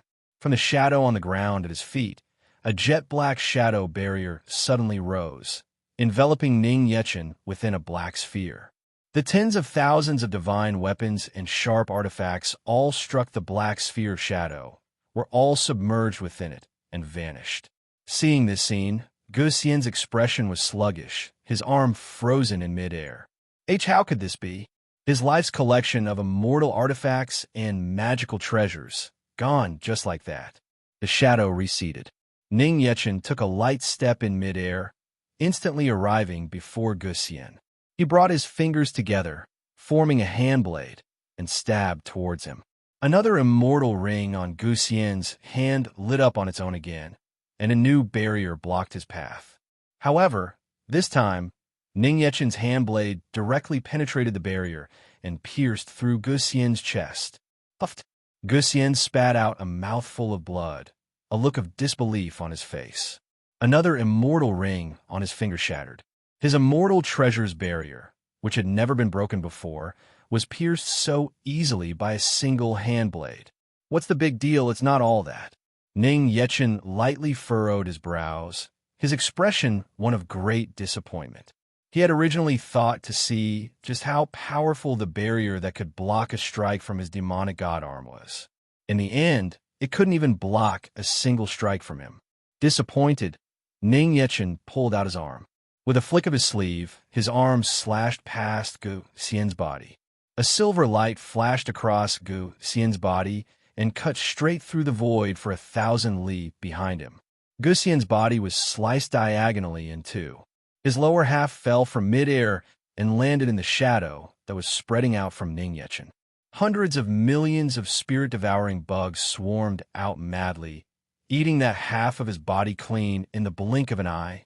Gu Xian, with only half his body left, was hanging on by a thread, gazing at Ning Yechen with a face full of despair and terror. Before him, he had no strength to fight back at all. This demon lord, just what kind of monster is he? Ning Yechen grabbed Gu Xian's face, his eyes cold and icy, and his arm ignited with jet-black demonic flames. Seeing the demonic flames gradually approach, Gu Xian's eyes trembled with fear, but he didn't even have the chance to open his mouth and beg for mercy. The demonic flames instantly swallowed his entire body. The immortal rings on Gu Xian's hands automatically formed barriers, but it was merely in vain. As the immortal rings shattered one by one, it also meant that the final trace of hope had vanished. When the last protective immortal ring shattered, the demonic flames began to erode Gu Xian's immortal body. His flesh, blood, immortal bones, and even his divine soul suffered the full torment of the raging flames. A dual torment of flesh and soul. MMPH. Gu Xian's pained face was twisted, his form and divine soul gradually dissipating. But his mouth was covered by Ning Yechen's hand, so he could only let out muffled, pained wails. The wailing did not last long before Gu Xian was burned to nothing in Ning Yechen's hand, turning into fly ash. Ning Yechen coldly retracted his arm and the shadow at his feet, looking at the ruins that stretched for several thousand li in every direction. He then realized that he seemed to have forgotten to hold back a little. If Yu Qingyu were to find out about this, he wouldn't be able to escape her nagging. Inside Yongye Junsheng. After coming out of Han Mei's residence, the residual blush on Luo Ruiying's face had still not faded. Today's experience would probably be something she would never forget for the rest of her life. "Madam, are you all right?" Yu Qingyu asked with some concern after seeing Luo Ruiying come out. She knew Han Mei's nature very well. She could also roughly guess what Han Mei's room was like, and knew it was probably no small shock for Luo Ruiying. "I'm fine, let's go," Luo Ruiying said, her face slightly red. Yu Qingyu followed Luo Ruiying, leading the Xiao by its reins. Home! Luo Hongye, on the other hand, was lying on the Xiao's back, happily rubbing against its soft fur and calling out in her milky voice. Both Luo Ruiying and Yu Qingyu looked at Luo Hongye with faces full of doting affection. Just as they had taken a few steps, Yu Qingyu's expression suddenly hardened. She stopped in her tracks, her beautiful eyes secretly glancing behind her. In the crowd behind them, several pairs of eyes were staring at them. "What is it, Qingyu?" Luo Ruiying, noticing that Yu Qingyu had stopped, turned her head and asked. And just at this moment, the earth suddenly trembled violently, and a series of huge bangs were transmitted into the city from a place very far from Yongye Junsheng. Almost everyone in the city noticed this tremor and walked onto the streets in confusion, looking up in the direction of the sound source. It had been a long time since such a big commotion had occurred in the demon realm. Demon Lord's aura and the smell of immortal clan bugs. Yu Qingyu's expression turned cold, and she turned her gaze again to the place far from Yongye Junsheng. That sudden loud noise was like some kind of signal. A thick white fog quickly rose up from the surrounding streets. Everyone sensed that something was wrong. The white fog quickly spread to the feet of Luo Ruiying and Yu Qingyu, and their surroundings were completely enveloped by the white fog, making it impossible to see anything clearly. "Madam, you and the little princess stay by my side and do not leave," Yu Qingyu instructed Luo Ruiying beside her. However, she received no response. Around her was only a vast expanse of white fog, without any sound. She was in Yongye Junsheng, and the surrounding streets were full of people. It was impossible for there to be no sound or movement at all. "Disperse," Yu Qingyu said coldly. The power of her word spirit, like ripples spreading on the surface of water, dispersed all the white fog around her. After the white fog dissipated, Yu Qingyu then discovered that at some unknown time, she was no longer in Yongye Junsheng, but was now in a dense forest. Ringoi, the white fog secret realm. To deliberately separate me from Madame and the little princess, their goal probably isn't to make a move on me. So that means you want to make a move on Madame and the little princess? Am I guessing correctly, everyone? Yu Qingyu said in a cold voice to the surrounding forest.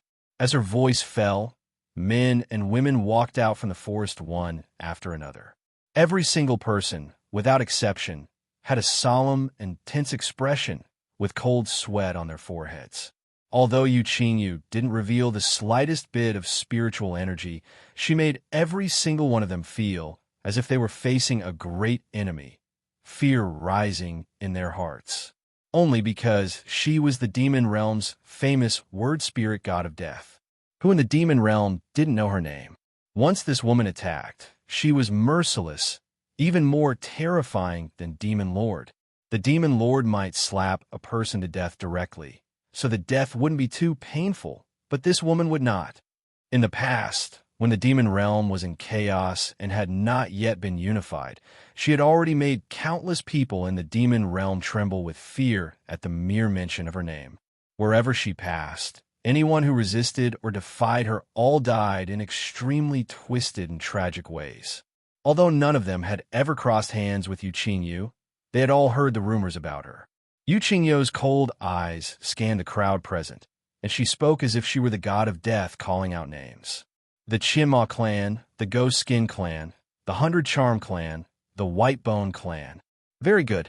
It seems the 100 clans of the Qianma in the Western Domain have basically all arrived. You have lost the final mercy that the Demon Lord granted you. From this day forward, all of your clans will disappear from the demon realm. Not a single one will be left, and you will all receive endless pain and regret and despair until you die. The crowd. Hearing Yu Qingyu's cold voice, the hearts of the crowd trembled, and they felt a direct sense of fear. Only after truly facing Yu Qingyu did they begin to feel regret. Everyone, you and I are all at the Immortal Emperor Cultivation Realm, all strong experts chosen from our clans. Do not fear her. She is only one person. There is no turning back now. We only need to stall her for a moment. An elder of the Qianma clan stood out and shouted. Hearing this, the crowd once again mustered their courage, and one by one, they gripped the weapons in their hands. Indeed, at this point, even if they gave up and begged for mercy, this woman would absolutely not let them go. Attack! It's unknown who shouted, but everyone simultaneously unleashed their strongest magical treasures and weapons and flew towards Yu Qingyu together. Yu Qingyu's figure remained as still as a mountain. She didn't even bother to give these people a second glance and said coldly, Freeze! As her voice fell, an aura like the laws of the heavenly Dao rippled out. Everyone present was frozen in midair, maintaining their postures. The falling leaves beside them also stopped in midair. It was as if time itself had stopped at this moment. The crowd was greatly shocked in their hearts, filled with terror. They were all at the Immortal Emperor Cultivation Realm, to be rendered completely immobile by a single sentence. See, could this really be done? Yu Qingyu, with her dignified and elegant posture, slowly walked before the Qianma clan elder who had been the first to speak. Her ice-cold, beautiful eyes watched him as she asked, Speak, what was your purpose in planning to take away Madame and the little princess? That elder of the Qianma clan swallowed his saliva, his heart filled with terror. Just as he was hesitating whether to speak, Yu Qingyu had already lost interest in him.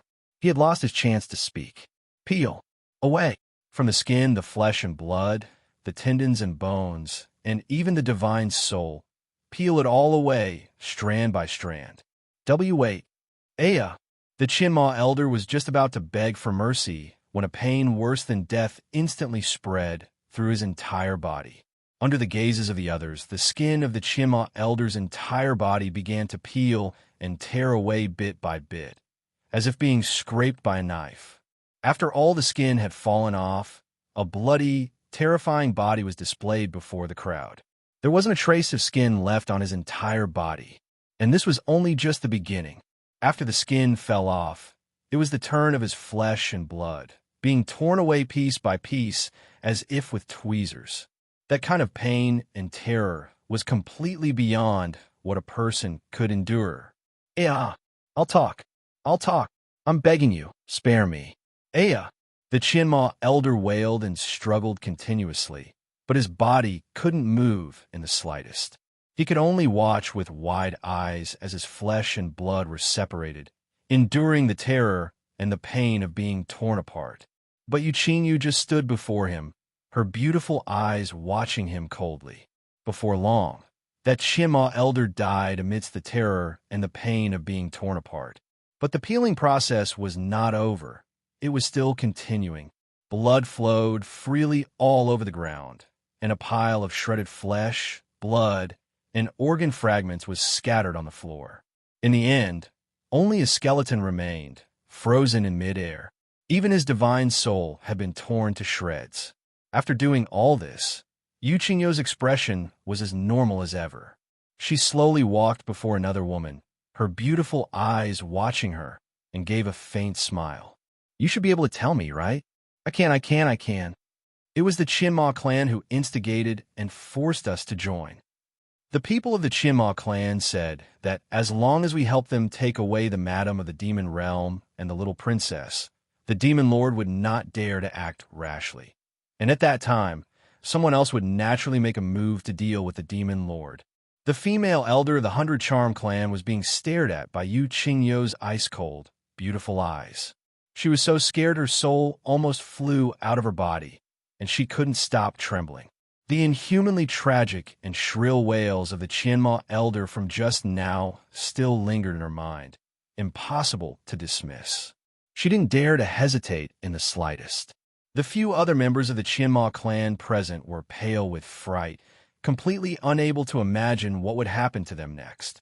Only at this moment did they realize just how arrogant and conceited the Qinma clan had been. They couldn't even manage to stall Yu Qingyu. You didn't really think that just because I and Demon Lord were not present, you would be able to take away Madam and the little princess from within Yongye Junsheng, did you? You are truly stupid and ignorant. Yu Qingyo's beautiful, cold eyes swept over everyone frozen in midair around her, and she slowly turned to leave. The moment everyone was stared at by this gaze, it was as if they had fallen into an ice cavern, their entire bodies freezing cold. Our Lord Left Guardian, could you spare us? We were just momentarily bewitched by the Qinma clan. We hold absolutely no disrespect for the Demon Lord. Yes, us too. This was all forced upon us by the Qinma clan. We are willing to swear to follow Demon Lord to the death from now on, with no second thoughts. The crowd urgently and sincerely begged Yu Qingyu for mercy and admitted their faults. Faced with Yu Qingyo's completely overwhelming power and terrifyingly cruel methods, even the most valiant and fearless demons couldn't help but feel fear and cowardice. Listening to the desperate pleas for mercy from the crowd behind her, Yu Qingyu just slightly turned her face, her eyes revealing deep disappointment and ice-cold, killing intent. You are all elders of the various clans of my demon realm's western domain. When you made your decision, you should have thought about the consequences you would have to bear. To beg for mercy without even this bit of awareness truly disappoints me. Originally, I had already decided to settle the accounts with you one by one upon my return. It was only that the Demon Lord benevolently loves every citizen of the demon realm and mercifully gave you one chance. And you have already lost the final mercy that the Demon Lord granted you. After she spoke, everyone present had already sensed the fate they were about to face. In their dazed eyes, only deep regret and terror remained. They were all members of the demon clan and understood the demon realm's methods of execution better than anyone. Their end would probably be no better than that Qinma elder's. Peel, away, and then swell, and burst. After leaving these words calmly, Yu Qingyu didn't spare these people another glance. Why wait? Lefea, MMPH. Left, Lord Left Guardian. The crowd behind her tried to continue begging Yu Qingyu for mercy and terror, but their skin, just like that Qinma elder's, began to peel off layer by layer. Ennui, heart-rending screams, and miserable wails continuously sounded from behind. After their skin had been completely peeled off, the bloody, mangled bodies of the crowd were frozen in midair like works of art. Their flesh was not further peeled away. Instead, their bodies subsequently began to inflate continuously like balloons, becoming like round, bulging balloons. Having lost all their skin, as their bodies inflated, their flesh and blood cracked open bit by bit, their crushed bones completely piercing their internal organs, and blood flew wantonly everywhere. Until their bodies could no longer continue to inflate, everyone, at almost the same time, exploded in midair like balloons. In an instant, flesh and blood flew everywhere, like blood-red flowers blooming one after another in midair. The verdant green forest was completely stained blood-red. Yu Qingyu, with her hands held dignifiedly, departed straight away without looking back at the bloody flowers behind her, her expression indifferent and calm. The moment they decided to make a move, their fate and the fate of their clans had been sealed. On the other side, after the white fog rose, Luo Ruing also noticed that Yu Qingyu had vanished from her side. No matter how she called out, there was no response from beside her. Not only that, but even Luo Hongye, who had been lying on the Xiao, had also disappeared from her side at some unknown time. Yi, Luo Ruing shouted anxiously. However, the surrounding white fog was vast and obscure. She couldn't see her hand in front of her face, and nothing was clear. Her keen intuition told her that something was wrong. Luo Ruing's expression was serious. She drew the Luo Shun celestial sword, her beautiful eyes warily scanning her surroundings. She was already surrounded. The newcomers were very strong. With her cultivation at the heaven-human realm, she was afraid she wouldn't be a match for any single one of her opponents. Just at this moment, the white fog was instantly pierced, and several bone spikes stabbed directly towards Luo Ruing. Luo Ruing quickly swung her celestial sword, striking down all the incoming bone spikes. And in that brief moment, a burly man with skin as rough as rock suddenly shot out from the white fog beside her, attacking her with a condensed fist. The man wore a heavy iron helmet, his face unclear, but his cultivation was extremely profound and terrifying. The opponent's cultivation was completely above hers. Luo Ruing could only once again raise her sword with both hands to block in front of her. Her celestial spiritual energy formed a barrier that collided with his demonic spiritual energy. From a one punch, Luo Ruing slid backward several hundred meters. However, there were more than two opponents. Seizing the moment Luo Ruing had just stabilized herself, several spirit-binding ropes shot out from the white fog, firmly tying up her hands and feet. Dealing with a little girl at the heaven-human realm is as easy as turning over one's hand. If we didn't need you alive, you would probably already be dead, madam. From the white fog, a man whose entire body was covered in all sorts of white bone spikes slowly walked out, his expression incomparably arrogant and smug. He had originally thought it would be so difficult to take away the first madam of the demon realm from within Yongye Junshin. In the end, the other party was merely a cultivator at the heaven-human realm. Having the two of them, both immortal emperors, take action was simply overkill. Luo Ruing desperately tried to break free from the spirit-binding ropes, but it was completely useless. The spiritual energy she exerted was quickly suppressed by the spirit-binding ropes, making it impossible to use her strength. Madam, I advise you not to waste your effort. These spirit-binding ropes have been soaked in demonic spiritual energy. They are specially designed to deal with your heavenly clan. The more you struggle, the tighter they will bind, you know. The white bone elder grinned smugly and laughed loudly. Luo Ruing's beautiful eyes turned cold as she stared fixedly at the white bone elder and asked in a chilly voice, "Why are you attacking me? Is it because of my identity as a member of the heavenly clan?" Well, your heavenly clan identity is only one of the insignificant reasons. What's important is that you are Demon Lord's woman.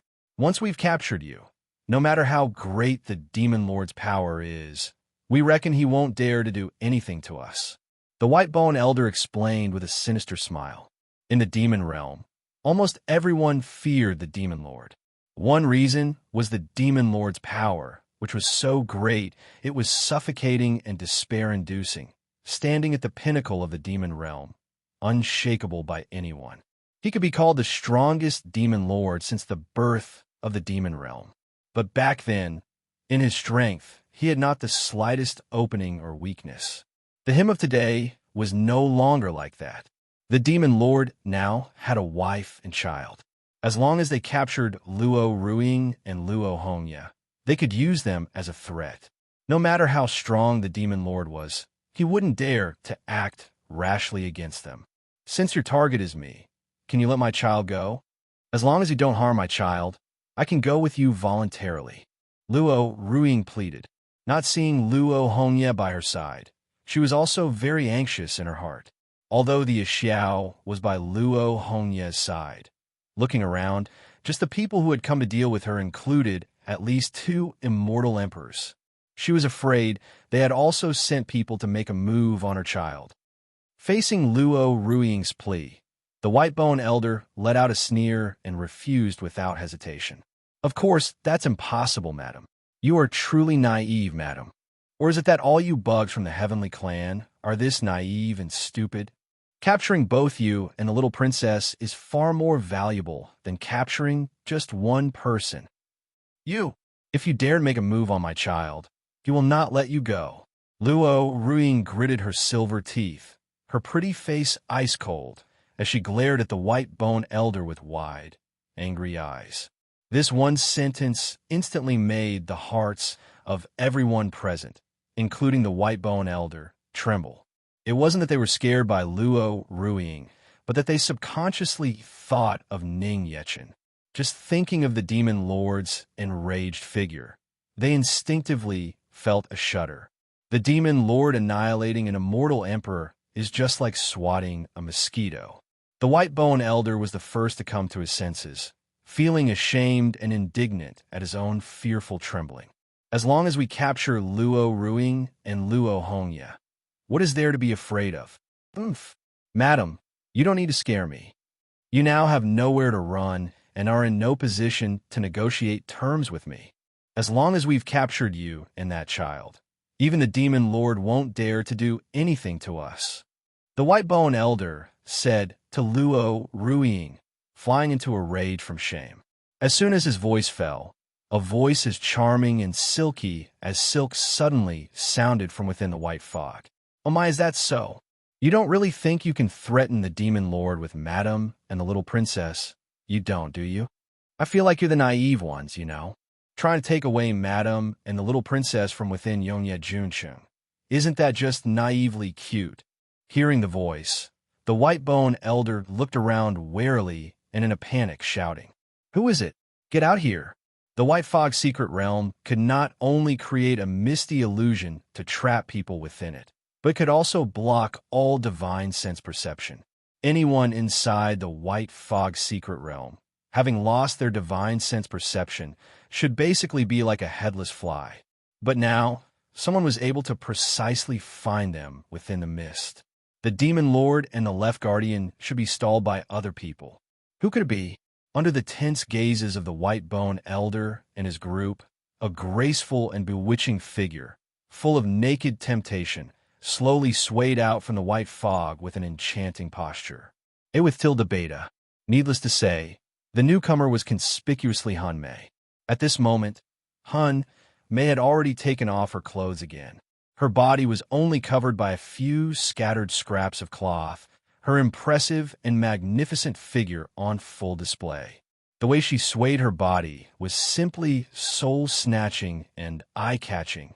Not long after Luo Ruiying had left her room, Han Mei had noticed the thick white fog spreading through the city. Coincidentally, she was an expert at entering and exiting illusory realms. This kind of mist was of no use against her at all. Han Mei walked to Luo Ruiying's side and, with a flick of her finger, directly cut the spirit-binding ropes on her body. "Thank you, Han Mei," Luo Ruiying said gratefully in a soft voice. In her heart, however, she felt a deep sense of powerlessness and self-reproach. If she could recover her former cultivation strength, dealing with these two would be no problem at all. "You're too polite, madam. If madam truly wants to thank me, how about you sleep with me next time?" Han Mei gave a charming smile and whispered seductively, leaning close to Luo Ruiying's face. Luo Ruiying subconsciously blushed. How could she be in the mood to say such things in a situation like this? Seeing Luo Ruiying's blushing cheeks, Han Mei showed a satisfied expression, waved her hand, and said with a laugh, I was just joking with you, madam. Although I really do want to sleep with you, madam. Demon Lord would definitely not agree. Why was Han Mei worried that Ning Yechen wouldn't agree, instead of thinking that she would refuse? Did she think that she would agree? Or was she saying that as long as Ning Yechen agreed, she would force herself on me? Luo Ruiying couldn't help but think in her heart. She became a little more wary of Han Mei in secret. Han Mei turned around, her gaze falling upon the white bone elder and his group, and complained in a seductive voice. I say, you people, tying up women is very discourteous, you know. However, I quite like to play this way. How about you play with me instead? We can play however you want. I guarantee I'll make you wish for death while in ecstasy. Han Mei winked at the white bone elder and his group and blew a kiss. However, the crowd present had serious expressions, extremely vigilant. Who in the demon realm didn't know this wanton woman? The 9th-ranked demon god, Han Mei, and the ghost skin elder will deal with this woman. The rest of you, go capture the madam. The white bone elder didn't dare to delay any longer and hurriedly shouted the order. Receiving the order, the group flew out, attacking Luo Ruiying directly. You men, you always like to eat what's in your bowl while still looking at what's in the pot. I already said I would play with you. How can you ignore me? I'm very sad, you know. Han Mei revealed a resentful expression. Her figure flashed, and her pair of fair, slender, jade-like hands pierced through the necks of the two men charging at the very front. The splattering blood landed on Han Mei's enchanting and bewitching cheeks. Han Mei extended her long, red tongue to lick the blood from her face, her expression becoming even more bewitching. I already said, I'll play with you. But you're not allowed to make a move on Madam. Madam already has Demon Lord, but I'm still single, you know? Han Mei pinched the neck bones of the two men, lifting them up before her. The two were not yet dead, but with their necks pinched in Han Mei's hands, they didn't dare to make a single rash move and could only stare at Han Mei with faces full of terror.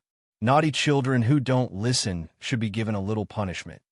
Han Mei slightly parted her red lips, and streams of a golden-brown airflow immediately began to surge from the bodies of the two men in her hands, flowing into her mouth.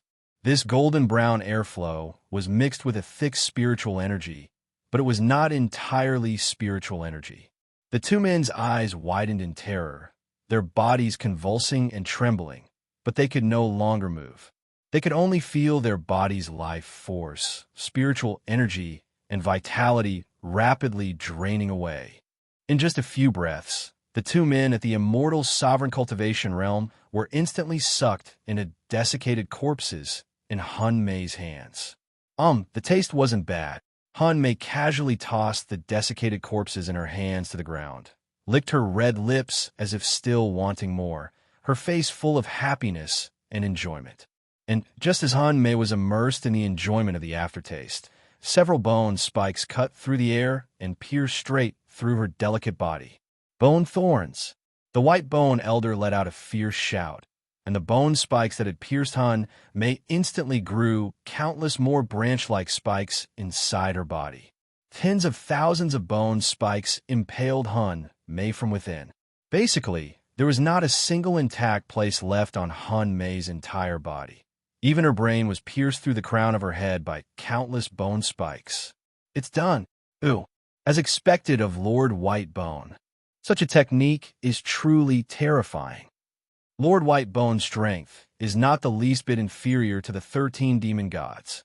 The surrounding crowd, seeing that Han Mei was deader than dead, instantly revealed looks of joy and praised the Whitebone elder one after another. A smug smile couldn't help but appear on the Whitebone elder's face as well. As long as someone was pierced by even one of his bone spikes, he could activate that spike to grow infinitely within their body until it had pierced through their entire being. The legendary 9th-ranked demon god wasn't all that. Luo Ruiying, seeing Han Mei impaled by bone spikes and mangled beyond recognition, was extremely worried. This kind of injury was basically a fatal wound. No matter how strong her recovery ability was, it was impossible for her to be all right. Just as Luo Ruiying was about to step forward to save Hun Mei suddenly moved. That's right. Hun Mei, whose entire body had been pierced and shredded, slowly began to move. The White Bone Elder and his group were instantly dumbfounded, looking as if they had seen a ghost. How is this possible? Her insides should have been completely shredded by his bone spikes. She actually wasn't dead. Under the shocked gazes of the crowd, Hun Mei wiggled her fingers and lifted her pierced face. Her face was penetrated by bone spikes, covered in dripping blood, and one of her eyes had even been pierced through, yet she still had an expression of ultimate ecstasy, looking excitedly at the White Bone Elder as she said, It's been a long time since I've experienced this kind of pain. It really makes me so excited my whole body is burning up. It felt so good. P greater than over equal to W less than over equal to. Almost came. The crowd fell silent, a drop of cold sweat trickling down their foreheads, completely frightened by Hun Mei's excited appearance. This crazy woman. Besides the reputation of the woman you can only look at, but never touch, Hun Mei was also known in the demon realm as the succubus who can never be satisfied. This satisfaction didn't just refer to that aspect, but also to her masochistic tendencies. Rumor had it that she once faced thousands of enemies and did not resist at all, allowing the enemies to freely torture and kill her for several months. However, after several months, only she remained, standing tall on a mountain of corpses and remains, bathed in blood but completely unharmed, a look of bewitching enjoyment on her face. In the demon realm, she was one of the few foremost perverts, truly as terrifying as the rumors said. Luo Ruiying, behind her, also had a look of horror. She was deeply shocked by Hun Mei's physical constitution. Hun Mei slowly grabbed the bone spikes piercing her body and, completely disregarding her injuries, pulled herself off them bit by bit. As she forcefully pulled her body from the bone spikes, Hun Mei's face was flushed with excitement, still with a look of enjoyment. She even couldn't help but let out a series of alluring, bewitching pants and soft moans. She could feel each and every bone spike tearing open her body, stretching open her wounds. Oh, it felt simply too good. After Hun Mei had forcefully pulled herself from the bone spikes, her body was mangled, covered all over in bloody holes, looking particularly ferocious and frightening. Nuo. Hun Mei paid it no mind. She bent down, picked up the eyeball that had fallen on the ground, popped it back into her eye socket, and after blinking, her eye was restored to its original state. Demonic spiritual energy surged throughout her body. The pieces of flesh on the ground squirmed and merged back into her body, and the bloody holes healed completely at an extremely rapid speed. In just a moment's time, Hun Mei appeared in everyone's field of vision, completely unharmed, her skin as smooth as new. That feeling just now was very nice. I liked it a lot. Perhaps you all can continue to satisfy me. Hun Mei swayed her body, inserted a finger into her mouth, and with pink hearts appearing in her eyes, she teased the White Bone Elder and his group with a bewitching and expectant look. Not good. Don't look at her eyes. The White Bone Elder immediately shouted loudly. However, it was already too late. Quite a few people had already met Hun Mei's gaze. Everyone who saw Hun Mei's eyes instantly fell into a daze, as if immersed in the pleasure of making love, and they continuously murmured foolishly, I can't take it anymore, I can't take it. I'm so comfortable. Lady Hun Mei, be gentle. You see, look how happy they are. Aren't you going to join in? Hun Mei beckoned with her hand, and everyone who had fallen for her charming demon eyes came to her side, without hesitation, and prostrated themselves at her feet. The White Bone Elder and the Ghost Skin Elder were greatly shocked. Charm could control a person's mind, and was generally more effective on those with lower cultivation and weaker spirits. Yet these people around him, the one with the lowest cultivation was at the Immortal King realm, and there were even a few Immortal Venerables, yet they had fallen with just a single glance. Good children, what am I to you? Hun Mei asked with a beaming smile, caressing the people prostrated at her feet. Master Hun Mei, the crowd said with foolish smiles. Hee hee, then what are you to me? Hun Mei smiled with satisfaction and continued to ask. We are Lady Hun Mei's dogs. The crowd sat up in a dog-like posture, their tongues hanging out as they replied. Such good doggies. Hun Mei stroked the chins of the crowd. The once high and mighty immortal kings and immortal venerables had, in her hands, become tame dogs. Go, little doggies. Bite them. Hun Mei pointed at the white-bone elder and the ghost-skin elder and gave the command. The crowd at her feet did not hesitate. Their faces ferocious, their teeth bared, they pounced one by one towards the white-bone elder and the ghost-skin elder. What a bunch of useless things. The white-bone elder flew into a rage, and with a wave of his hand, shot out countless bone spikes, impaling and killing the crowd before him. Even though they were his own clansmen, he showed no mercy in his attack. Since they had already been controlled, there was no use in keeping them alive. Ghost Skin Elder attack. On the Ghost Skin Elder's side, with his strong and tall physique and his tough, impenetrable body, he was smashing the crowd to a pulp, one by one with his fists. After hearing the White-Bone Elder's command, the Ghost Skin Elder let out a furious roar, and with a stomp of his foot, he turned into a cannonball and shot directly in front of Hun Mei. Hun Mei stood on the spot without any resistance at all. On the contrary, she opened her arms with a face full of anticipation to welcome him. Bang! The Ghost Skin Elder smashed Hun Mei into the ground with a single punch. With a loud boom, the ground directly collapsed into a deep crater. In the deep crater, Hun Mei's head had already become a pile of rotten mud. The White-Bone Elder's face showed wild joy. Her head was smashed to a pulp. She's dead for sure this time. However, the next scene once again told him that he had celebrated too soon. Succubus demonic tattoos appeared on Hun Mei's abdomen.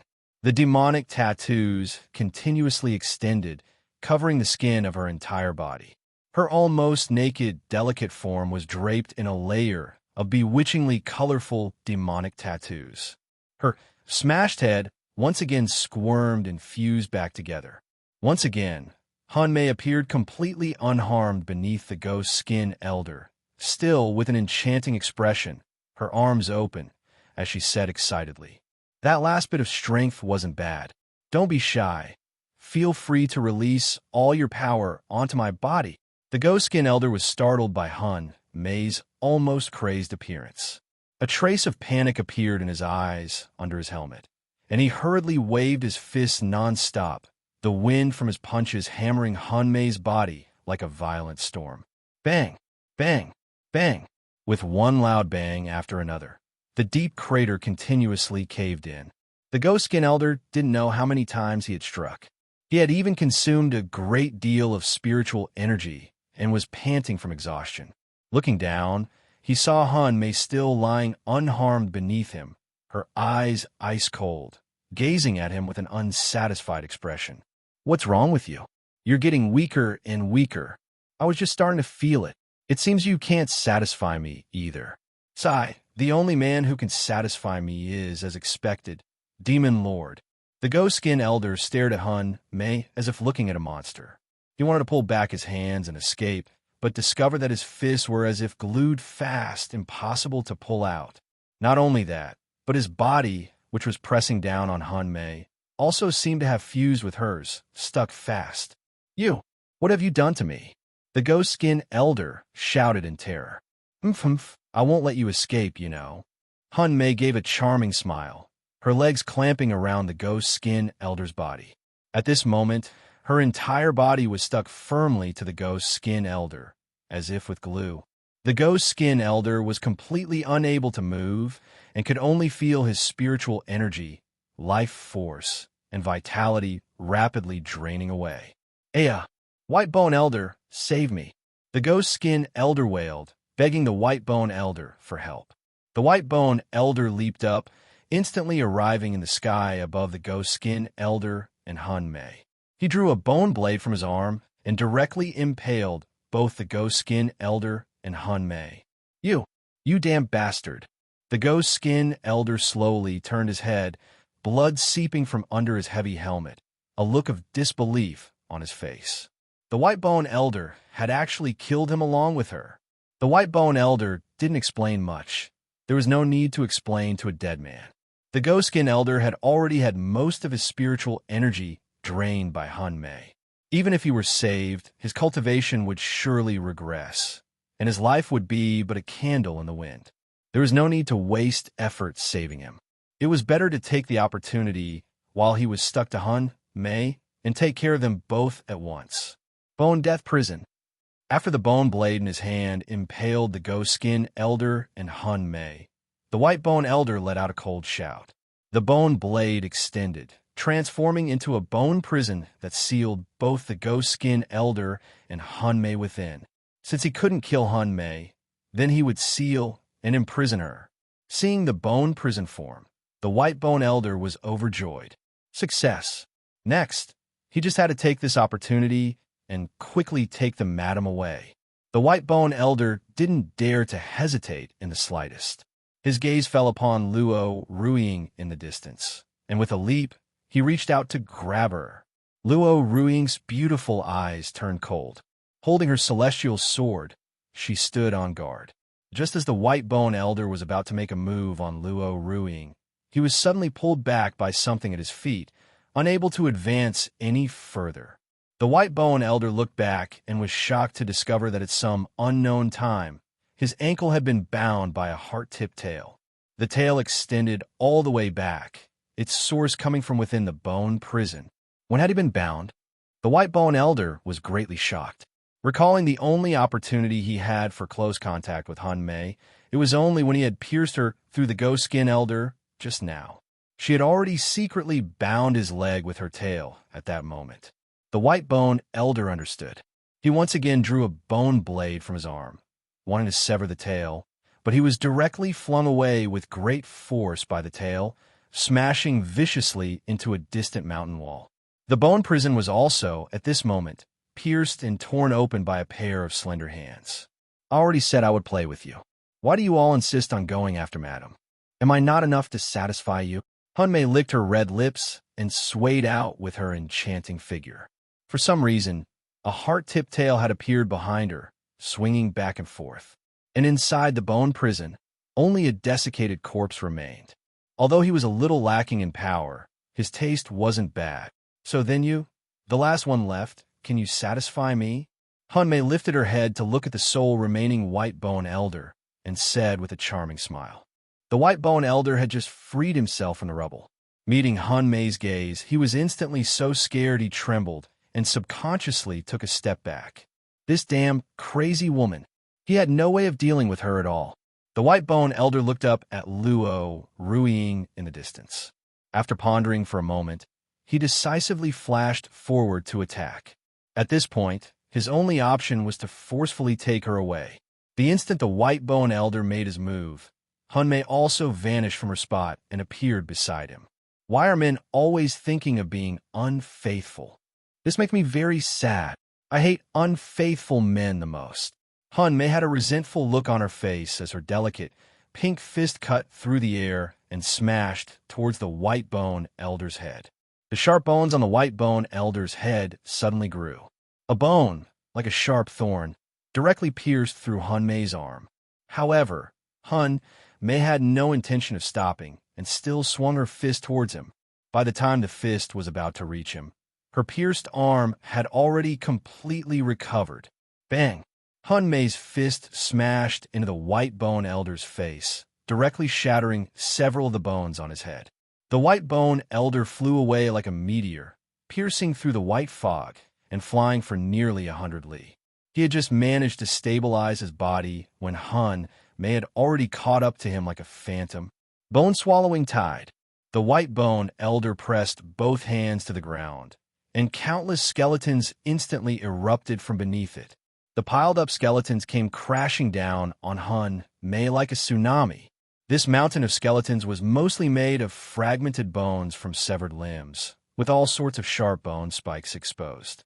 Han Mei paid it no mind, charging straight into the mountain of skeletons, completely ignoring her body being cut by the countless sharp bone spikes. The White Bone Elder was completely at a loss against Han Mei's crazed actions. This crazy woman didn't care at all how much her body was injured. She was even enjoying it. Does she not have a sense of pain? Seeing Han Mei break through the pile of skeletons, the White Bone Elder could no longer remain calm and shot out the bone spikes from his own body one by one. Facing a Han Mei who couldn't be killed no matter how he tried, besides fear, he had absolutely no idea what to do anymore. He could not let this woman touch any of his skin. Otherwise, his end would be the same as the ghost skin elders. The flying bone spikes pierced into Han Mei's body one after another, but not only did her speed not decrease, it actually became faster. In an instant, Han Mei, enduring the bone spikes impaling her, directly pierced his chest with one hand. Puffed! The White Bone Elder spat out a mouthful of blood, gazing at Han Mei with a face full of unwillingness. He had actually lost, just like that. Lost to this crazy woman. He caught you. That's quite a nice gaze. It's a pity you're not my type. Otherwise, as a final gesture, I could have given you an unforgettable, fragrant kiss and let you depart happily. Han Mei gazed bewitchingly at the White Bone Elder, licked her red lips impatiently, and began to drain him clean bit by bit, squeezing him dry until not a single drop was left. Aya! The White Bone Elder let out a final wail, only able to watch with wide eyes as the spiritual energy and essence in his body continuously drained away, his body gradually withering and becoming depleted. In just a moment, all that was left of the White Bone Elder was a desiccated corpse of skin and bones. Han Mei casually pulled out all the bone spikes embedded in her body and tossed them away, licking her red lips as if still wanting more. It was a rare day that she had a full meal. It's just a pity she still wasn't satisfied. It was as if she had just experienced a great battle, but Han Mei, whose body and heart had not been satisfied, only felt a wave of emptiness. The attacks of the White Bone Elder and the Ghost Skin Elder were limp and soft, not interesting at all. On the other side, after the white fog rose, they were enveloped in a vast expanse of white. Luo Hongye, lying on the Xiao, curiously extended her tender little hand and poked at the white fog beside her. After the white fog was dispersed, it quickly gathered together again. Luo Hongye poked at it back and forth, then turned her head and called out with pleasant surprise in her soft, sweet voice. Mommy, this is so fun. When Luo Hongye turned her head, she then discovered that Luo Ruing, who had been beside her, was already gone without a trace. Even Yu Qingyu, who had been accompanying her on the other side, was also gone. Mommy, big sister Yu? Luo Hongye's big eyes were full of anxiety. She constantly looked around and called out again in a small voice. The surrounding white fog was vast and obscure, deathly silent, with no response whatsoever. Sob, sob, sob. Mommy, Daddy, sob, sob, sob. Seeing no response from her surroundings for a long time, Luo Hongye couldn't help but recall the helplessness she felt when she was once captured and locked alone in a pitch-black cage. Her eyes welled up with tears, and out of fear, crystalline teardrops fell. Roar! Hearing Luo Hongye's sobs, the Xiao let out a gentle roar and moved its long tail to gently rub against Luo Hongye's cheek. Big kitty! Luo Hongye wiped her tears and moved. She hugged the Xiao's tail. In her heart, she suddenly didn't feel so helpless and afraid anymore. The Xiao, seeing Luo Hongye calm down, began to lead her forward through the white fog, relying on its intuition. Big kitty, are you taking Yi to find Daddy and Mommy? Luo Hongye asked in her soft, sweet voice, sitting on its back and hugging its tail. The Xiao nodded. And just at this moment, the Xiao suddenly sensed something and stopped in its tracks, its eyes staring fiercely at the white fog ahead. Gradually, a petite figure, not much older than Luo Hongye, walked out from the white fog. Big Sister Kuei. Seeing the person who appeared, Luo Hongye's eyes instantly lit up, and she called out with pleasant surprise. The newcomer was precisely the new friend Luo Hongye had just met yesterday, Kuei. For this little girl to be able to appear here at this time was extremely suspicious. It couldn't even detect her arrival. The Xiao didn't know if this little girl was friend or foe and continued to stare at Kuei with a vigilant gaze. Kuei, on the other hand, completely ignored the Xiao and walked straight up to it. Just as the Xiao slightly crouched down, preparing to attack Kuei, a single glare from Kuei instantly froze its expression. This terrifying feeling, it was very familiar. Back at the Yi household, it had often been glared at by Lord Yi Tianxin. This little girl is not ordinary. A Xiao, don't be nervous. I have come under the orders of Demon Lord to protect the little princess. Kuei's voice sounded in the Xiao's mind. The Xiao looked at the little girl before it in astonishment and slowly retracted its hostility and vigilance. It knew who she was. Kuei walked to the Xiao's side. She didn't slowly climb up like last time, but instead leaped lightly and landed behind Luo Hongye. Yi, don't be afraid. How about Big Sister Kuei takes you to find your mommy? Kuei coaxed Luo Hongye softly with a beaming smile. Okay. With another friend by her side, Luo Hongye suddenly didn't feel so scared anymore and replied happily.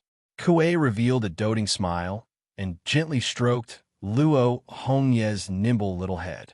Before we go find Yi's mommy, how about Yi plays a little game with Big Sister Kuei? What game is it, Big Sister Kuei? Luo Hongye turned around to look at Kuei and asked in her soft, sweet voice. The game is very simple.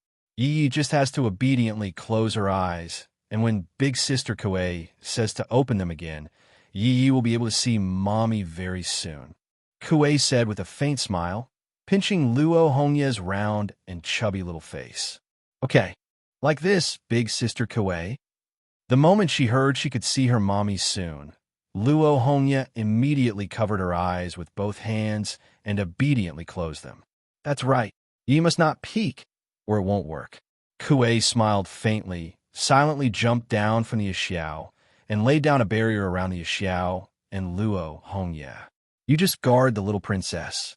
Leave the rest to me. After instructing the Xiao, Kuei's gaze turned ice cold as she looked into the surrounding white fog. From within the white fog, one figure after another gradually emerged, approaching Luo Hongye. The newcomers were all dressed in celestial robes, with sanctimonious appearances. They were clearly not from the demon clan.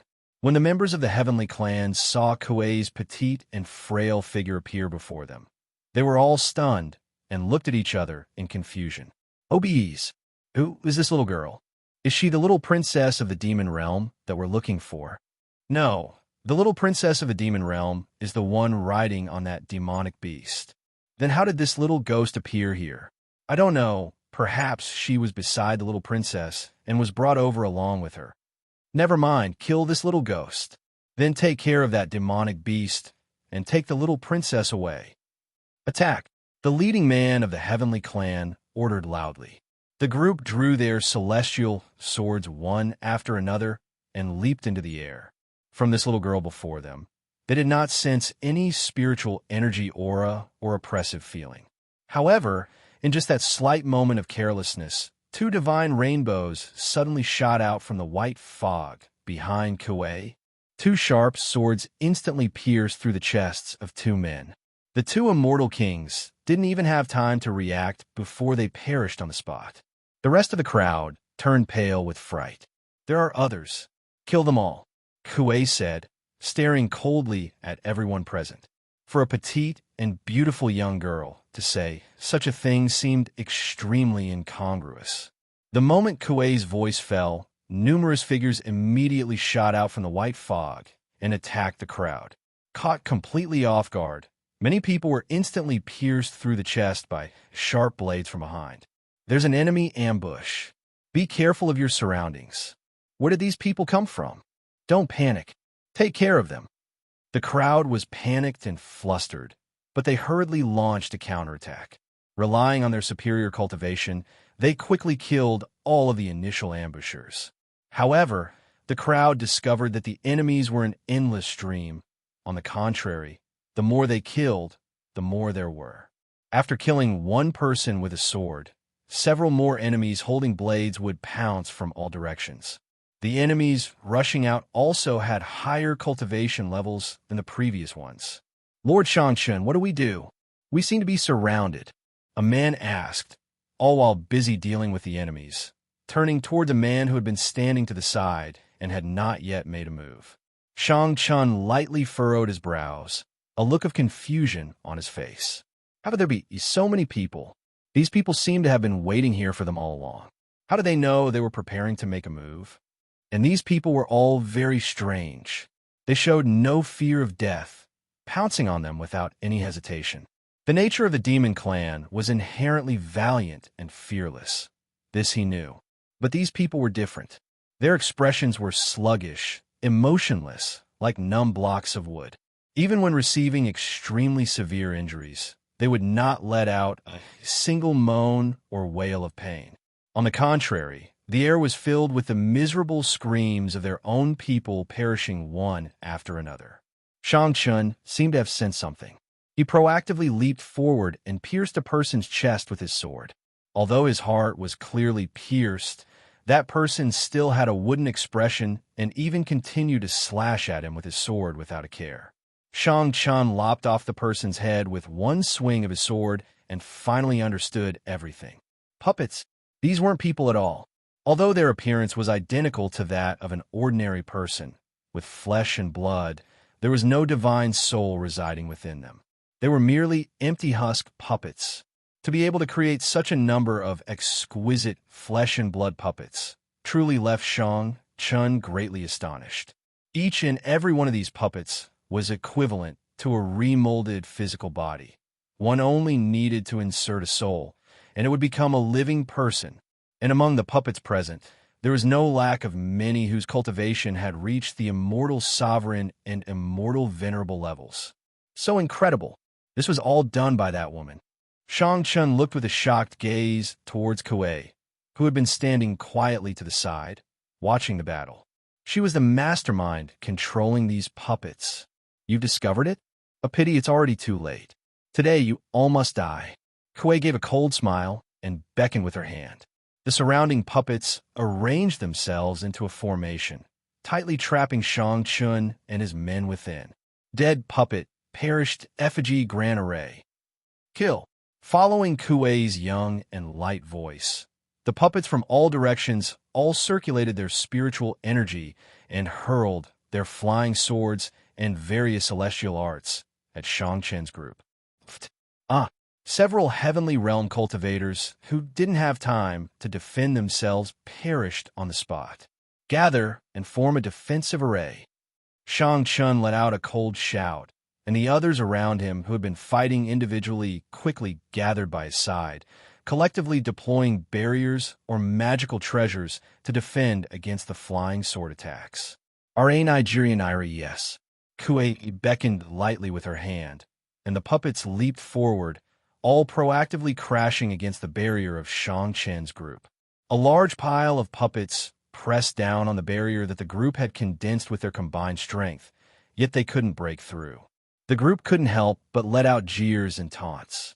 With Lord Shang Chun presiding, to think these soulless puppets can break our formation? What a joke. Look at them. They must be getting desperate. Even if we let them hack away for another 100 years, they still wouldn't be able to break the barrier. Just as the group was feeling smug, Shang Chun, however, furrowed his brows again. The puppets piling up were like a small hill, almost completely submerging them. She clearly knew it was impossible to break the formation barrier with just these puppets, so why was she having them charge forward one after another? Shang Chun's keen intuition sensed something amiss. His gaze passed through the gaps between the puppets piled on the barrier. Looking towards Kuei, he saw Kuei silently forming hand seals, an extremely unsettling smile on her face. Not good. Everyone scatter. Shang Chun, realizing something was wrong, immediately shouted. The group had blank expressions, not knowing why Shang Chun was so panicked. These puppets couldn't do anything to them anyway, so why risk scattering?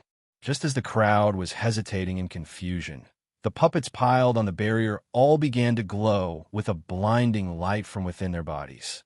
They're going to detonate their bodies. Quick, get out of here. Someone immediately realized the danger and shouted hurriedly.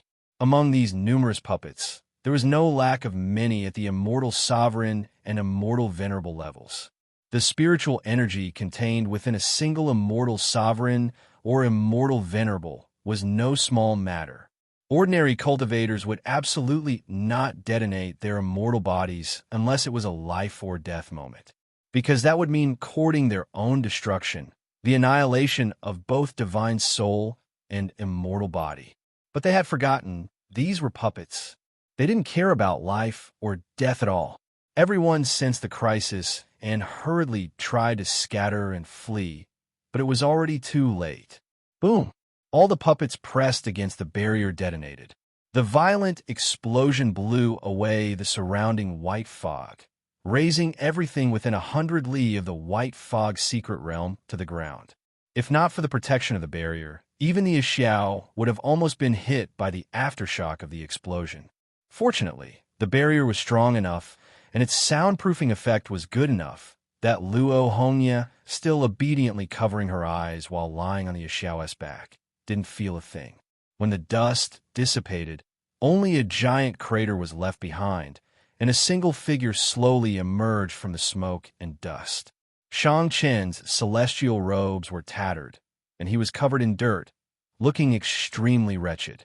Located at the center of the formation barrier, with others protecting the periphery, and having deployed his own separate barrier at the last moment, he had not suffered any serious injuries. Shang Chun gazed at Kuei with a sinister and vicious look and began to speak. I truly didn't expect that you would be willing to sacrifice so many puppets. I admire your courage, but it seems this is as far as it goes.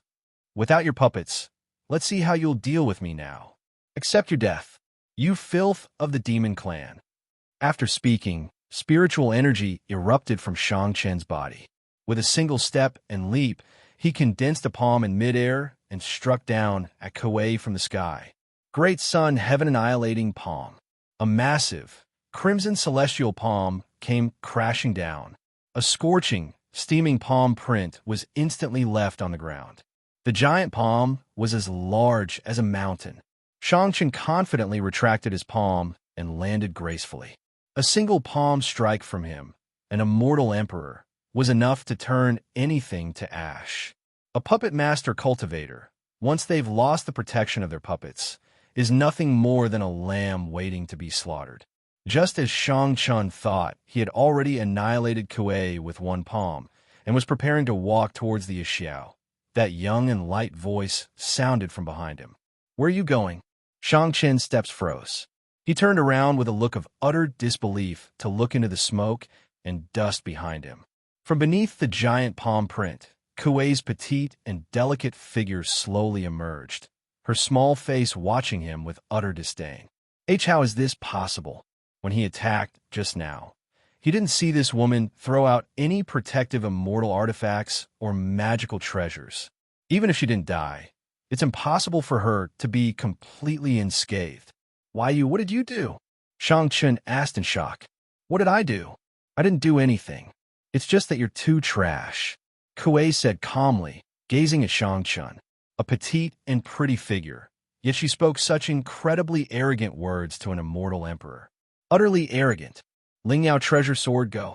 Although he didn't know why Kuei was able to remain unharmed, her words had completely enraged him. A mere filth of the demon clan. Shang Chun summoned his celestial sword before him. The sword spun rapidly, cutting through the sky like a sword rainbow, heading straight for the space between Kuei's eyebrows. Kuei's beautiful brows narrowed. She clenched her hand into a fist and swung her tender-looking fist to smash the celestial sword that was speeding towards her. Clang!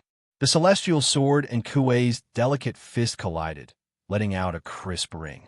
The celestial spiritual energy and demonic spiritual energy collided, and the resulting wild wind and sword might tore the surroundings to pieces. Shang Chun channeled celestial spiritual energy, desperately supporting the celestial sword as it pressed towards Kuei. However, no matter how much he exerted his full strength, he could not advance it even a single inch. Only at this moment did Shang Chun feel a trace of terror. How could a puppet master cultivator possess such a tyrannical physique and spiritual power? This is completely illogical. You bug from the heavenly realm. You have made two mistakes. First, why would you think that without my puppets, I would be powerless to resist? Kuei said, casually gazing at Shang-Chun while holding off the celestial sword with one hand. The demonic spiritual energy in her body surged once more. Her delicate fist suddenly exerted force, directly shattering the celestial sword. The moment the celestial sword shattered, Shang-Chun was dumbfounded. Such a seemingly petite and frail body was not only that of a puppet master cultivator, but could also be so terrifying in terms of physical strength. This is illogical. Could it be that she is also? Shang-Chun looked at Kuei, his face full of shock, as if he had realized something. Kuei took a single step on the ground. The earth beneath her foot instantly caved in and cracked, leaving a deep pit, and she transformed into a divine rainbow, arriving before him. Her tender, delicate fist slammed heavily into his chest. In an instant, his chest caved in, his sternum broke, and Shang-Chun flew out like a kite with a broken string. Puffed. Shang-Chun spat out a mouthful of blood towards the sky. He clutched his chest and leaned against the stone wall, watching with a terrified expression as Kuei slowly walked towards him. Kuei stood before him, held up two fingers, and said calmly, "Second, why would you think that the puppets from before were all of my puppets?" Qimei Wangliang, attack. Hearing this, Shang-Chun's expression froze, and he immediately had a bad premonition. The next second, a divine rainbow suddenly descended from above his head, and two palms struck down from the sky. Shang-Chun looked up and, enduring the severe pain, met the palms with his own two arms to face his ambusher. This person wore a fierce ghost mask with fangs, their face unclear, but from their empty and sluggish eyes, it could be seen that this opponent was also a puppet. The difference was the demonic spiritual energy cultivation emanating from this puppet was not the least bit inferior to his own. It was a puppet with the body of an immortal emperor cultivator. This woman even had puppets at the immortal emperor cultivation level. Shang-Chun turned pale with fright. However, while he was in shock, three more figures appeared by his side like phantoms from different directions. By the time he noticed, he could no longer free his hands. He could only watch with wide eyes as three sharp blades pierced straight through his immortal body. These three people also wore fierce ghost masks with fangs, and their cultivation levels were also that of immortal emperors. For immortal emperor puppets, this woman had been leading him, step by step, into making careless and erroneous judgments from the very beginning. A mere filth of the demon clan. Even if I die, I will absolutely not let you demons have an easy time. Shang-Chun, knowing there was no hope of escape, surged the celestial spiritual energy in his body, his immortal body lighting up with a dazzling glow. At this final moment, he was going to sacrifice his life's cultivation and his divine soul to take this woman and her four immortal emperor puppets down with him. With a single thought from Kuei, the four Qimei Wangliang puppets opened their mouths, and swords shot out from within, directly sealing the spiritual meridian points all over his body. Want to die? It's not that easy. Perfect. I'm rather short on immortal emperor bodies. Rest assured, an immortal emperor's body is very precious. I will make good use of every single organ and part of your body. You will become my new puppet, a new identity. Kuei walked step by step before Shang-Chun and said, gazing at him with a smile. As her voice fell, more puppets of various forms and identities walked out one after another to stand by Kuei's side. Among them were even some demonic beast puppets. Every single puppet had the cultivation of an immortal emperor. Shang-Chun suddenly felt a bone-chilling cold all over his body. He suddenly understood where the puppets from before, and the ones beside him now, had come from. Oh, right, my puppets have no need for extra divine souls. So, you could disappear now. Under Shang-Chun's terrified gaze, Kuei pressed her palm on the crown of his head, forcefully dragged out his divine soul with some secret art, and crushed it in her hand. Aya! As his divine soul shattered, Shang Chun let out a shrill wail and vanished from the world forever. After Shang Chun died, the surrounding white fog gradually dissipated. The secret realm vanished, and the scene returned once again to Yongye Junshin. At this moment, Luo Ruiying, accompanied by Hun Mei, was already rushing over. Kuei waved her arm, collecting Shang Chen's corpse into her immortal ring and making all the puppets beside her disperse. Yi, you can open your eyes now, Kuei said after returning to Luo Hongye's side and removing the barrier she had set up. Luo Hongye slowly opened her big eyes. The moment she looked up, she saw Luo Ruiying flying towards her with an anxious and panicked expression, and her little face was instantly filled with joy. Mommy! Yi! Luo Ruiying hurriedly rushed to Luo Hongye's side, snatched her from the Xiao's back into a tight hug, and looked her up and down with a face full of worry. After confirming that nothing was wrong with the child, Luo Ruiying was finally able to breathe a sigh of relief. With Luo Hongye not by her side, she was truly worried sick, afraid that something might have happened to the child. Mommy! Yi was so scared. Luo Hongye pressed her little face against Luo Ruiying's warm embrace, her hands clutching tightly to her clothes as she spoke with a tearful voice. Her big, watery eyes, paired with her small, pitiful face, were especially endearing. Luo Ruiying lovingly held Luo Hongye tighter in her arms, gently stroking her petite back as she comforted her in a soft voice. Don't be scared. Yi, it's all right now. Luo Hongye responded softly, nestled in her embrace. After coaxing Luo Hongye, Luo Ruiying's beautiful eyes turned to Kuei, who was standing beside the Xiao, a trace of surprise in her eyes. She recognized this little girl? The little girl who had been playing with Luo Hongye in Sovereign Square just yesterday. How was she here? Intuition told Luo Ruiying that this little girl was definitely not ordinary. The people who had attacked her must have also attacked the child, yet the child was completely unharmed. Needless to say, this little girl must have been the one who acted. At this point, Kuei no longer concealed anything and took the initiative to greet Luo Ruiying with a smile. Hello, madam. My name is Kuei, and I am Yi's friend. Although she was introducing herself to Luo Ruiying again, unlike the last time at the Demon God Palace, this time she introduced herself in the capacity of Luo Hongye's friend. Hearing the pronunciation of the name Kuei, Luo Ruiying understood at once. This little girl before her, who didn't look much older than Luo Hongye, was Kuei, the 8th-ranked demon god of the demon realm. She had actually even made a little girl puppet. No, wait, could this be Kuei's original body, her real identity and appearance? For a moment, Luo Ruiying found it hard to be certain. Kuei's puppets were all completely new physical bodies. It was impossible to tell whether or not they were her original body. Luo Hongye turned around, pointed at the Xiao and Kuei, and said with a sweet, smiling voice, Mommy, Big Kitty, and Big Sister Kuei were with Yi the whole time. Big Sister Kuei said that as long as Yi closed her eyes, she would be able to see Mommy right away. And it was really true.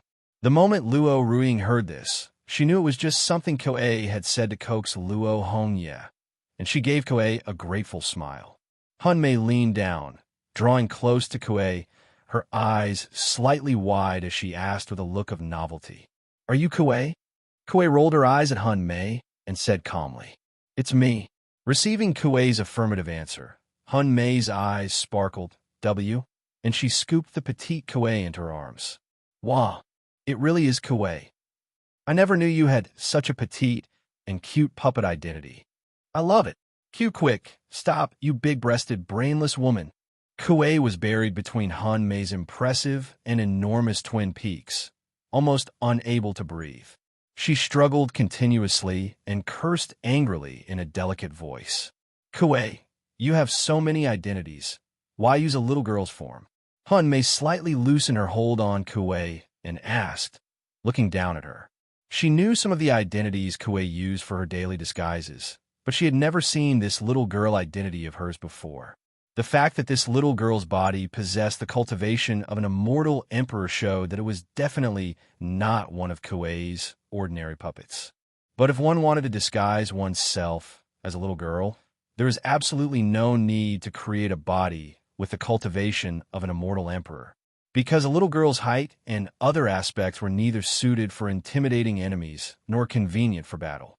Unless Hun Mei, as if she had thought of something, looked at Kuei in her arms with disbelief and then asked with pleasant surprise, "Kuei, could it be that this is your true body?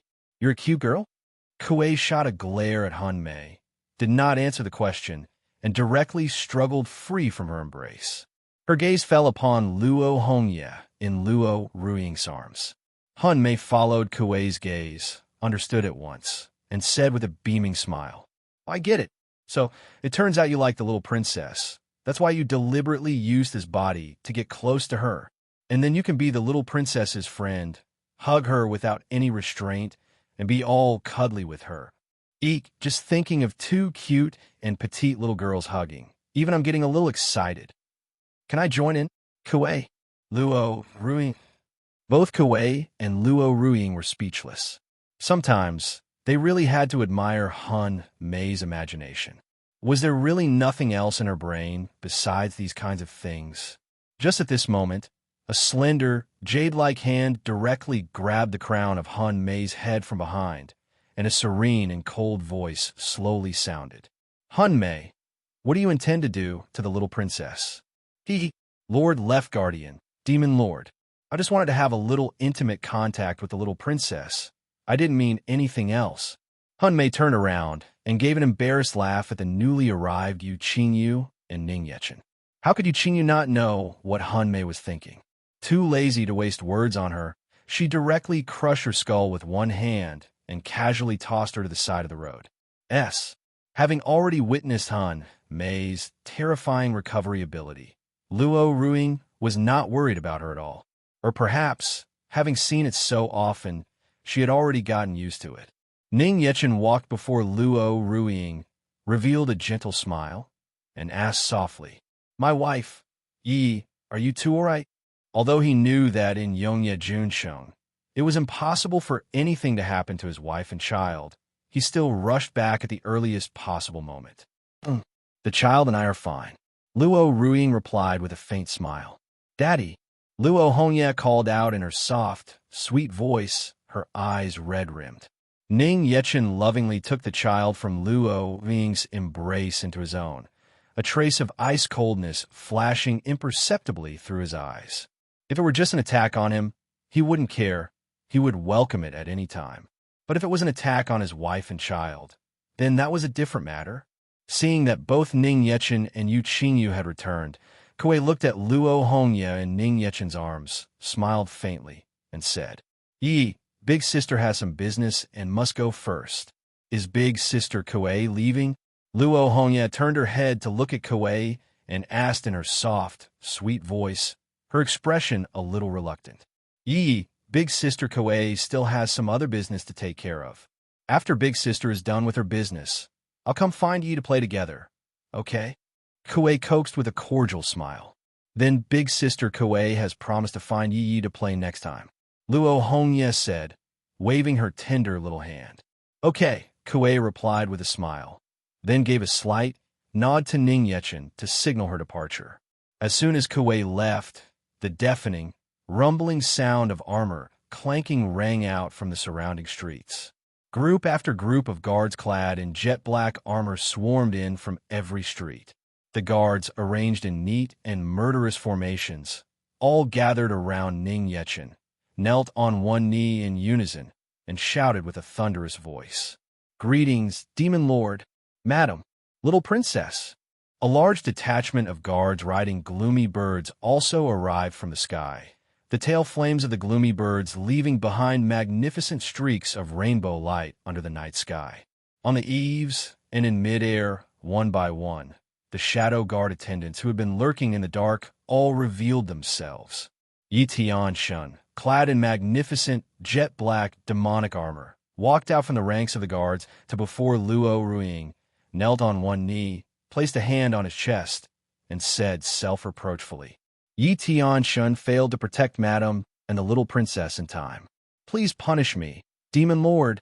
It's all right. Yi and I are both fine. Luo Ruiying waved her hand, indicating it was nothing. However, this only made Yi Tianxun feel even more self-reproachful. In Yongye Junsheng, the city he guarded, an assassination attempt on the madam and the little princess had actually occurred. He had failed to trust that Demon Lord and Lord Leftguardian had placed in him. This was simply a dereliction of duty. Unforgivable. Ning Yechen did not blame Yi Tianxun, but just glanced coldly at the surroundings and said calmly, There are still many bugs in the city. Clean them all up. Do not let a single one go. Ning Yechen's voice was not loud, but was heard by almost everyone in the city. He was speaking to Yi Tianxun, but he was also notifying all the guards, shadow guards, and Qi Huan and the others in the city. And of course, that also included the bugs hiding in the shadows. Yes, Yi Tianxun solemnly nodded and accepted the order. Ning Yechen did not want his wife and child to see the scene of the great cleanup in the city, so he took Luo Ruiying's hand and slowly walked back to the demon god palace with their child. Before following Ning Yechen to leave, Yu Qingyu gave a cold instruction to Yi Tianxun via sound transmission. Tell everyone that this time, you are permitted to cause a disturbance. Deal with them however you like, but do not allow a single bug to leave alive. After speaking, Yu Qingyu slowly followed Ning Yechen and left. A fly-like insect clung to a wall, its eyes watching Ning Yechen and his group leave intently. Seeing that both Luo Ring and Luo Hongye were safe and sound beside Ning Yechen and Yu Qingyu, a certain man hiding in a dark alley covered his eyes with his hands, a great sense of foreboding in his heart, and muttered to himself, It's over, it's over. We didn't capture either the madam or the little princess. Demon Lord and Left Guardian have also returned. The plan has already failed. I must quickly inform Lord Xiecheng of this news. The man controlled the fly-like insect to take off from the wall. Just as it was preparing to leave, it was suddenly caught between two fingers. The cold, stern face of Yi Tianxun, filled with ice-cold killing intent, appeared in the fly's field of vision, his cold eyes staring fixedly at him. Found you. The first little bug. As his voice fell, Yi Tianxun directly crushed the fly-like insect in his hand. The man, observing from the shadows, instantly suffered a backlash. His eyes were in extreme pain, and blood flowed from them. However, at this moment, he had no time to feel sorry for his eyes. His only thought was to escape quickly. He had been discovered, and the one who discovered him was the first-ranked demon god of the demon realm, Yi Tianxun. The man hurriedly scrambled up, preparing to flee. When he looked up, the figure of Yi Tianxun, full of killing intent, appeared in his blurry vision. El Lord Yi Tianxun, the man said, trembling. Yi Tianxun's hand directly grabbed his entire face, his words as ice-cold as sharp blades piercing into his bone marrow. To dare to make a move on the madam and the little princess. You, all of you, must die. Ea, El Lord Yi Tianxun splat. Before the man could finish speaking, Yi Tianxun slowly crushed his entire head with force. A beam of demon annihilation light that lit up in his palm instantly devoured the man's divine soul.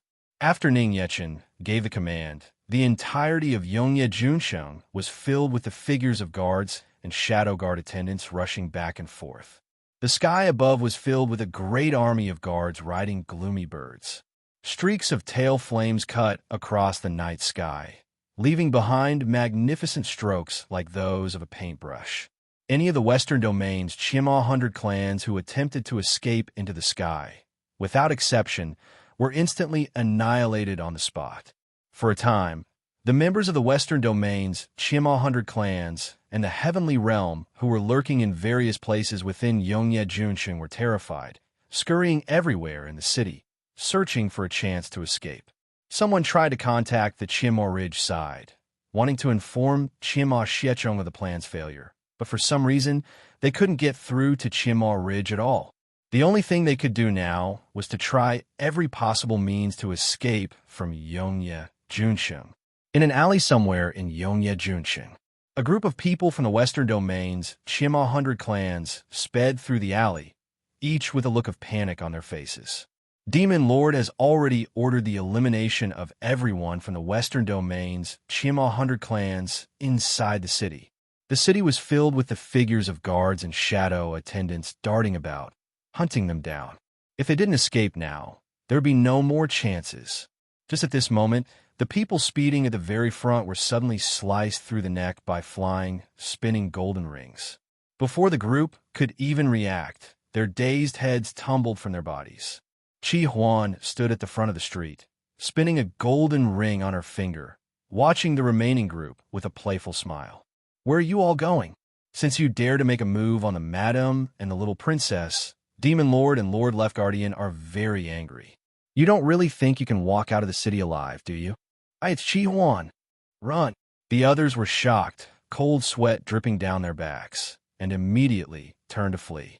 The moment they turned, they ran headfirst into a massive, hard body. Lord Left Guardian, gave permission to kill people inside the city. This old man is so excited. The burly Kwang Xiao grabbed 5 people's heads in one hand, leaned down before the crowd, and revealed a ferocious, bloodthirsty, wild laugh. Kwang Xiao. Splat. One person screamed in terror at Kwang Xiao. As soon as his voice fell, Kwang Xiao, with a light squeeze of his hand, directly crushed all 5 heads like watermelons, juices splattering everywhere. Oops, I accidentally used a little too much force. Kwang Xiao casually flicked the blood and bits of flesh from his hand onto the ground and said with regret, clapping his hands. He had wanted to play slowly, but he didn't control his strength too well. Seeing that her prey had been snatched by Kwang Xiao again, Chi Huan frowned with dissatisfaction and demanded angrily, "Kwang Xiao, you fucking dare to snatch this old lady's prey again. This old lady discovered these ones first. Huh? Whoever strikes first gets them. Is your name written on them?" Kwang Xiao wasn't the least bit afraid of Chi Huan. He stuck up his nose and retorted directly to Chi Huan with his loud, booming voice. "Damn it, this old lady has been putting up with you for a long time."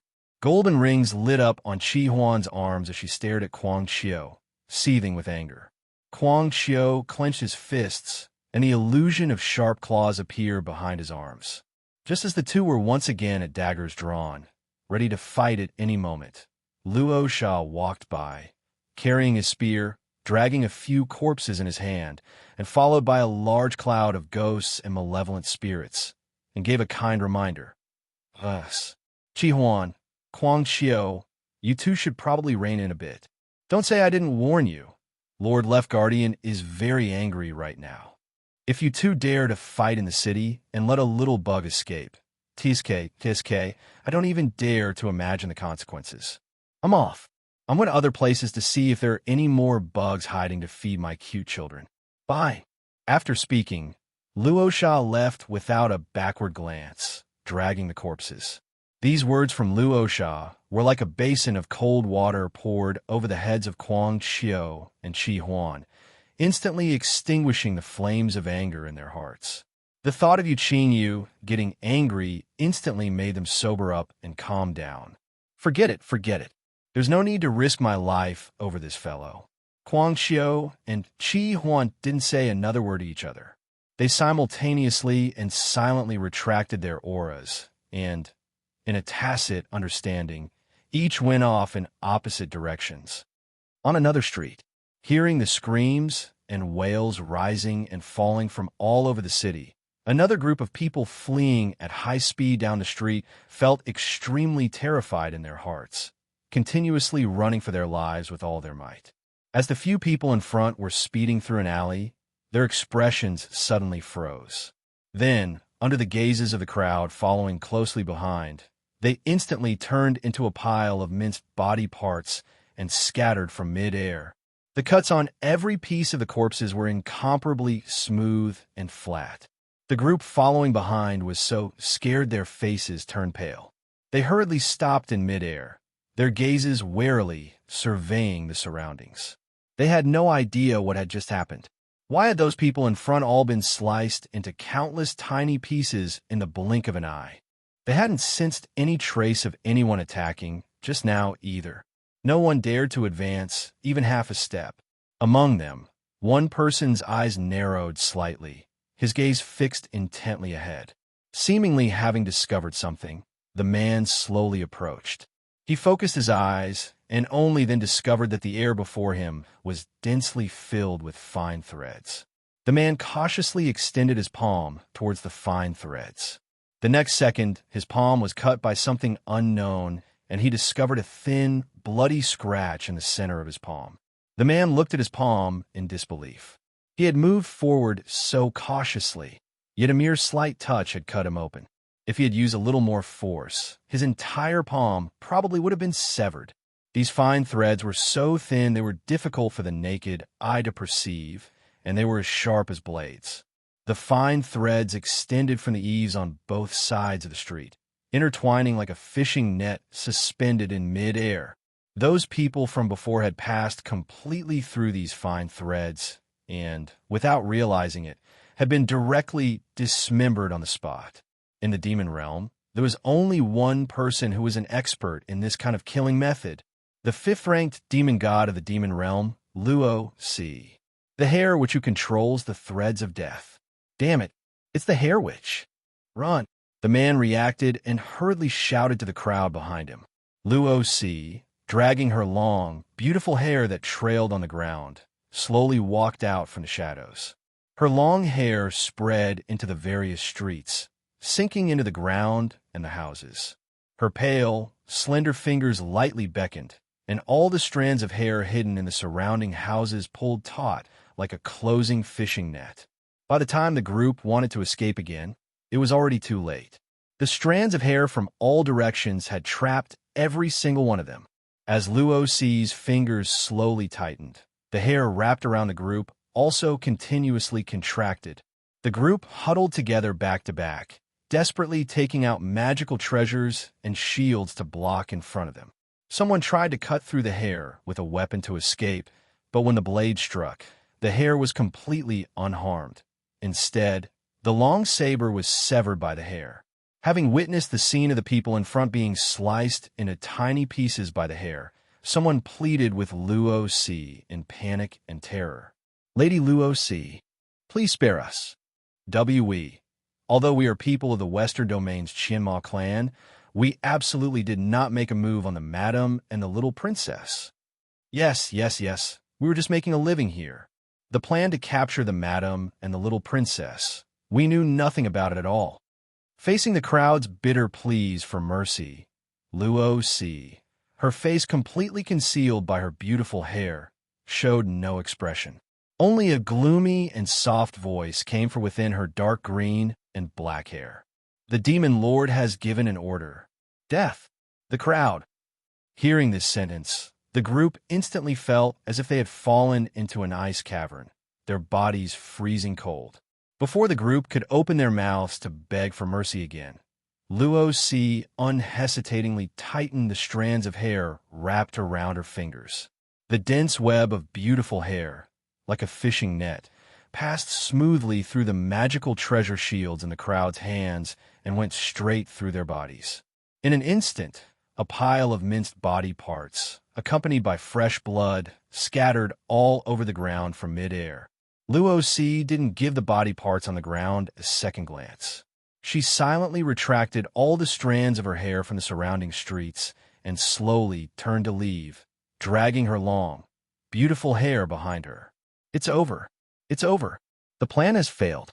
Now, even wanting to escape from Yongye Junsheng is a vain hope.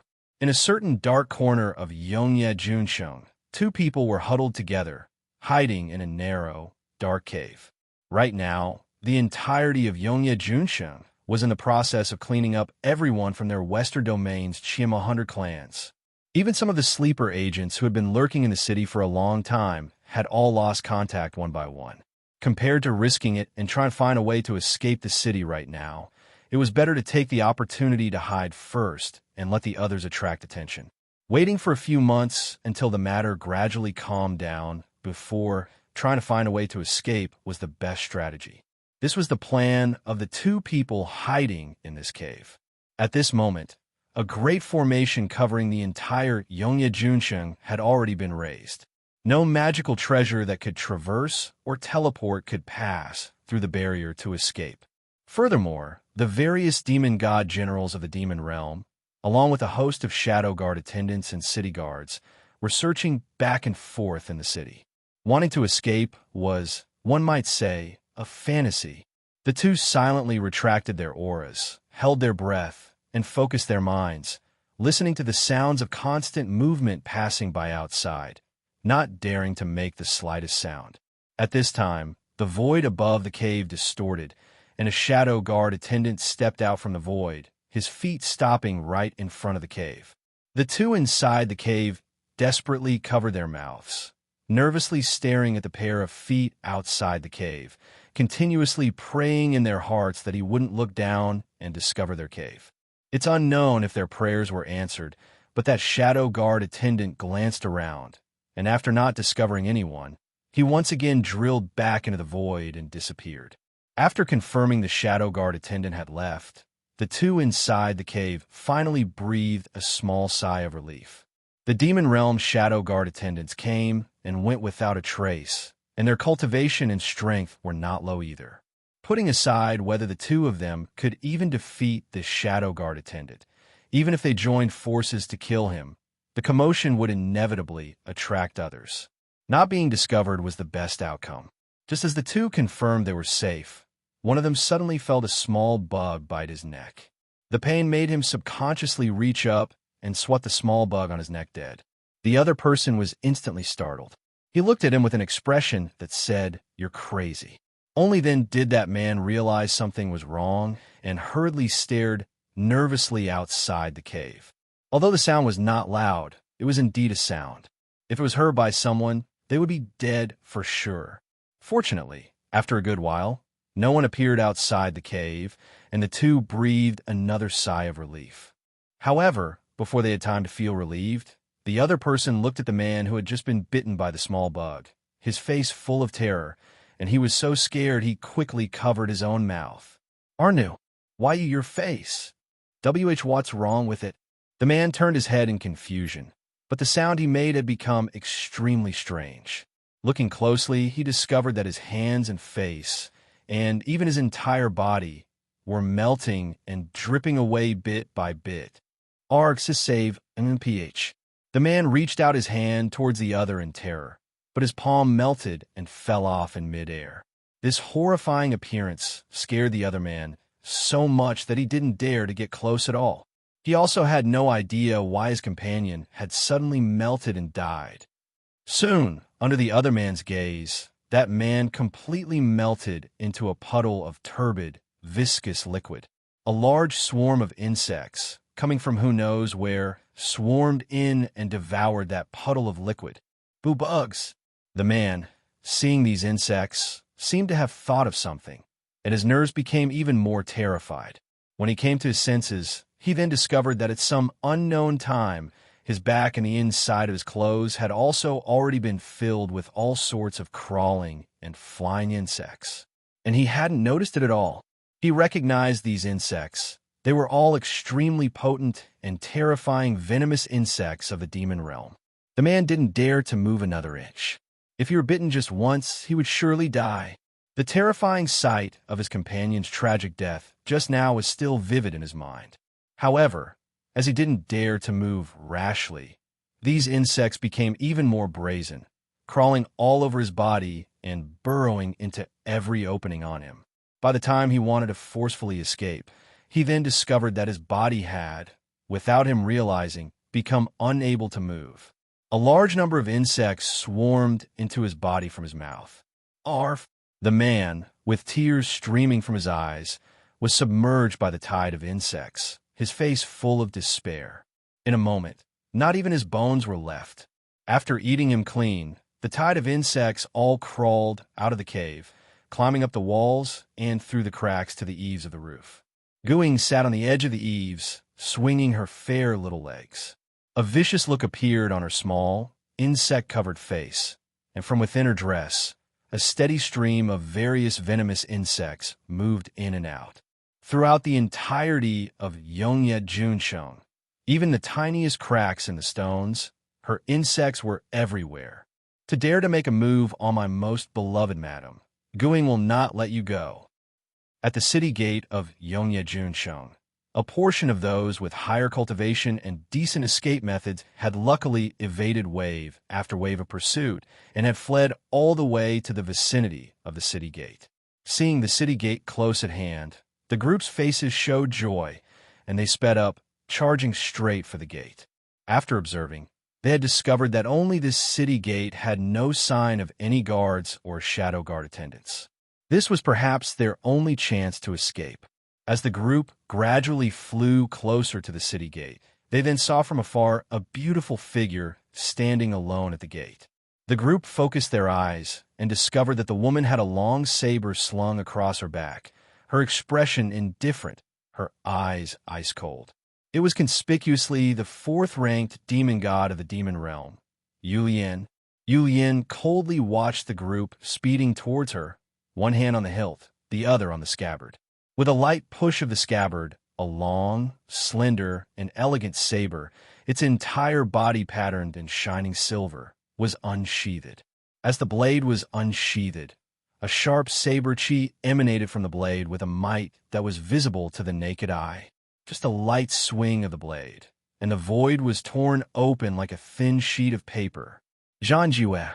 Yulian softly called the saber's name, held the long saber horizontally before her, and poured her demonic spiritual energy and saber chi into the blade.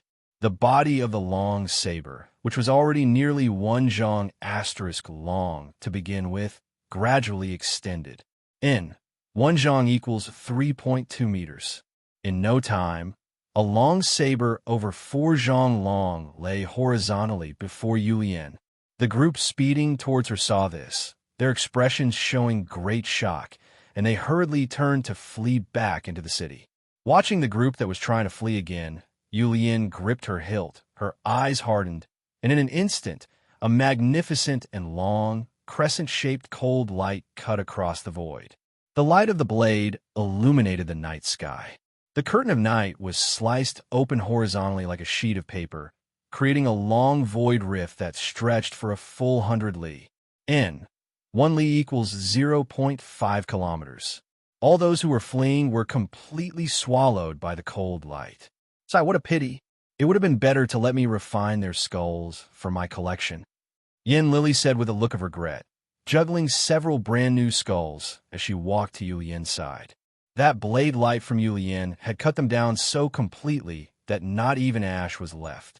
Yulian glanced at Yin Lily and silently sheathed her saber. Yin Lily pouted her lips with dissatisfaction, a look of grievance and regret on her face, and said to herself, "The little bugs in the city should all be cleaned up by now. There were so many people, and I didn't even get to snatch a few. I saw a few of the Heavenly Realm bugs proactively run over to the execution palace. You can go take a look. Perhaps they're still alive." After leaving these words calmly, Yulian turned and left, her long saber slung across her back. Yin Lily looked up towards the execution palace, hesitated for a moment, then decided to forget it. That place was not suitable for a cute, beautiful girl like her to step into. The people inside were simply perverts, especially that Tian Xing. Execution Palace. A few members of the Immortal Clan, fleeing in panic under the pursuit of the city's guards, plunged through the soundproof barrier of the execution palace and hid inside. The group of guards who had been surrounding and pursuing them saw this, hurriedly pulled on the reins of the nether-greedy wolves beneath them, and ceased their pursuit. One of the guards, trembling with fear, turned his head and asked the leader, "They've entered the execution palace. Do we still give chase?" The leader thought for a moment and shook his head. "There's no need. Since they delivered themselves to the execution palace, it saves us the trouble of making a move. Let's go withdraw." The group turned their nether-greedy wolves around and left. In any case, it was impossible for those people to leave the execution palace alive. The members of the Immortal Clan hiding inside the execution palace saw the pursuers from the demon realm proactively leave and couldn't help but feel very puzzled. Why did they stop chasing? Just as the group was baffled, they suddenly smelled a thick, pungent, and bloody stench. Just now, they had been preoccupied with fleeing for their lives and hadn't noticed. Only after entering this place did they realize something was wrong. A rich, bloody smell was mixed with the stench of rot and decay. This pungent and nauseating odor, just from one sniff, made their stomachs churn, and they almost vomited. Even if one were standing in a pile of 10,000 corpses, the smell probably wouldn't be this disgusting. Where's this place? The stench is horrible. It couldn't be a place where the demon clan discards corpses, could it? I can't take this smell anymore, wretch. The group turned to look into the depths of the room. The depths were pitch black, and nothing could be seen, but they could be certain that this smell was drifting out from deep within. Someone mustered their courage and took a few steps forward, attempting to find a new exit inside.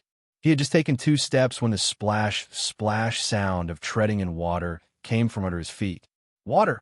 That person leaned down in confusion, reached out to touch the water at his feet, but what he felt was a viscous sensation, mixed with some strands of hair and fragments. The man's complexion gradually turned to one of terror, and he hurriedly threw out a lighting-type celestial art to illuminate the entire room. The moment the light flared up, everyone present was instantly stunned. The scene before them could simply be described as purgatory. A thick layer of blood flowed on the floor of the room, and mixed within the blood were hair and various fragmented limbs. Human skins and half a head floated on top of the pool of blood. Hanging on the walls on both sides of the room were rotten corpses, tortured beyond human recognition. The tattered and decaying faces of the corpses were filled with terror and pain. Rows of divine souls were impaled through the collarbones by soul-hooking claws and hung high in the air. The divine souls were tortured beyond human recognition, their auras fading. It was hard to imagine what these people had experienced before this. Someone recognized one of them and cried out in alarm. St. Steward Dao Ming. Among the divine souls hanging high in the room, one of them was indeed the steward of the Dao Immortal Clan, Dao Ming. At this moment, Dao Ming's soul body was as tattered as if it had experienced death by 1,000 cuts, twisted by extreme torture, his divine soul on the verge of dissipating. Hearing the call, a trace of consciousness returned to Dao Ming. His face showed wild joy, and he pleaded almost crazily to the people who had just entered. "Quick, kill me. I'm begging you. Kill me quickly. I can't take it anymore. Quickly." The crowd. The group was frightened by Dao Ming's crazed pleas for death. Just what could have happened to make an immortal venerable beg for death like this? "Lord Dao Ming, please wait a moment. We will rescue you right away," one person said, stepping forward. Who would have thought that Dao Ming would shake his head in terror, continuously wailing and pleading? Don't rescue me. I want to die. You have to kill me now. That guy is coming. Quickly." That guy? Who? Seeing Dao Ming wanted to die, the hearts of the group were filled with immense terror and confusion. "Oh, my new guests. Rare guests. Rare guests. It has been a long time since anyone has come to be a guest of mine on their own initiative. This is truly delightful." Just then, a gloomy and terrifying laugh slowly came from the pitch-black depths of the room. A man whose entire body was stitched together from various skins walked out from the darkness with a creepy smile. All sorts of dazzlingly arranged tools hung from his body, and behind him followed a group of assistants, also in white robes stained with blood. It was as if each of them had been soaking in a pool of blood for several hundred years. Their entire bodies were shrouded in the stench of blood. The moment they saw Tian Xing and his group, the members of the Immortal Clan couldn't help but swallow their saliva, their bodies and minds instinctively feeling a shuddering terror. Tian Xing glanced over at the hanging Dao Ming and said with a sinister smile, Little Ming is still quite lively, isn't he? It seems I can love and care for you a while longer." Lord Left Guardian did. After all, instruct me to take special care of you." Hearing this, Dao Ming was so scared he couldn't stop trembling. Recalling his experiences here during this time, he wished he could just self-destruct his divine soul. However, here, even wanting to die was a vain hope. Before that, I must first properly entertain the new guests.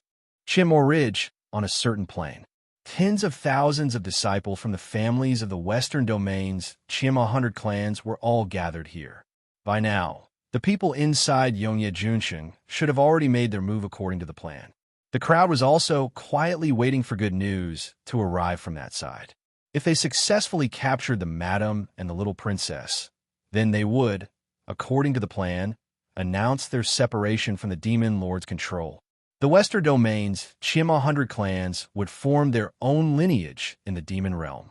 However, not only was there no news from Yongye Junsheng, but the people of the Chima clan were also late. The patriarchs and elders of the various clans present sat on the platform, looking at each other in dismay, not knowing what to make of the situation. Why hasn't Chima Xiechong brought the people of the Chima clan to rendezvous yet? It's truly rare for the Chima clan to be late. He was the one who instigated this matter. Surely he hasn't gotten scared first. Has he? I only dared to agree because he guaranteed he could keep the demon lord in check. If his Chima clan doesn't dare to come, wouldn't that mean they've screwed us over? How about we send someone to the Chima clan's territory to take a look? The patriarchs and elders of the various clans were worried, sitting there as if on pins and needles. To openly declare opposition to the demon lord was a gamble involving the future of the Western Domain's Chima 100 clans. There was no room for even the slightest mishap. Just as the crowd was still in discussion, a shadow appeared at their feet at some unknown time. There was clearly nothing on the platform, yet a squirming shadow had inexplicably appeared. The group of patriarchs and elders looked at the shadow, their expressions instantly turning to terror. "It's Shadow," one person shouted. The next second, several shadow spikes shot out from the shadow, killing several people on the spot. The shadow slowly rose from the platform and coalesced into a form. Before long, the entirely jet black, faceless shadow emerged in the crowd's field of vision. The crowd was startled, staring at Shadow with extreme vigilance. Demon Lord's right guardian's presence in the demon realm was far less than Yu Qingyou's. Almost no one had ever seen it attack. Its cultivation and strength had always been an unknown. All that was known was that it always traveled through shadows, coming and going without a trace, like a phantom, and it generally only obeyed the demon lord's commands. Shadow appearing here meant that they had definitely already made their move on the Yongye Junsheng side, and the result over there was probably not what they had hoped for. Shadow gazed at the crowd, its arm transforming into a giant, sharp scythe. Without the slightest hesitation, the scythe slashed through the air like a jet-black afterimage, and the various elders on the platform were instantly decapitated. The crowd who reacted in time leaped up in a panic and hurriedly roared loudly. "Everyone, kill it!" The crowd below the platform heard the command and leaped up one after another. Just at this moment, the surrounding void distorted, and from within it, hooks and sickles flew out, impaling the crowd and dragging them into the void. The crowd turned pale with fright. Looking around the sky, they saw one shadow guard attendant after another stepping out from the void and the shadows. The jet-black figures obscured the sky, the blood-stained hook sickles in their hands spinning. It's the shadow guard attendants. The shadow guard attendants have come to exterminate them. Shadow beckoned with its hand, and all the shadow guard attendants attacked. The scene instantly descended into chaos. The flying hook sickles, like scythes, slaughtered all the members of the Western Domain's Chima 100 clans present. There's no way back. Everyone, join forces and kill it.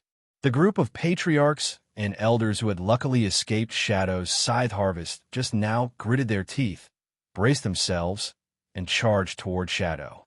Shadow remained as still as a mountain, allowing several demonic blades to pierce through its body. The crowd was astonished. It felt as if they had just slashed through air, without the slightest feeling of impact. But Shadow's hands once again transformed into two blades, and the cross blades, like scissors, directly cut the people in front of it in half at the waist. The others were so scared they didn't dare to approach rashly again, and one by one, they raised shields of spiritual energy to block their path. Shadow, under the gazes of the crowd, then escaped into the shadows and vanished. The next moment, a sharp blade as black as Shadow had already pierced through a person's body from behind. Shadow slowly rose halfway from the shadow at his feet, and after casually killing a person, it once again escaped into the shadows and disappeared. Get away from the shadows. With a stomp of their feet, the crowd all leaped up into the sky. Shadow emerged from the shadow on the ground, several scythe-like arms extending from its body. The long shadow arms dragged on the ground like ropes, but at their ends were jet black, sharp scythes. Its shadow body structure could be freely transformed into any form. Shadow stood on the spot, its dozen or so arms waving and spinning wantonly like a storm. Blade energy flew wantonly in all directions, and the void was sliced apart like torn silk. In an instant, the disciples of the Western Domains, Chima 100 clans, suffered countless deaths and injuries, their limbs flying everywhere. But Shadow was untouchable and could not be injured. They couldn't do anything to it at all. With its power alone, it was more than enough to slaughter everyone present. So this is the Demon Lord's right guardian, whose fame is equal to the left guardian's. The crowd no longer dared to stay here. Disregarding that their other clansmen were still there, they turned and transformed into divine rainbows to flee. Seeing that many wanted to escape, Shadow immediately transformed into a tide of blackness that spread rapidly, covering the entire area for several hundred li. The shadow enveloped everyone within its range, like wrapping a steamed bun. Everyone's vision went completely dark. They couldn't see a thing. Even if they brought out magical treasures and used celestial arts for illumination, they still couldn't see. Everyone flew about in the shadow in a panic, like headless flies, letting out terrified shouts in all directions. The sounds of their companions' pained wails continuously came from beside them, and splattering blood landed on the others. Everyone desperately tried to break this shadow prison and escape. However, it was merely in vain.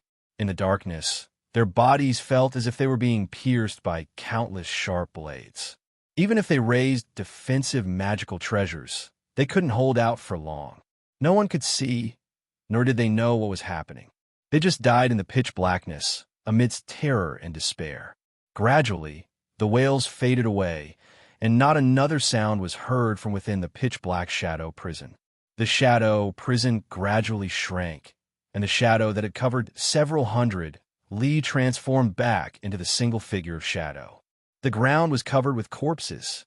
The tens of thousands of people from the Western Domains, Chima 100 clans, had all perished within the shadow prison. Only the group of Shadow Guard attendants was left standing on the spot, completely unharmed. They even felt that they were completely superfluous here. Lord Shadow alone was more than enough. After confirming that everything had been cleaned up, Shadow casually transformed into the shape of a man and ordered the group of Shadow Guard attendants. The Master has given an order. All participating clans from the Western Domains, Chima 100 clans, are to be completely eliminated. Yes, the group of Shadow Guard attendants accepted the order and swiftly stepped into the distorted void, heading for the various lands of the Western Domains, Chima 100 clans. From this moment on, a storm of blood and gore was stirred up among the Western Domains, Chima 100 clans, and screams and wails echoed throughout the entire Western Domain of the Demon Realm. On the other side, at the same time, the territory of the Chima clan. The clan's lands were covered in corpses and remains. Blood stained the earth and tainted the rivers, and a thick, bloody smell permeated the air. What a fragrant aroma! Anishia strolled leisurely across the Chima clan's territory with his hands behind his back, walking towards the Chima evil palace. Floating behind him was a sphere of flowing, scarlet blood, which would occasionally draw the blood from the bodies of some people into itself. For anyone who obstructed him, blood whips would automatically lash out from the blood sphere, dismembering them on the spot. Of course, even if they didn't block him, they still had to die. After all, Demon Lord had said to clean them all up completely. Just like that, Ani Xie swaggered along, slaughtering everyone in the Jie Ming clan as well as the guards inside the palace along the way, and slowly pushed open the doors of the Jie Ming evil palace. Inside the great hall, Jie Ming Xiechong sat in his high seat, with Jie Ming Xiyu standing beside him. At their feet were only the last few hundred guards. Jie Ming Xiechong watched Ani Xie with a sinister and vicious gaze, his expression filled with anger and unwillingness. He hadn't expected Ani Xie to arrive so quickly, nor for his cultivation and strength to be so terrifying. With his power alone, he had slaughtered the entire Jie Ming clan. Jie Ming Xiechong couldn't understand. Clearly, all their preparations had been so secretive. How did he know his Jie Ming clan was preparing to make a move? Just at this moment, a guard hurriedly ran to Jie Ming Xiechong's side and whispered in his ear, "Lord Xiechong, that lord from the heavenly realm you spoke of, he's disappeared. Damn it. As expected, you can't rely on the bugs from the heavenly realm." Hearing this, Jie Ming Xiechong was so angry he wished he could swallow Patian alive and peel off his skin. The moment he sensed something was wrong, he really ran fast. I shouldn't have cooperated with him that day. Lord Xiechong, I gave you my advice long ago, and you made the most foolish decision. Demon Lord is very disappointed in you, Ani Xie said with a mocking expression, looking up at Jie Ming Xiechong on the dais. Enough with the nonsense. Since my Jie Ming clan dare to make a move, then there is nothing to be afraid of. With just you alone, you don't really think one person can slaughter everyone in my Jie Ming clan, do you? Men, kill him. Jie Ming Xiechong stood up from his seat in a rage, and with a wave of his arm, he ordered loudly. The group of guards below the dais looked at each other in dismay. Finally, gritting their teeth, they let out a roar and mustered their courage to charge towards Ani Xie. A with tilde es. Truly admirable courage. The Jie Ming clan is still praiseworthy in this aspect. However, that's all it amounts to. Blood surged out from under Ani Xie's feet, in an instant turning the great hall's floor into a pool of thick blood. With a light flick of his finger, countless blood spears shot out from the pool of blood, impaling the crowd in front. The group at the back stepped on the corpses of their comrades, impaled on the forest of blood spears, leaped up, and once again attacked Ani Xie. Die! Avenge our dead clansmen. Aya! The crowd roared, gathering all their strength to forcefully hurl the weapons in their hands at Ani Xie. Ani Xie did not move, allowing his body to be pierced by hundreds of weapons. The faces of the crowd lit up with joy. They had actually killed the 11th-ranked demon god of the demon realm, Ani Xie. Jie Ming Xiechong, standing on the dais, couldn't help but reveal a look of wild joy in his eyes. The 13-seated demon gods of the demon realm. It seems they aren't as formidable as the legends say. Just as the crowd was celebrating, Ani Xie lifted his blood-red eyes and glanced coldly at the pouncing crowd, then raised his hand and plunged it into the floating blood sphere beside him. He's not dead. The crowd was greatly shocked. Before the crowd could flee, a blood-red shadow flashed past them, and all the remaining people were sliced to pieces at the waist. Blood scattered and splashed in midair, falling upon Ani Xie's body like rain. Ani Xie opened his arms, his pale face stained with crimson blood. As if receiving a baptism, he closed his eyes and enjoyed it. In his hand, he gripped a long, scarlet whip that was like a sword, its blade serrated. The floating blood sphere absorbed all the blood from the air. With a look of disdain, Ani Xie pulled the weapons piercing his body out one by one and casually tossed them to the ground. The blood collected by the sphere surged into his body like a stream, and in the blink of an eye, the wounds on his body were restored to their original state. If it were that fellow Han Mei, she probably would have been very happy. I don't like having my body pierced at all. However, to see the ants give birth to hope in that one instant, and then to mercilessly obliterate their hope is truly a joy. Ani Xie caressed his face, looking up at Qianma Xiechong on the dais with a roguishly charming expression. At this moment, only he and the father-son pair of Qianma Xiu beside him were left in the Great Hall. The Qianma clan had been slaughtered to the last by Ani Xie alone. Qianma Xiechong was already enraged to the extreme, and the profound immortal emperor spiritual energy in his body erupted. Xie, for the deep-seated blood feud of the Qianma clan today, I want you to pay with your life. Let this father and son pair test just how formidable the legendary 13-seated demon gods truly are. Xiu, attack! Qianma Xiechong let out a fierce shout and gave the order. With a swoosh, a cold light slashed past. Qianma Xiechong's head, still wearing a shocked expression, tumbled from his body. And the one who had attacked was not someone else, but precisely his son who had been standing behind him the whole time, Qianma Xiu. Qianma Xiu held a sharp blade in his hand, his eyes ice cold, not even bothering to glance at Qianma Xiechong's corpse. Reaching out, he directly and forcefully extracted Qianma Xiechong's divine soul from his body. Xiu, my son, you? Qianma Xiechong's divine soul was held in Qianma Xiu's hand, his face full of disbelief. No matter how he thought about it, he couldn't understand why his own son, whom he had personally nurtured and doted on, would ruthlessly kill him.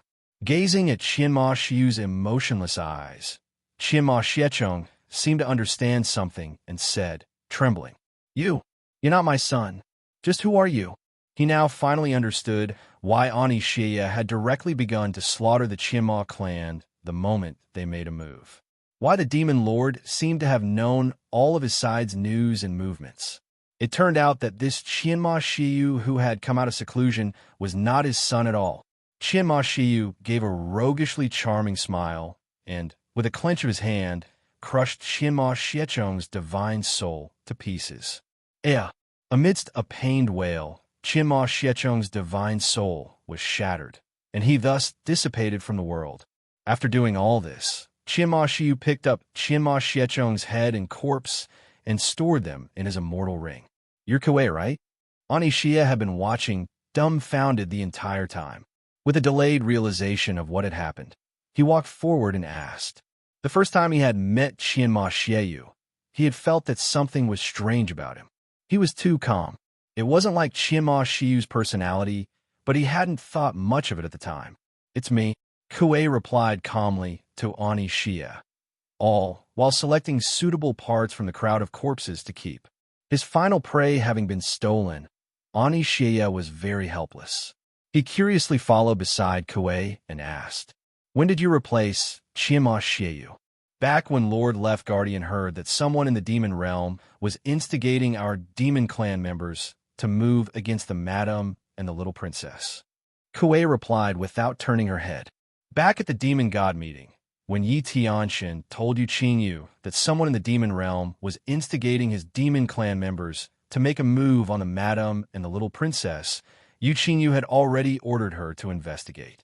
Coincidentally, she discovered that the Qianma clan's movements were suspicious and restless. So before Qianma Xiu came out of seclusion, she went in, killed him, and made him into a new puppet to replace his identity.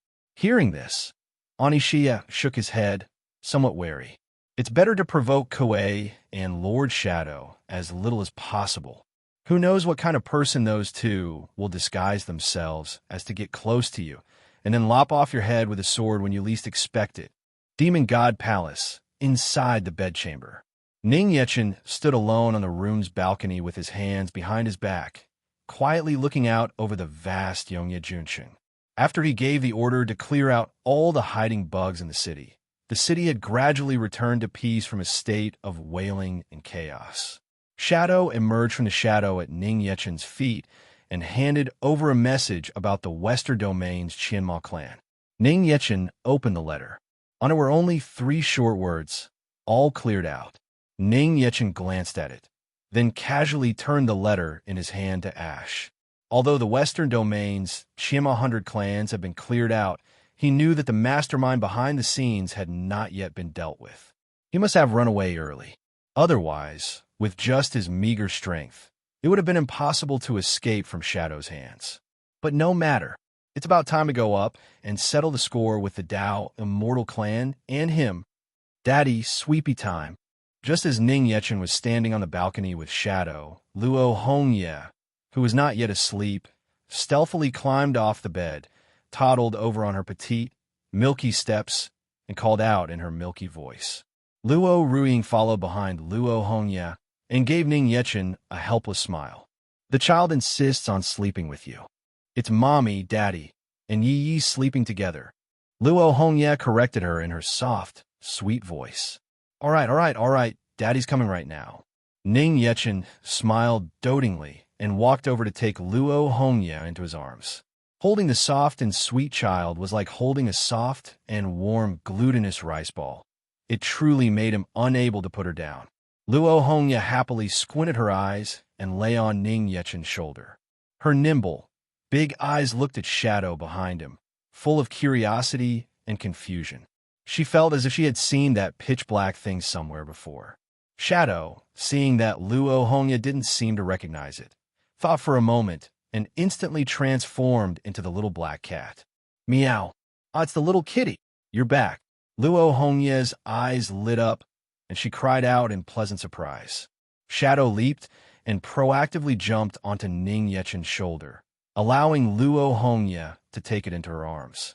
This child, how can she recognize the cat, but not the person? Ning Yechen smiled helplessly and had no choice but to let Shadow continue acting as Luo Hongye's pet to amuse her.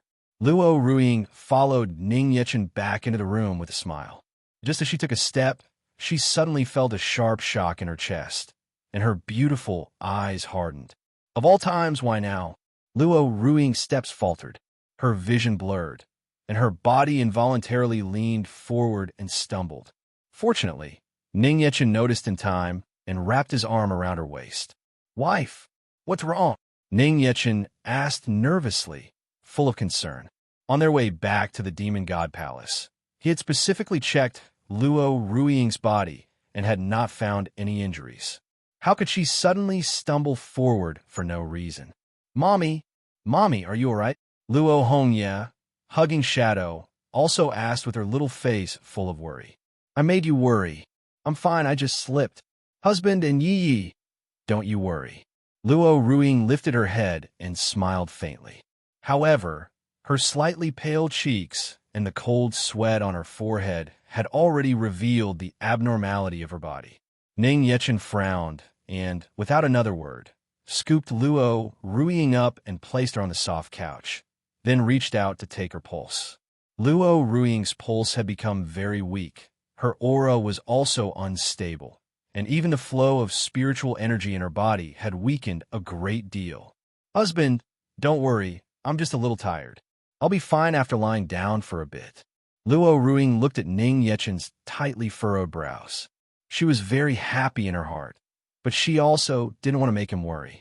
Ning Yechen did not give up diagnosing her condition because of Luo Ruiying's words. On the contrary, his brows furrowed even more tightly, his expression displeased. And with circumflexomicron, my wife, when did this start? Ning Yechen asked, looking at Luo Ruiying, slightly angry. After a careful examination, he discovered that her false heart had cracked. This was a life-threatening matter, and she still said she was fine.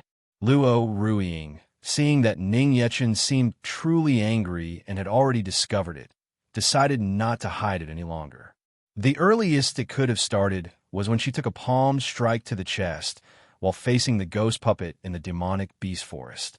At that time, it wasn't a hindrance. Afterwards, at Namli Academy, when she forcefully blocked Dao Xian Shui Miao's strike, she had felt a faint pain in her chest. It was just that after resting for a bit, she hadn't felt anything else unusual. Later, she forcefully circulated the spiritual energy in her body several more times, causing the already damaged false heart to unconsciously develop small cracks. This time, in the White Fog secret realm, if Han Mei hadn't arrived in time, she was about to forcefully circulate her spiritual energy to face the enemy again, and the false heart had finally split open with a thin crack. She had only discovered it on the way back. She had originally thought she would just find a way to recuperate later, not expecting her body to show abnormalities so quickly. After listening, Ning Yechen felt both angry and pained that Luo Ruiying had pushed herself so hard and hidden her chest injury. Looking at Ning Yechen, who wanted to be angry with her but couldn't bear to, his face a picture of someone sulking, Luo Ruiying smiled gently, reached out to hold his hand, and said softly and apologetically, "I'm sorry, husband, for making you worry, but I'm really all right now, look." To prove that she had recovered, Luo Ruiying tried to sit up from the soft couch. The result, of course, was that she was mercilessly and firmly pressed back down onto the bed by Ning Yechen. "My wife, you are not allowed to move right now. Otherwise, if I get angry, I can't guarantee what I'll do to you," Ning Yechen warned, glaring at Luo Ruiying irritably. Luo Ruiying's pretty face turned red. She pouted her lips slightly in dissatisfaction, but obediently laid down on the soft couch. This fellow, ever since exposing his identity as the Demon Lord, has become more and more domineering and unreasonable. Seeing as he was doing it out of concern for her, she decided not to argue with him. Luo Hongye, sitting in Ning Yechen's lap, looked at Luo Ruiying on the soft couch with a worried face, then looked up at Ning Yechen and asked, "Daddy, what's wrong with Mommy?" "Don't worry, Yi. With Daddy here, your Mommy will be all right," Ning Yechen said comfortingly, stroking Luo Hongye's little head. Mommy's fine. Come to Mommy," Luo Ruiying said with a light laugh, opening her arms to Luo Hongye. Luo Hongye, holding Shadow, slowly crawled from Ning Yechen's lap to Luo Ruiying and curled her petite body against her embrace. Ning Yechen held Luo Ruiying's slender, soft hand and shouted towards the outside of the bedchamber, "Kue Qingyu, come and see me at once." As his voice fell, Yu Qingyu and Kue both rushed over. Yu Qingyu pushed the door open and entered. Seeing Luo Ruiying lying on the bed with a slightly pale face, she was shocked and immediately came to her side. "Demon Lord, could it be that Madam is injured?" Ning Yechen nodded and informed Yu Qingyu of Luo Ruiying's condition. Since their second encounter in the small wooden cabin in the mountain forest, Luo Ruiying had already lost her immortal bone and heart, and had been relying on a false heart to sustain her life. If there had been no impact, it could have sustained her life for 10 years, but because her body was injured multiple times and she forcefully circulated her spiritual energy on several occasions, it caused the false heart to crack. "Madam, forgive my impertinence." Hearing this, Yu Qingyu immediately sat on the edge of the couch, placed her hand on Luo Ruiying's chest, and her expression gradually became grave. Although the false heart had stabilized for now and her life was not in immediate danger, her heart had already cracked and could not afford even the slightest mishap. At this moment, the false heart inside Luo Ruiying's body was like a slightly cracked glass sphere. If it were to suffer any further impact, it would shatter completely. Yu Qingyu was extremely self-reproachful. She had actually failed to notice that Luo Ruiying had a false heart and had lost her immortal bone. Dereliction of duty. This is simply too great a dereliction of duty. Demon Lord, you should have told me about this kind of thing sooner. Yu Qingyu turned her head irritably and glared at Ning Yechen with furrowed brows. If she had known that Luo Ruiying had a false heart, she would have absolutely arranged for even stricter protection and would not have allowed the slightest mishap. Ning Yechen was rendered speechless by Yu Qingyu's glare. At this moment, he was also very self-reproachful in his heart. If it hadn't been for the need to hide his identity back then, he wouldn't have let Luo Ruiying be placed in danger and take that palm strike to the chest from the ghost puppet. "Qingyu, don't blame my husband. It happened suddenly, and I also only just noticed the condition of my false heart. But I'm all right now. You don't need to worry."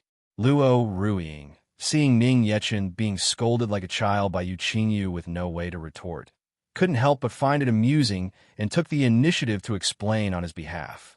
"Epsilon, who would have thought that Yu Qingyu would turn her head, glare at her, and begin to scold her with the same blaming tone. Madam, you too, as Demon Lord's personal maid, it is my dereliction of duty for not noticing the abnormality in your body.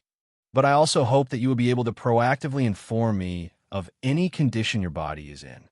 You are now the Demon Lord's wife, the little princess's mother, the great first madam of the demon realm. Your life is not just your own. Knowing that your body was unwell, you still dared to forcefully circulate your spiritual energy. Don't you know what a risky behavior this is? Also, a cracked false heart is a life-threatening matter. How can you so easily say things like you're fine? Please be more mindful. Luo, Ruing, Ning Yechen, Kuei. Everyone present was intimidated by Yu Qingyo's successive scoldings. No one dared to speak. Kuei, especially, kept her head down, not daring to make a sound. The Lord Left Guardian was angry right now. It was best not to say anything unnecessary. In the entire demon realm, only Lord Left Guardian would dare to scold both Demon Lord and Madam at the same time like this. Luo Ruiying was rendered speechless by Yu Qingyo's motherly, lecture-style scolding. She could only blink her eyes, nod, and obediently reply. Okay. At this moment, she actually experienced the long-lost feeling of being nagged and scolded by her mother. When Qingyu gets angry, she's so scary. Ning Yechen deeply sympathized with this feeling. Ever since he had known Yu Qingyu, he had heard no small amount of her nagging and scolding. Madam, since your body is unwell right now, it is inconvenient for me to say more. I must ask you not to act so rashly again next time. After saying so much, Yu Qingyu was still not reassured and said, leaning close to Luo Ruiying's face and gazing at her. Luo Ruiying felt the pressure of a daughter-in-law, facing her mother-in-law, and nodded repeatedly. Okay. After receiving Luo Ruiying's assurance, Yu Qingyu sat back in her original position and said calmly, Kuei, present. Hearing Yu Qingyu call her, Kuei immediately stepped forward and responded. At this moment, she had appeared in the room in the form of a maid. Help me diagnose the madam. Can the false heart be repaired? And is there any danger? Yu Qingyu said, standing up to make way for her. Kuei was an expert at making puppets. Remolding an immortal body was no problem for her, let alone simply checking the condition of a false heart. This was also the reason why Ning Yechen had specifically instructed for Kuei to be called over. In this aspect, she was more skilled than both him and Yu Qingyu. Madam, forgive my intrusion. Kuei sat on the edge of the couch, gently placed her hand on Luo Ruiying's chest, and closed her eyes, sensing the condition inside her body. After a moment, Kuei retracted her hand and said under the nervous gazes of Ning Yechen and Yu Qingyu, Demon Lord, Lord Left Guardian, the madam's condition is not optimistic. Hearing this, the eyes of both Ning Yechen and Yu Qingyu instantly hardened. What's the situation? Madam's false heart is damaged and her body is fragile. She cannot withstand any more risks, nor can she circulate the spiritual energy in her body at will anymore. The inside of the false heart also has traces of cracking. I'm afraid it won't be able to hold out for much longer. Kuei continued to reply, her expression grave. Hearing this, Luo Ruiying's expression showed no fear or worry as she asked with great composure. In that case, how much longer can I last? 3 months at most, 1 month at the least. Kuei replied with a serious and earnest expression. 1 month. Luo Ruiying murmured softly. Her beautiful eyes couldn't help but look towards Ning Yechen and Luo Hongye, who was in her arms, gazing at her with worried eyes. Kuei hesitated for a moment, then took the initiative to speak again. Madam, you need not worry. As long as you are willing, I can forge a new immortal body for you. Although 1 month is a very tight schedule, I can do it. Hearing this, Luo Ruiying hesitated in her heart. Remolding her immortal body would certainly be good. She wouldn't have to rely on the false heart to sustain her life, and she could even make a breakthrough in her cultivation. Perhaps she could even return to the immortal Emperor cultivation realm with a new immortal body. But in that case, it would mean she would have to give up the body she was born with. Would that still be her? and once she changed to a new body, she would lose her Luotian family bloodline. But she would be able to have a future where she could accompany her child as she grew up and accompany him by his side. Loro Ruiying pondered for a moment and finally made up her mind. Just as she was about to ask Kuei for the favor, Ning Yechen reached out his hand and gently covered her red lips. There's no need for that. In just one day, I will take back everything you lost with interest. Ning Yechen gazed intently at Luo Ruiying, a faint smile on his face, his expression confident and arrogant. Husband, take it back, you mean? Luo Ruiying suddenly felt a faint, worrying premonition in her heart. He couldn't be planning to force his way into the heavenly realm, could he? Ning Yechen gave a roguishly charming smile and looked towards Yu Qingyu, asking, Qingyu, how are the preparations on your end? Yu Qingyu also gave a cold, serene smile, placed a hand on her chest, and bowed slightly. Demon Lord, everything is ready. Just waiting for your command. Very good. Notify everyone to come for an audience with this lord at once. Ning Yechen ordered coldly. Time is now tight. In order to prevent any more accidents from happening to Luo Ruiying, and also to have her get well sooner, he would not wait any longer. Having been delayed for some time, it was time to go back and take back what originally belonged to his wife.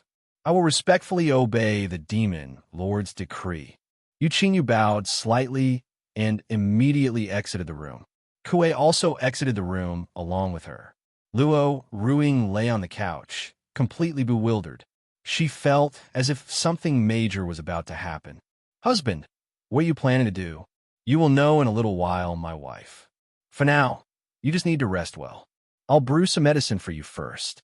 Ning Yechen gently caressed Luo Ruiying's forehead, then smiled faintly and got up, walking to a part of the room. With a light wave of his hand, various heavenly materials and earthly treasures, as well as rare medicinal herbs unique to the demon realm, floated in midair, emitting a shimmering glow. Ning Yechen selected the needed medicinal herbs and began to refine medicine on the spot. Under his exquisite control, the various medicinal herbs were turned into powder one by one and fell into the furnace. Luo Hongye lifted her little head and watched the medicinal herbs flying all over the sky, as if she were watching Ning Yechen perform. Her big eyes lit up, and her little mouth opened slightly. Mommy, Daddy is so amazing. He is, because that's Yi Ye's daddy, after all. Luo Ruiying reached out and stroked the back of Luo Hongye's nimble little head, watching Ning Yechen's back with a faint smile. As she watched, Luo Ruiying suddenly saw Ning Yechen take a piece of bone and casually toss it into the medicinal soup he was refining. Did he just throw a bone in there? He said he was refining medicine, not making soup, right? Perhaps her eyes were just playing tricks on her. Luo Ruiying shook her head to herself. When she looked up at Ning Yechen again, she saw him take out a jar of thick, red liquid and pour it into the medicinal soup. Lying on the bed, she could smell a faint, bloody scent even from a distance. Is he really refining medicine? A trace of doubt couldn't help but rise in Luo Ruiying's heart. She then saw Ning Yechen successively throw in various strangely shaped medicinal herbs, as well as all sorts of things resembling human organs. It was hard to imagine that this was really medicine refining. Before long, the entire bedchamber was filled with a thick, bitter, and pungent medicinal smell. The quality isn't bad. Ning Yechen looked at his masterpiece with satisfaction. With a light lift of his finger, the medicinal soup brewing in the furnace was guided into a bowl he had already prepared. Dear, time to drink your medicine. Ning Yechen sat down on the edge of Luo Ruiying's bed, holding the medicine with a smile on his face. Luo Ruiying propped herself up against the headboard and looked at the bowl of dark green and purple, boiling and bubbling medicinal soup in Ning Yechen's hand. Her pretty face was instantly frozen with fright. Is this really not poison? If she didn't trust that Ning Yechen wouldn't harm her, she would have really thought this was a bowl of poison. Husband, is this medicine really drinkable? Luo Ruiying hesitated for a moment, but couldn't help but ask. What else? Is my wife doubting this husband's skills? Ning Yechen asked. Luo Ruiying shook her head lightly and explained. It's not that I doubt you, husband. It's just that I seem to have just seen you add bones and blood and such into it. Is this a unique, secret recipe of the demon realm? No, my wife. This is a secret recipe invented by your husband. It has miraculous effects for recuperating the body, especially for protecting the heart and nourishing the bones. Ning Yechen said, lifting his head slightly with a proud expression. Luo Ruing was momentarily at a loss for words. She had almost forgotten he was indeed skilled at researching and creating new pill formulas and medicinal recipes. Ning Yechen looked at Luo Ruing's cute appearance, her brows furrowed in a difficult expression, and explained with a smile. Wife, don't worry. Those weren't actually bones and blood. They were all just medicinal herbs from the demon realm. That bone you saw is actually an herb in the demon realm called root bone grass. This herb just looks extremely similar to a bone. Is that really true? Then what about that jar of blood? Luo Ruing asked in surprise. That blood is just something made from grinding a flower called the chattering blood flower and soaking in water. Although it has a bloody smell, it isn't real blood. Ning Yechen explained again with a smile. Hearing this, Luo Ruing looked again at the medicinal soup in Ning Yechen's hand with a doubtful expression. Are even the medicinal herbs and plants in the demon realm this peculiar? He couldn't be trying to coax her into drinking it, and just casually made that up, could he? Come, my dear. Ning Yechen ladled a spoonful of the medicinal soup, blew on it, and brought it to Luo Ruing's lips. Luo Ruing pursed her red lips, a difficult look on her face as she tried to negotiate. Husband, must I drink it? You must, Ning Yechen said with a serious expression and an unquestionable tone. I will give you two choices, my wife. Either you obediently drink it yourself, or I will feed it to you with my mouth. Luo Ruing. Unreasonable. Luo Ruing's cheeks flushed slightly red. She gave Ning Yechen a coquettish, dissatisfied glare, and with no other choice, she could only part her red lips and drink the medicinal soup. The medicinal soup was bitter and pungent upon entering her mouth, but it was not as difficult to swallow as she had imagined. After drinking it, her body felt warm all over, and there was indeed an indescribable feeling of comfort within her. Surprisingly good. Luo Hongya, nestled in Luo Ruing's embrace, looked up at her, her eyes still revealing worry. Luo Ruing gave a light smile, gently stroking Luo Hongya's back, and more proactively took every spoonful of medicine Ning Yechen fed to her. In order not to make the child worry, she had to finish the medicine. After she finished all the medicine, Ning Yechen gently wiped his finger across Luo Ruing's red lips and looked at her with a face full of tender affection. Such an intimate gesture instantly made Luo Ruing's cheeks flush red. My wife, in the future, whatever the matter, you are not allowed to hide it from me again. Do you hear? Ning Yechen said, drawing close to Luo Ruing's exquisitely beautiful face and gazing into her bright red, gorgeous eyes. Luo Ruing shyly gave a light nod in response. This obedient and moving appearance, like that of a little wife, couldn't help but stir Ning Yechen's heart. He couldn't resist leaning forward and kissing her alluring red lips. Luo Ruing couldn't help but let out a soft moan. She closed her eyes and, with a blushing face, responded to Ning Yechen's loving kiss. A moment later, their red lips parted reluctantly. Luo Ruing's face was completely crimson, her soft chest heaving up and down as she gazed at Ning Yechen with eyes full of deep affection. As expected, I still like your body the most, my wife, Ning Yechen said with a light laugh, looking at the shy and beautiful Luo Ruing. Luo Ruing knew that Ning Yechen was referring to when Kuei wanted to remold her immortal body, but hearing such blatant words from Ning Yechen's mouth, she instantly became even more embarrassed. It sounded so strange. Luo Ruing shyly turned her head away, and only then did she notice that the little cutie in her arms was staring at the two of them with big, bright eyes. She had been too lost in the moment just now and had completely forgotten the child was still there, caught by the child while being intimate again. Luo Ruiying was so shy she couldn't face Luo Hongye and glared at Ning Yechen in annoyance. It's all this fellow's fault. Ning Yechen smiled without speaking. Being glared at coquettishly by his wife also felt pretty good. Coincidentally, at this moment, waves of clamorous noise came from the city outside the window. Luo Ruiying looked towards the window in confusion. Ning Yechen smiled faintly and got up from the couch.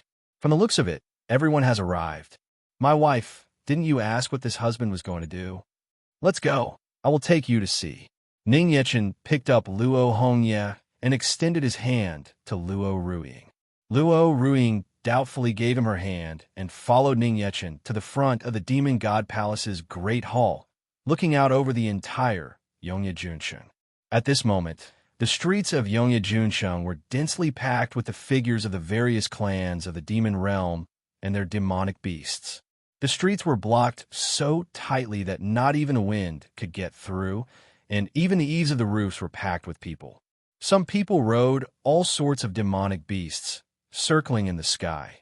Some stood in the air, and still others flew with feathered wings and bone wings, or rode on various immortal artifacts and magical treasures.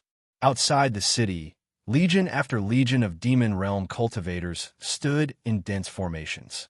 Looking from afar, they were like a pitch-black tide. And this black tide seemed to have no end, as more continued to pour in towards Yongye Junsheng from all directions. Demon clan cultivators continuously emerged from the distorted void. For a time, the entire Yongye Junsheng was filled with a clamor of excited and thunderous roars.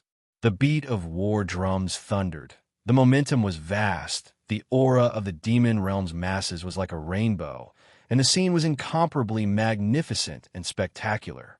Beta. Luo Ruiying was instantly dumbfounded. This was the first time she had ever seen so many demon clan cultivators. As far as the eye could see, there were at least several 100,000 of them. The 13-seated demon god generals of the demon realm, led by Yi Tianshun, were kneeling on one knee with their heads bowed below the demon god palace. One could say that the strongest power of the demon realm was now almost entirely gathered here. Mommy, Daddy, so many people. Luo Hongye held at her father's arms, hugged Shadow while her big eyes stared blankly at the countless demons below Yongye Junsheng. Why, yes, there are. Luo Ruiying also had a dazed expression as she looked at the scene before her. Ning Yechen revealed a faint smile, reached out to stroke Luo Hongye's little head, and chuckled. These are all Daddy's subjects. And they're all yours, too. Daddy called them here because he is preparing to take them to settle the score with the bad guys who bullied Yi. To vent the anger for our Yi and your mommy. Fight the bad guys. Hearing that they were going to fight bad guys, Luo Hongye happily waved her little hands. Luo Ruiying, on the other hand, looked towards Ning Yechen, worried, and asked, Husband, are you going to lead the demon clan into the heavenly realm? A large-scale invasion of the heavenly realm by the demon realm would very likely trigger another heavenly demon war after more than 100 years. The heavenly demon war was no small matter. That was a war between two realms. After every heavenly demon war, both the celestial and demon clans would inevitably suffer grievous losses, and lives would be devastated. If another heavenly demon war were to be triggered merely because of her, she would find it hard to bear, and it would be started because of her. She didn't want other, unrelated people in the heavenly realm to be dragged into it. At the same time, as she was now the madam of the demon realm, she also didn't want the people of the demon clan to take risks just for her personal sake. Ning Yechen knew what Luo Ruiying was concerned about.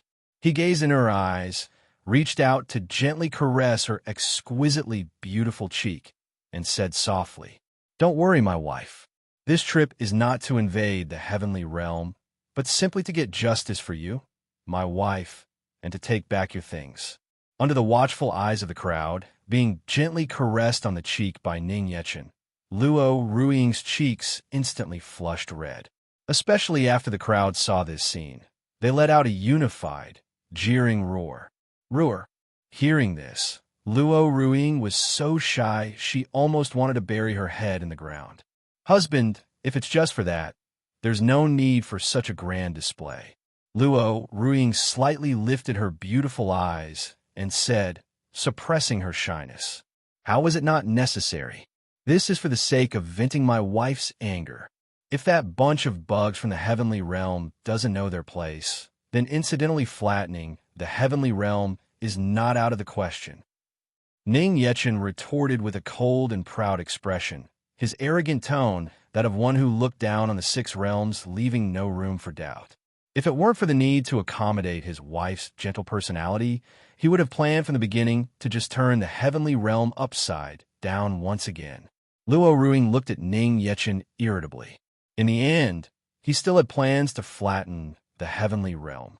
Yu Qingyu, who had been standing beside them with a quiet and dignified posture, stepped forward, placed a hand on her chest, and said with a slight bow, Madam, you're the first madam of our demon realm. The humiliation you and the little princess suffered in the heavenly realm is a humiliation by the heavenly realm against our demon realm. Furthermore, the other party even took your things. For the sake of your and the little princess's dignity, as well as the dignity of the demon realm, this expedition is a necessity. You need not worry. The entire demon realm, from top to bottom, are your subjects. They are willing to serve you and the little princess, regardless of life or death. Now that she knew the Dao Immortal Clan had forcefully taken Luo Ruiying's immortal bone and heart, nearly putting her to death, no matter what, they must descend upon the heavenly realm on this trip. To let those bugs of the heavenly realm know just how severe the consequences would be for provoking their demon realm and making a move on the demon realm's madam and the little princess. The hundreds of thousands of demon clan cultivators gathered below the demon god palace also roared at the top of their lungs. For the madam, for the little princess, make those little bugs of the heavenly realm pay the price for this. No one can humiliate the madam of our demon realm or bully the little princess of our demon realm. Roar! Give the order, demon lord. I can't wait any longer. Ha ha ha. Luo Ruiying looked at the deafening roars from below and couldn't help but feel very moved in her heart. It was just that the fanatical, bloodthirsty, and impatient appearance of the demon clan members still made her feel a little shocked and worried. She was worried they might just slaughter the entire heavenly realm. Demon Lord, according to your decree, the myriad clans of the demon realm have all arrived as scheduled. Yu Qingyu said to Ning Yechen with a slight bow. Ning Yechen led Luo Ruiying forward one step. Overlooking the masses of the demon realm below, the corners of his mouth curved up slightly into a roguishly charming smile as he said calmly, Then what are you all waiting for? Set out. Following Ning Yechen's command, everyone present instantly erupted into a boiling cheer. The war drums thundered, and the horns resounded through the clouds. Yi Tianxin and the others slowly stood up, each with an impatient, ferocious smile on their lips. Time to get active after a long while. Xu Jianjun slowly turned around and, with a wave of his hand, slashed out several hundred zhonglong blades of light that pierced through heaven and earth. The blades of light cracked open in mid-air, opening one void rift after another that led directly to the heavenly realm. The group of Shadow Guard attendants and the Demon Clan cultivators skilled in void-type celestial arts also joined forces to open one void passage after another to the heavenly realm. In an instant, the great army of countless Demon Clan cultivators swarmed forward, scrambling to be the first to plunge into the rifts. Nearly 1,000 void-wandering dragons, carrying countless people, plunged headfirst through the void, opening yet more passages to the heavenly realm. Gazing at this vast and magnificent great invasion of the heavenly realm, Luo Ruiying felt deeply shaken. Ning Yechen took Luo Ruiying's slender, soft hand, a smile on his face. Let's go, my wife. This husband will vent your anger for you, my wife. In Heavenly Realm, Northern Underworld Heavenly Domain. 1,000-foot waterfall cascaded down from the sky, its sparkling water like a river of stars. Below the waterfall were 100,000 celestial mountains, range upon range of rolling peaks, with green mountains and lucid waters shrouded in white mist. The scenery was one of tranquility and peace.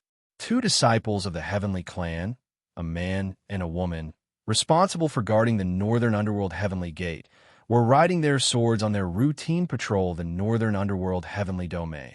After finishing their patrol of another area, the male disciple rode his sword closer to the woman's side and asked in a whisper, "Senior sister, have you heard about the Dao Immortal Clan?" "The Dao Immortal Clan? Are you referring to the #1 reclusive clan in our northern underworld heavenly domain?" The woman asked back, curious and doubtful. The man nodded with a solemn expression. "That's right. I heard that a few days ago, the Dao Immortal Clan suddenly announced that they were sealing their sect and strictly forbidding any clan disciples from going out." "What's so strange about that? Isn't the Dao Immortal Clan always in a reclusive state? Even if there's turmoil in the heavenly realm, as long as it doesn't affect their Dao Immortal Clan, they won't even intervene," the woman said dismissively. But the man shook his head, his expression extremely serious. "Senior sister, there's something you don't know. This time is different." "What's different?" "This time, the Dao Immortal Clan activated their sect-guarding celestial array." The sect-guarding celestial array. Hearing this, the woman was instantly shocked. Even in the entire heavenly realm, the Dao Immortal Clan's strength was one of the best, and their sect-guarding celestial array had never been activated before. Yet now, they had suddenly activated it. This is a huge deal. Could it be that something major is about to happen? There's one more thing. I only heard this through the grapevine, so I don't know if it's true or false. Senior sister, just listen. I heard that the Dao Immortal Clan's immortal ancestor came out of seclusion. As soon as he came out, that immortal ancestor led 6 elders and over 1,000 disciples to some unknown location. And it seems that to this day, not a single one has returned. The man said quietly with a frown and a solemn voice. An immortal ancestor who had been in seclusion for 1,000 years, leading over 1,000 elite clan disciples, was a force sufficient to contend with any faction in the heavenly realm. However, such a terrifying force had vanished without a trace. The Dao Immortal Clan didn't say anything, and then suddenly activated their sect-guarding celestial array. The meaning was simply self-evident. Hearing this, the woman hurriedly covered the man's mouth and looked around worriedly. "Chill. Don't make wild guesses. Be careful, or you'll be heard by others. In the northern underworld heavenly domain, don't just casually discuss the Dao Immortal Clan behind their backs. If you're overheard by someone from the Dao Immortal Clan, or if someone informs them, be careful that your immortal path doesn't end here." The man, his mouth still covered, obediently nodded. Only then did the woman resentfully release his mouth. The Dao Immortal Clan was the #1 reclusive immortal clan in the northern underworld heavenly domain.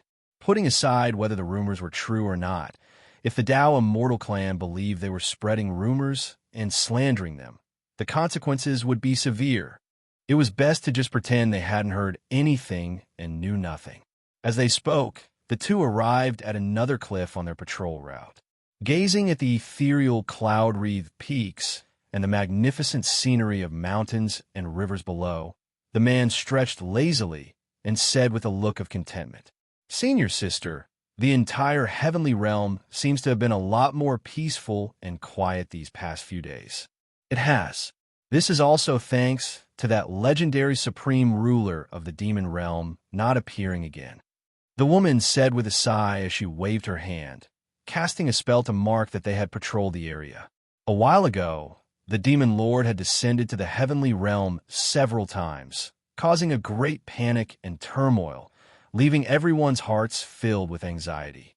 The ancestors of many immortal sects and clans either announced they were entering death's seclusion or disappeared directly, having fled to who knows where. It was said that the ancestors of some sects had only just cautiously returned to their clans recently. Hearing the title Demon Lord, the man's face was full of curiosity. He moved closer to the woman, who was busy casting her spell, covered his mouth with his hand and whispered another curious question. Senior sister, is that demon lord really that formidable? He was a newcomer who had ascended from the lower realm to the heavenly realm only in recent years. When he first arrived, he had heard the demon lord's title mentioned more than once, but since he had never witnessed him, his heart was filled with curiosity. The heavenly and demon realms had always been evenly matched, neither able to do much to the other. But ever since that demon lord appeared, things had changed completely. In the heavenly realm today, the mere mention of the demon lord's title makes people's faces change color. No one avoids the topic. This couldn't help but make him extremely curious. Did the demon lord truly possess such a reputation that all the immortals of the heavenly realm would avoid him at all costs? The moment the demon lord was mentioned, the woman's expression changed. Her face showed her terror, her body instinctively trembled slightly, and she said with lingering fear, "Believe me, you would absolutely never want to meet that demon lord. You didn't see the heavenly demon war from over 100 years ago, but have you not heard the story from a while ago, when the demon lord descended to the heavenly realm and smashed half of the heavenly Dao Imperial Palace asterisk with one palm strike? TL/N, previously translated as Tian Dao Palace. I'll use Heavenly Dao Imperial Palace from now on. The heavenly Dao ancestor had to respectfully serve him tea when he saw him. And also it said that not long ago, the demon lord suddenly appeared in the southern astral domain. When the tens of thousands of immortals in the southern astral domain learned they were facing the demon lord, they were all so scared they fled. Now, the number of immortals in the southern astral domain has been reduced by nearly half. Hearing this, the man was stunned speechless. After confirming no one else was around, he asked again in a small voice, "Then how does the Dao Immortal Clan compare to the Demon Lord? I heard that a mortal ancestor of the Dao Immortal Clan had been in seclusion for 1,000 years and stepped into the transcendent immortal domain." The woman gave the man a speechless glance. Why was this fellow so curious and gossipy? She had already told him not to secretly discuss the Dao Immortal Clan, yet he still dared to ask. However, since he had asked, as the senior sister who had guided him, the woman still secretly informed him, "I have never seen the strength of that immortal ancestor from the Dao Immortal Clan, but I have seen the strength of that demon lord. I believe that a mortal ancestor of the Dao Immortal Clan is absolutely no match for that demon lord. Is that demon lord truly so terrifying?" The man said in shock. He hadn't expected to hear such a high evaluation of the demon lord from the woman. Once you witness it with your own eyes, you'll understand. Of course, it's best if that time never comes. The woman sighed, looking up at the sky. In her heart, she subconsciously connected what the man had just mentioned. The Dao Immortal Ancestor leading his clansmen away and not returning, and the activation of the sect-guarding celestial array with the Demon Lord. The Dao Immortal Ancestor and his people disappearing, followed by the sudden activation of the sect-guarding celestial array. Could it be related to the Demon Lord? After this thought suddenly appeared in her mind, the woman shook her head with a self-deprecating laugh. How could that be possible? Why would the Dao Immortal Clan dare to provoke the Demon Lord for no reason? All right, let's go to the next spot. After the woman cast a spell to make her mark, she prepared to leave on her sword. The moment she turned her head, several hundred-long rifts suddenly cracked open in the void above the heavenly realm. From within the void rifts, a terrifying demonic spiritual energy poured out. Countless demon clan cultivators and ferocious demonic beasts swarmed into the heavenly realm like a tide, their excited roars echoing throughout the entire heavenly domain. The surrounding void distorted, and one after another, void-wandering dragons carrying countless demons emerged. The woman and the man were instantly and completely dumbfounded, even suspecting that their eyes were playing tricks on them. The demon army was invading the heavenly realm again. Quickly ring the heavenly gate bell. The demon clan has descended. The woman hurriedly shouted to the man. "Oh, okay." The man had never seen such a terrifying scene.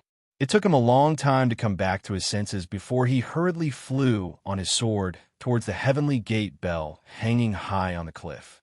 Before he could even ring it, he already heard the resonant sound of celestial bells echoing throughout the entire heavenly realm.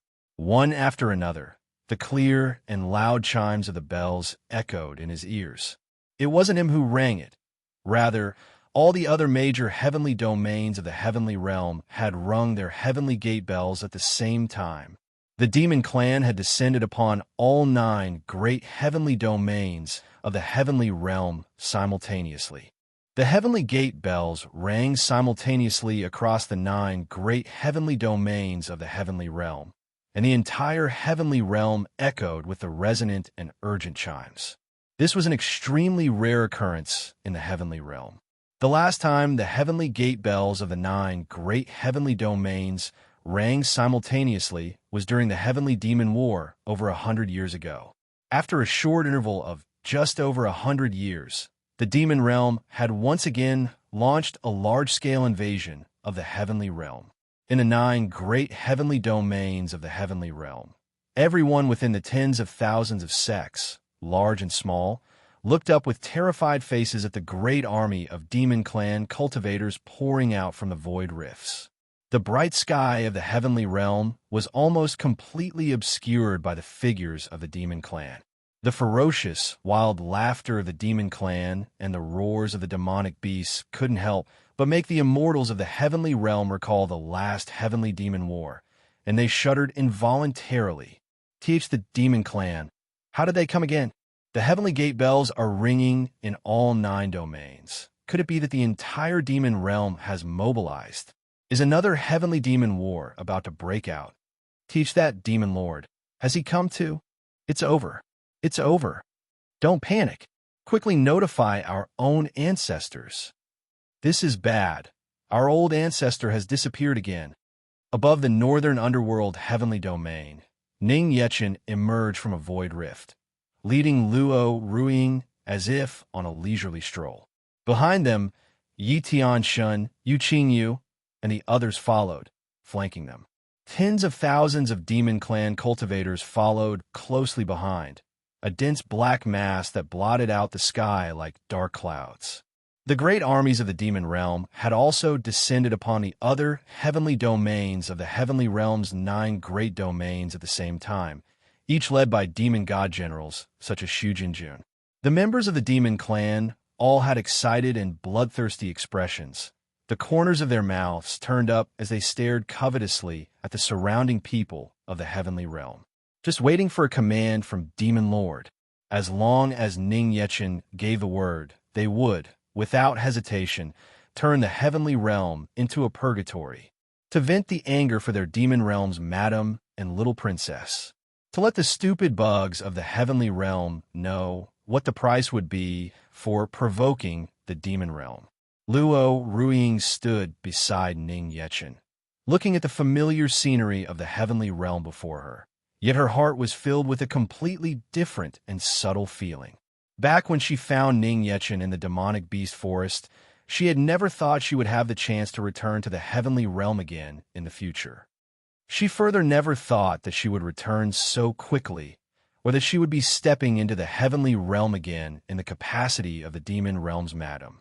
My wife, let's go. Ning Yechen took Luo Ruiying's hand and strode through the air of the heavenly realm, the great army of the demon realm following closely behind. The northern underworld heavenly domain was on high alert, as if facing a great enemy. All the various sects and factions rushed to the vicinity, yet not a single person dared to rashly step forward, only because they were completely unwilling to provoke the man at the front. Ning Yechen's cold gaze swept over the gathered immortals watching from a distance, and he said calmly, "Scram or die. This lord will only give you one breath's time." As his voice fell, the immortals of the northern underworld instantly scattered and fled at top speed. Absolutely no one dared to linger, because they all knew that the demon lord truly did what he said. Furthermore, the great army of the demon realm led by the Demon Lord, was not something that the various sects of their northern underworld heavenly domain could contend with just by joining forces. All the immortals of the northern underworld heavenly domain fled, and Ning Yechen, surrounded by the great army of the demon realm, moved as if through an uninhabited land. Wherever they went, young children stopped crying, immortal caves were sealed shut, and whole families moved away. In the vast heavenly realm, no one stood in their way. Just at this moment, two golden pillars of light descended from the sky, landing straight in front of Ning Yechen.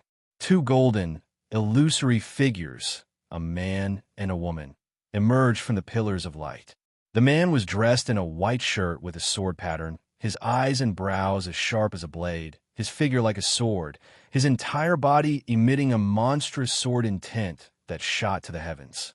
The woman was draped in a star-colored cloud dress, her eyes as brilliant as a river of stars, and the celestial ring behind her was like a galaxy of celestial bodies. The moment the two appeared, an invisible spiritual pressure surged forth like a monstrous wave. Luo Ruiying was greatly shocked, her beautiful eyes widening involuntarily. She had lived in the heavenly realm for so long, but she had never seen anyone with such a terrifying cultivation and spiritual pressure. She had also never seen these two people before. Those whose spiritual pressure and cultivation could surpass that of a heavenly realm immortal emperor could only be people from the divine realm. People from the divine realm have actually descended to the heavenly realm to take action. Luo Ruiying's expression couldn't help but reveal a trace of worry. She knew Ning Yechen was very strong, definitely at the transcendent immortal cultivation realm. But the people of the divine realm, without exception, were all peerless, transcendent, immortal experts in the six realms. What's more, two transcendent immortals had descended this time. The members of the heavenly realm, secretly observing from the shadows, were ecstatic upon seeing the two great powers from the divine realm suddenly appear. The divine realm has sent people. Now, finally, there's someone who can suppress this demon lord's arrogant flames. Nowadays, if you were to speak of those who could fight the demon lord, it would probably only be the transcendent immortal gods of the divine realm. The crowd observing in secret thought with great anticipation. With two great transcendent immortal powers from the divine realm descending to the heavenly realm, what need is there to fear that demon lord? Some people even wanted to come out and stand behind the two great powers from the divine realm to show support. Let's see what that demon lord dares to do to them now. Facing the two who had descended from the divine realm, Ning Yechen's expression remained calm and composed, without a single ripple. Yu Qingyu and Yi Tianshan beside him, and even the masses of the demon realm behind him, also did not show the slightest fear or worry. There was no other reason, only that their strongest demon lord sir was standing before them. Ning Yechen's cold eyes watched the two from the divine realm before him. A contemptuous smile appeared at the corners of his mouth as he said calmly, "Sword God Jianx and Star God Xinghuan, long time no see. What? Is it only the two of you this time? Or are you saying you think that with just the two of you, you can stop this lord?" Jianx, Xinghuan. A drop of cold sweat trickled down the foreheads of Jian Xin and Xinghuan, their expressions incomparably tense and uneasy. The two of them were in a constant state of tension. Jian Xin tightly gripped the immortal sword at his waist, and Xinghuan also maintained a high level of concentration, terrified that Ning Yechen would suddenly make a move on them. After a long silence, Jian Xin mustered his courage and was the first to speak, questioning. "Demon Lord, the two of us have no intention of being your enemy. Maintaining the balance of the six realms is the duty of my divine realm. We cannot stand by and watch your demon realm throw the heavenly realm into chaos." It was agreed back then that the heavenly realm would henceforth no longer proactively provoke the demon realm, and the demon realm would no longer invade the heavenly realm. You're leading the great army of the demon realm to invade the heavenly realm now is a violation of that agreement. Agreement? Ning Yechen let out a sneer. He took a light step forward, and Jian Xian and Xing Huan instantly flashed away, putting 100 li of distance between them. The blade of Jian Xian's sword was a foot out of its scabbard, and Xing Huan was even holding a cluster of stars in her hand. This scene completely stunned the crowd observing from the shadows. Two great, transcendent, immortal powers from the divine realm were actually this nervous when facing the demon lord. Ning Yechen ignored Jian Xian and Xing Huan's overly tense postures and said coldly, lifting his head, "Oomph. The one who broke the agreement was not this lord. Someone from the heavenly realm dared to make a move on my wife and child. That has already touched this lord's reverse scale. This cannot be blamed on this lord. Besides, even if I disregard the agreement, what can you possibly do to this lord?" Ning Yechen's arrogant aura instantly intimidated Jian Xian and Xing Huan, and they didn't dare to move rashly. However, what shocked the two of them even more was that after not seeing him for over 100 years, the demon lord had actually gotten married, and his wife was a person from their heavenly realm, an immortal and a demon becoming cultivation partners. Such a situation had not been seen even once in 10,000 years. Putting aside the historical enmity between immortals and demons, celestial and demonic spiritual energy had always been incompatible. Even if they became cultivation partners, it would be difficult to conceive a new life. Yet the reality was that the demon lord and the woman from the immortal clan had actually given birth to a child. This was too incredible. In tens of thousands of years, it had never been heard of. Jian Xian and Xing Huan, in unspoken agreement, looked towards the mother and daughter pair of Luo Ruiying and Luo Hongye behind Ning Yechen. For an immortal and a demon to give birth to a child was simply a miracle. However, at this moment, compared to the shock of witnessing a miracle, what Jian Xian and Xing Huan felt more was endless anger.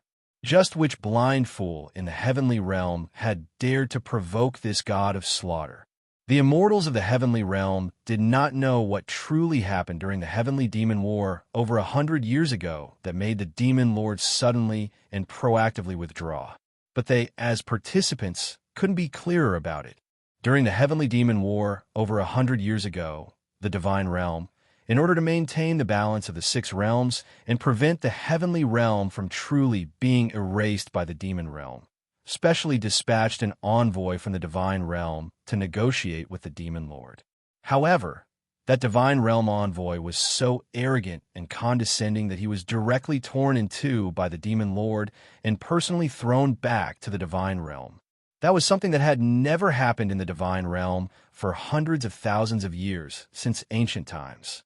This blatant provocation from the demon lord also completely enraged the gods of their divine realm. On the spot, more than 10 transcendent immortals from the divine realm joined forces, vowing to annihilate the demon lord. And that included the two of them. In that battle, the sun, moon, and river of stars were overturned, the river of time froze, the great Tao was nearly obliterated, and the divine realm was almost overthrown. After fighting for several months, they surprisingly failed to harm the demon lord in the slightest. In the end, they really didn't dare to fight anymore. Through all kinds of persuasion, they finally managed to reach an agreement with the demon lord that the immortal and demon realms would not encroach upon each other from that day forward. Yet now, some fool had provoked this god of slaughter into leading the great army of the demon realm to pay another visit. This time, the demon lord had come menacingly. How could the two of them possibly stop him? They were about to die of nervousness right now. They wished they could drag out the person from the heavenly realm who had provoked the demon lord and sacrifice them to the heavens. And while at it, ask him, how'd you dare? No matter what, in order to maintain the balance of the six realms, they absolutely could not let the great army of the demon realm act freely in the heavenly realm. A.B. Demon Lord, this matter may be some kind of misunderstanding. We do not know who from the heavenly realm has provoked you, Demon Lord. You can inform us, and we will punish them on your behalf. There is no need to trigger a war between the two realms over a small misunderstanding. Xing Huan composed herself, stepped forward, and cupped her hands towards Ning Yechen, speaking politely. If possible, they didn't want to fight the demon lord again in the slightest. No, wait, it should be said that they absolutely could not fight. Ha ha ha, you want to act on this lord's behalf. Hearing this, Ning Yechen couldn't help but laugh. The two of us will definitely give you a satisfactory result, Demon Lord. Xinghuan nodded and guaranteed. Ning Yechen closed his eyes and let out a light breath. When he opened them again, his deep, jet-black pupils were bone-chillingly cold. A mere moment's gaze was like having one's entire body and soul fall into an endless abyss to be devoured. Jian, Xian, and Xinghuan's expressions instantly froze, a chill spreading through their bodies. This was the second time they had felt fear from the Demon Lord. Ning Yechen pointed a finger at Jian, Xian, and Xinghuan and said in a cold voice, "My demon realm has always avenged every wrong. We will never let go of anyone who provokes my demon realm. This lord, moreover, does not need anyone to interfere.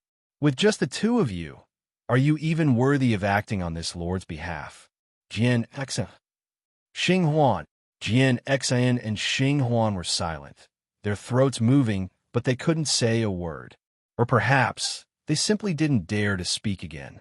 Ning Yechen continued, "Daring to make a move on this lord's wife and daughter. Does that seem like a small misunderstanding in your eyes? In this lord's eyes, even having the entire heavenly realm annihilated to atone would not be going too far. Roar, roar, roar. Demon Lord, give the order. Let us flatten the heavenly realm. Avenge our demon realm's madam and little princess. The bugs of the heavenly realm must pay a painful price." After Ning Yechen's voice fell, the great army of tens of thousands from the demon realm behind him roared wildly in response. Ning Yechen slowly raised his arm, and the great army of the demon realm, which had been howling excitedly behind him, instantly fell silent again.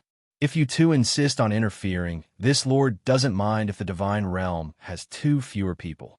Jian, Xian, and Xinghuan looked at each other in dismay, momentarily caught in a difficult position. They were unwilling and did not dare to be the demon lord's enemy. But if they were to let the demon lord do as he pleased, they were afraid he would really annihilate the entire heavenly realm. As Jian, Xian, and Xinghuan were hesitating, Yu Qingyu, with her dignified and elegant posture, slowly stepped forward. "Demon Lord, it seems the bugs from the divine realm are unable to appreciate your good intentions. Might as well let them disappear. I can handle it on your behalf." Hearing such arrogant words from Yu Qingyu, both Jian, Xian, and Xinghuan were momentarily stunned, but they didn't dare to underestimate her in the slightest. Who is this woman? In their eyes, although Yu Qingyu's surface showed no spiritual energy or pressure, the spiritual energy contained within her body was like a bottomless pit, completely unfathomable. Yu Qingyu's serene, cold, and exquisitely beautiful face looked like that of a fierce beast staring at its prey. This woman might really have the ability to deal with the two of them. However, what was even more surprising for Jian Xian and Xinghuan was yet to come. Before Ning Yechen could answer, an old man with a stooped body, wrapped in bandages and leaning on a cane, also slowly walked to Ning Yechen's side and asked in an old, deep voice, "It's just dealing with two bugs from the divine realm. What need is there for you two, Demon Lord and Lord Left Guardian, to act personally? Why not just let this old man handle it? It's been a long time since I've moved my body." "Oh, Elder Shur actually has such interest today," Ning Yechen said with a light laugh, looking with some surprise at Shur Guotian beside him. Originally, Ning Yechen had been quite surprised that Shur Guotian had also come to the heavenly realm. Shur Guotian had always stayed in the demon realm's graveyard, digging graves, making coffins, and burying corpses every day, very rarely going out. This time, not only had he come along to the heavenly realm, but he was also proactively volunteering to fight, which was truly a rare sight. The crowd of demons, seeing this, couldn't help but feel it was strange. Elder Shur was actually volunteering to fight. Is the old man up to it? Shurguitian glanced at the petite and cute Luo Hongye in Luo Ruing's arms, his expression briefly lost in memory. Then his gaze turned cold again as he looked at Jian Xian and Xing Huan, a piercing, bone-chilling, killing intent in his aged eyes. To dare to make a move on my demon realm's little princess, this old man must naturally also contribute a share of the effort to make these ants pay the price they deserve. Ning Yechen gave Shurguitian a meaningful look. He knew that Shurguitian held an extraordinary hatred for the divine realm, but he had never heard the reason why. He had only heard that a long, long time ago, he seemed to have once had a daughter. Ning Yechen thought for a moment, then raised his arm to block Shurguitian and said with a faint smile, "Elder Shur, I appreciate the sentiment, but you should save your strength for next time. This time, let this lord handle it personally." After speaking, Ning Yechen's gaze fell upon Jian Xian and Xing Huan in the distance, and he said coldly, "This lord has come on this trip only to handle a small private matter. As long as the people of the heavenly realm do not proactively provoke or obstruct me, this lord will not make a move against you. But as for those who make an enemy of my demon realm, they will be killed without fail." Ning Yechen's voice, carried by demonic sound, spread throughout the entire heavenly realm, allowing everyone within it to hear. Hearing this, the immortals of the 9 great heavenly domains had varying expressions. Some were deeply suspicious and still advocated for gathering the other various sects to jointly resist the demon clan's invasion and defend the honor of the immortal clan. Others, however, felt that since the demon lord was not leading his great army to trigger a heavenly demon war this time, then there was no need to make an enemy of him. They just needed to let whoever provoked the demon lord bear his wrath alone. The heavenly realm could then avoid a heavenly demon war. This was the true thought of the majority of people in the heavenly realm. In the past, when the demon clan invaded the heavenly realm on such a large scale, the 9 great heavenly domains would inevitably unite to resist the demon clan and defend the face of the heavenly realm. But today was different from the past. Among the tens of thousands of sects in the heavenly realm, the vast majority were unwilling to provoke the demon lord's wrath and bring fire upon themselves. They knew the demon realm's methods all too well. If one person made a mistake, the entire sect would probably be implicated. This lord has said my piece. Within 3 breaths, if you two do not scram, this lord will personally send you on your way. Ning Yechen issued his final ultimatum to Jian Xian and Xing Huan. Jian Xian and Xing Huan frowned tightly, finding it difficult to decide for a moment. Were they really going to just let the demon lord and his great demon army run rampant in the heavenly realm like this? They also didn't know who in the heavenly realm had provoked the demon lord. While Jian Xian and Xing Huan were hesitating, Ning Yechen calmly said to himself, 1, 3. The moment 3 was spoken, the killing intent and demonic spiritual energy on Ning Yechen's body manifested, and a terrifying spiritual pressure surged towards Jian Xian and Xing Huan like a tidal wave. Or no, yes. Just the manifested spiritual pressure alone was enough to crush the void before the 2 of them into powder. Jian Xian and Xing Huan instantly sensed a mortal threat and vanished from the spot in an instant, not daring to hesitate in the slightest. If they had been even a little bit later, the demon lord would have probably attacked them directly. The 2, with lingering fear in their hearts, couldn't help but curse the demon lord internally for being unreasonable. He hadn't even shouted 2, but had jumped straight to 3. But since they now knew the demon lord was not here to annihilate the heavenly realm, they decided to wash their hands of the matter. The price for offending the demon lord should be paid by that person himself. The duty of the divine realm is to maintain the balance of the 6 realms, not just to protect any one side.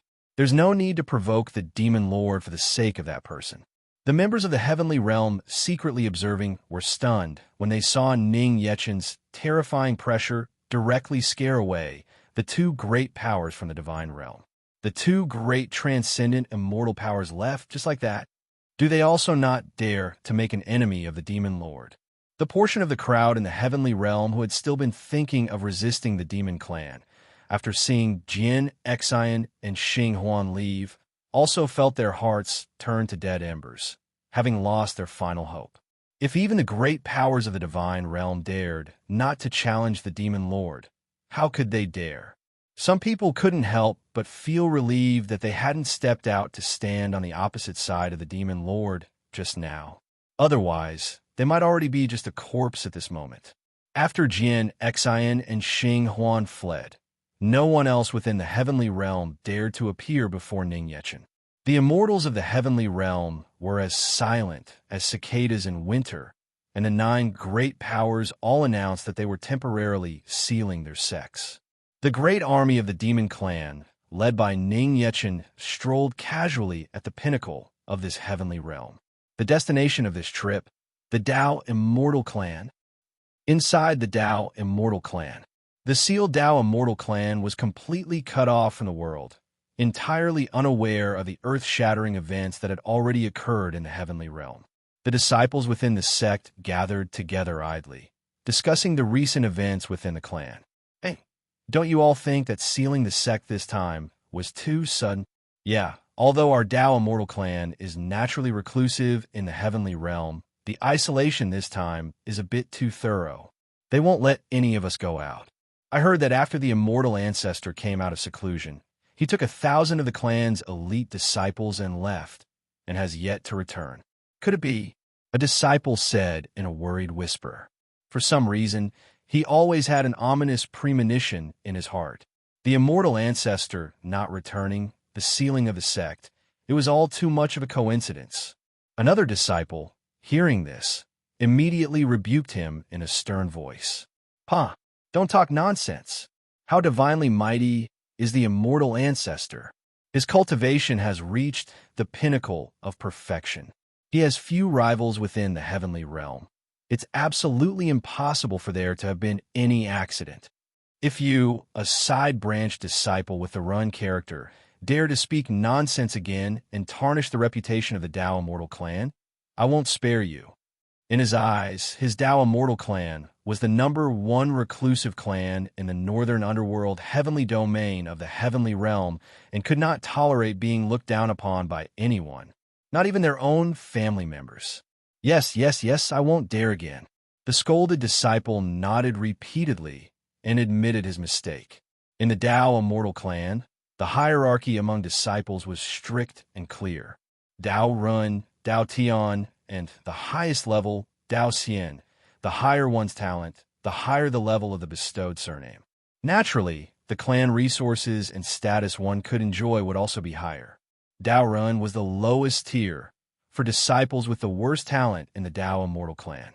They basically had no status within the clan and did not dare to offend other disciples with higher talent and status. Another disciple, a Dao Tian, tried to smooth things over and change the subject. Speaking of which, I heard the immortal ancestor led the disciples to capture that Luo Shun Empress. Right, it seems to have been Lord Potion's request. Oomph. What Luo Shun Empress? She's just a bitch. On the surface, she was pure as ice and clean as jade, willing to scatter her own cultivation and swear to die rather than accept Lord Potion's request to become cultivation partners. But in the end, she turned around and secretly came back pregnant with a bastard. What a joke. Our Dao Immortal Clan gave her such rich cultivation resources. Yet when she was needed to devote her body to our Dao Immortal Clan, she acted like a saint. The disciple from before, who had spoken up to defend the Dao Immortal Clan's reputation, cursed indignantly. Another fellow disciple also chimed in. Isn't that the truth? I heard that bitch Immortal was pregnant with a demon's bastard. It's simply a disgrace to the holy name of our Immortal Clan. I really can't figure out why Lord Changjue didn't just execute that bitch and that demon bastard together back then, and even let her escape with the demon bastard. Just digging out her exquisite heart and immortal bone was letting her off too lightly. Yeah, it's said that Empress's cultivation talent was peerless and rare, and her appearance and figure were unparalleled in the world. Even if Lord Patian didn't want her anymore, keeping her as a cauldron for our clan's disciples to use for cultivation would have been wonderful. I think you wouldn't have been using her for cultivation. Haha. The group discussed animatedly, laughing and joking with each other, letting out waves of lewd and vulgar talk. And just at this moment, one person suddenly noticed that the sky had grown dim. The group looked up in confusion, only to see a sky full of the great demon army, blotting out the sun and covering the sky above their Dao Immortal Clan's territory. The group was greatly shocked, so scared they were dumbfounded, and they hurriedly roared. Quickly go and inform Lord Changjue. The demons are here. Within the inner residence of the Dao Immortal Clan, Dao Xian Changjue sat alone in his room, his arm propped on the desk as he held his forehead, his face haggard with mental exhaustion. On that day, after confirming that the immortal ancestor Dao Xian Tianhua, along with the clan's 6 great celestial law elders and over 1,000 elite disciples, had all perished, he immediately raised the sect-guarding celestial array, sealed the sect, and traveled alone to the Judgment Divine Palace to find Patian and seek his protection. At that time, Patian had confidently sworn that he would handle it. However, several more days had passed, yet there was still no news from Potion's side. These past few days, the unease in his heart had grown increasingly intense. He was in a state of constant panic, unable to calm his mind, tormented to the point of mental exhaustion. His only hope was that Patian could bring him some good news that would set his mind at ease. Lord Changjue. Just then, an urgent and hurried voice came from outside the room. Dao Xian Changjue was currently annoyed in his heart. Hearing the panicked shouting from outside, his brows furrowed even more tightly. He threw open the door and scolded angrily. "What is it? Didn't I tell you not to disturb me?" With a single angry roar, Dao Xian Changjue directly blasted the disciple who had come to report, knocking him off his feet. Usually, when encountering Dao Xian Changjue while he was in a rage, a disciple would certainly have hurriedly kneeled to admit their fault. But at this moment, he had no time to admit his fault to Dao Xian Changjue. He scrambled before him and, pointing to the sky above the sect-guarding celestial array over their territory, said in a panic, Lord Changjue, the demons are here." Hearing this, Dao Xian Changjue looked up in the direction the disciple was pointing, only to see a dense black mass of countless demon realm cultivators standing in the sky above the Dao Immortal Clan's territory. Dao Xian Changjue was instantly dumbstruck, so scared his mouth hung open. For a moment, he even suspected if he was currently in the heavenly realm. Why had such a massive demon army appeared in the heavenly realm? Had a new heavenly demon war begun? The disciples of the other clans in the various domains of the heavenly realm, did none of them try to stop the demon clan? Quick, have all the disciples in the clan form up. We must defend the sect-guarding celestial array. Also, quickly go and ring the heavenly gate bell and have the other clans come to support us and jointly resist the demon clan. As the head of the Dao Immortal Clan, Dao Xian Changjue did his best to remain calm and gave a series of orders to the disciple before him.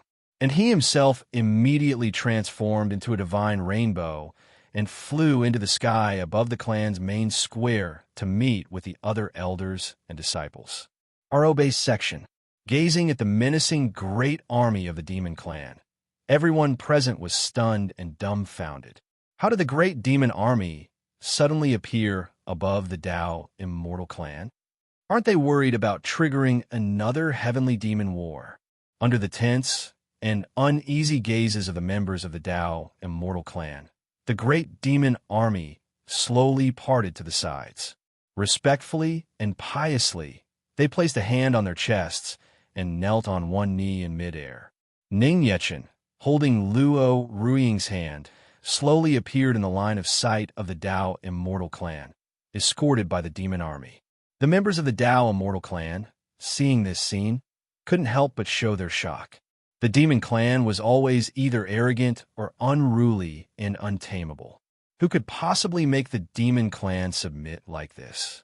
The members of the Dao Immortal clan did not recognize Ning Yechen, but they recognized Luo Ruiying.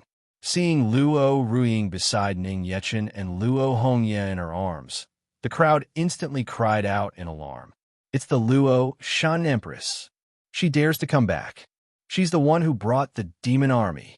As expected, this bitch has long been secretly colluding with the demon clan. I knew it. Why else would she give birth to a demon bastard?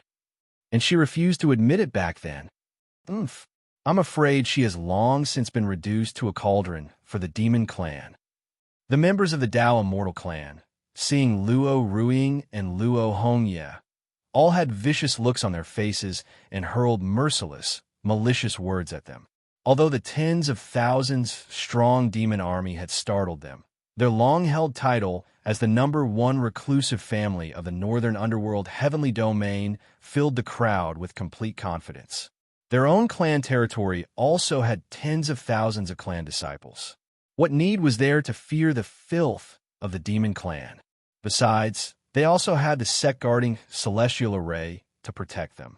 Taking a step back, even if they were no match for the demon clan, as long as they didn't go out and held fast to the sect-guarding celestial array, and waited for other sect from the heavenly realm to arrive with reinforcements, or waited for their immortal ancestor and elders to return, they would surely ensure that these demons would never return from whence they came. Luo Hongye, nestled in Luo Ruiying's embrace, saw the vicious faces of the Dao Immortal clan members and was so scared she buried her head in Luo Ruiying's embrace. In her mind, she couldn't help but recall how the people of the Dao Immortal clan had locked her in a pitch-black, cold iron cage, her ears filled with their curses and accusations. Luo Ruiying lovingly hugged the frightened Luo Hongye tighter, gently stroking her back to calm her down. She could tolerate the Dao Immortal clan's filthy words and slander against her, but she could absolutely not tolerate them bullying her child. Ning Yechen also lovingly stroked Luo Hongye's delicate and soft little face and said gently, "Don't be scared, Yi. Daddy is here. Today, Daddy will get justice for Yi. Tell Daddy, were these the bad guys who bullied Yi before? They didn't give Yi food, and they wouldn't let Yi see Mommy. They said Yi was an unwanted bastard." Luo Hongye turned her head to look at Ning Yechen, pouting her little mouth, her little face full of grievance. Hearing this, Ning Yechen's heart was already filled with rage to the extreme. Nothing had ever been able to make him this furious before. No one in this world could bully his child. If he weren't in front of his child, he would have already been unable to suppress the urge to crush everyone in the Dao Immortal clan to death. Yu Qingyo's pretty face was also covered in frost. She wished she could just directly execute everyone in the Dao Immortal clan. But she did not act, because she knew the Demon Lord was about to act. Yi, Daddy will vent your anger for you today. All the bad guys who bullied Yi, Daddy won't let a single one go," Ning Yechen said with a gentle laugh. But this smile made the members of the demon clan behind him shudder with cold fear. The Demon Lord is really angry. Luo Hongye nodded and replied in her soft, sweet voice. Ning Yechen's expression was ice cold. He led Luo Ruiying through the air to the front of the Dao Immortal clan's sect-guarding celestial array and gently placed his hand on the barrier. What does he want to do? He couldn't be thinking of breaking our Dao Immortal clan's ancient sect-guarding celestial array, could he? What a joke. This sect-guarding celestial array of our Dao Immortal clan was laid down by a true god from the upper realm. It is an existence that can withstand a full power strike from a great transcendent immortal power. With just him alone, he thinks he can break our Dao Immortal clan's sect-guarding celestial array. He overestimates his own abilities. The demon clan of today is truly arrogant to the extreme. Our Dao Immortal clan has really been looked down upon by the filth of the demon clan. Do they really think our Dao Immortal clan is as weak and easily bullied as the other sects in the heavenly realm? The members of the Dao Immortal clan, seeing this, not only didn't show the slightest worry, but on the contrary, couldn't help but roar with laughter letting out waves of mockery and ridicule. Compared to the optimistic crowd of clan disciples, Dao Xian Changjue was already drenched in sweat, his eyes trembling with shock as he stared fixedly at Ning Yechen. He had already vaguely guessed this man's identity. A handsome and dashing figure, a calm and unhurried expression that revealed a world-scorning, arrogant posture that held no one in its regard. To be able to make the masses of the demon clan submit, in the entire demon realm, there was only one person, the Demon Lord. Ning Yechen's palm was seen pressing against the Dao Immortal Clan's sect-guarding celestial array. In that instant, a pressure so terrifying that it made everyone present shudder erupted forth like a geyser. Dao Xian Changjue was instantly so scared his entire body froze on the spot. What terrifying spiritual pressure and killing intent. He had never felt anything like it, not even from the immortal ancestor. All personnel, hear my order. Stabilize the sect-guarding celestial array with all your might. Dao Xian Changjue came back to his senses and shouted at the top of his lungs. The members of the Dao Immortal Clan, who had been frozen in place by fear, were jolted awake as if from a dream and hurriedly poured their vast spiritual energy into the sect-guarding celestial array without reservation.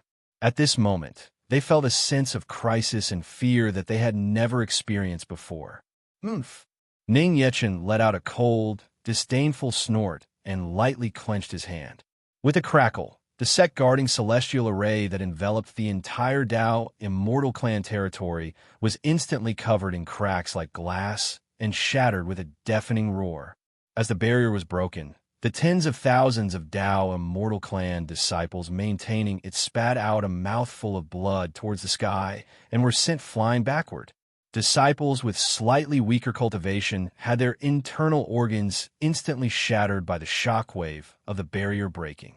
For a time, the members of the Dao Immortal Clan fell to the ground, moaning in pain, their wails filling the air.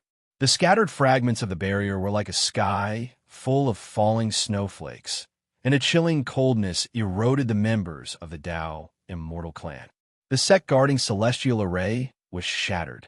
The sect-guarding celestial array, which had almost never been activated before, was easily crushed with one hand by the man before them on its very first use. See, could this really be done? The members of the Dao Immortal Clan clutched their chests, propping themselves halfway up, unable to believe the scene before their eyes. They even suspected for a moment if the sect-guarding celestial array had broken down from not being used for too long. Or perhaps this sect-guarding celestial array was a fake and didn't have the ability to block a full power strike from a transcendent immortal expert at all. The crowd couldn't figure it out, but thinking about it any further at this moment was useless. With the sect-guarding celestial array shattered, the entire Dao Immortal Clan was exposed to the view of the great demon army. The members of the demon clan were ferocious and bloodthirsty, their nakedly fierce gazes fixed tightly upon each of them. Some were even impatiently licking their tongues and drooling. In the eyes of the demon clan, they were like a group of naked young maidens. Ning Yechen, with his hands behind his back, slowly stepped down through the void as if walking on stairs. He had 10,000 ways to open the Dao Immortal Clan's sect-guarding celestial array. Even if he didn't act himself, he could have had Yu Qinyu speak to nullify the sect-guarding barrier, or he could have had Shadow directly infiltrate the Dao Immortal Clan through the barrier and eliminate everyone. But he didn't do that, because he wanted to act personally, to make the Dao Immortal Clan watch with their own eyes as their pride and joy. The sect-guarding celestial array was crushed by him, to trample their pathetic and laughable arrogance underfoot, to make them feel the deepest despair and regret. This was the way of his demon realm. Watching Ning Yechen descend into the Dao Immortal Clan's territory and approach step by step, the members of the Dao Immortal Clan continuously dragged their heavily injured bodies backward. In the eyes of the crowd, Ning Yechen's expression was ice cold, and the monstrous demonic spiritual energy faintly emanating from his body almost made them suffocate. The male disciple from before, who had been the first to insult Luo Ruiying, was terrified and repeatedly hid behind the others. Ning Yechen extended his arm, and the man who was still squeezing his way to the back of the crowd was instantly dragged directly into Ning Yechen's hand by an invisible force. "Why you let me go? This is the territory of my Dao Immortal Clan. This is the heavenly realm. If you kill me, it will be making an enemy of my Dao Immortal Clan and declaring war on my heavenly realm." The man, his face held in Ning Yechen's hand, still didn't forget to utter threats, even though his terrified body trembled continuously. In his view, only the names of the Dao Immortal Clan and the heavenly realm could save his life now. Ning Yechen's profound, ice-cold eyes gazed at the man, instantly frightening him into silence. Truly stupid and laughable. This lord needs to declare war on your Dao Immortal Clan. Your Dao Immortal Clan is not worthy. As for the heavenly realm, they don't have the guts to be this lord's enemy. Ning Yechen let out a sneer, his cold and arrogant words echoing over the entire Dao Immortal Clan territory. The hearts of the Dao Immortal Clan members were deeply shaken, and their faces showed their cowardice. They also finally understood who the man standing before them was. He was the new supreme ruler of the demon realm from the legends. The man who had turned the heavenly realm upside down during the last heavenly demon war. In contrast to the cowardice of the Dao Immortal Clan, the members of the demon clan were already celebrating wildly because of Ning Yechen's words. This was the demon lord they were willing to submit to.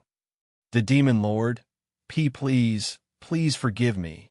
After learning that the man before him was the demon lord, the man's heart turned to dead embers, and he begged for mercy with a trembling voice. "Forgive you? Since you dared to insult this lord's woman, you must have already prepared yourself, right? Repent in despair and regret." Ning Yechen applied a little force, crushing the man's skull, and began to compress and twist his body bit by bit, kneading it back and forth like a ball of dough. All the bones in the man's body were broken and shattered. He let out shrill wails and miserable screams, endlessly spitting up blood, his entire body twisted until it seeped blood. His appearance was too horrible to look at, until all the bones in the man's body were shattered and his internal organs were churned into a pulp. He was thrown to the ground like a pile of rotten mud. Luo Ruiying had long known what would happen next. She had taken out cotton ahead of time to plug Luo Hongye's ears and covered her eyes with her hands. The child was still small. This kind of scene could not be seen by a child. MMPH. Lord Changjue say, save MMPH. The man desperately extended his mangled arm, looking towards Dao Xian Changjue in the distance for help. Including Dao Xian Changjue, the members of the Dao Immortal Clan were already so scared by these cruel and terrifying methods that they didn't dare to breathe, let alone step forward. And this was only the beginning. Ning Yechen slowly walked to the man's side.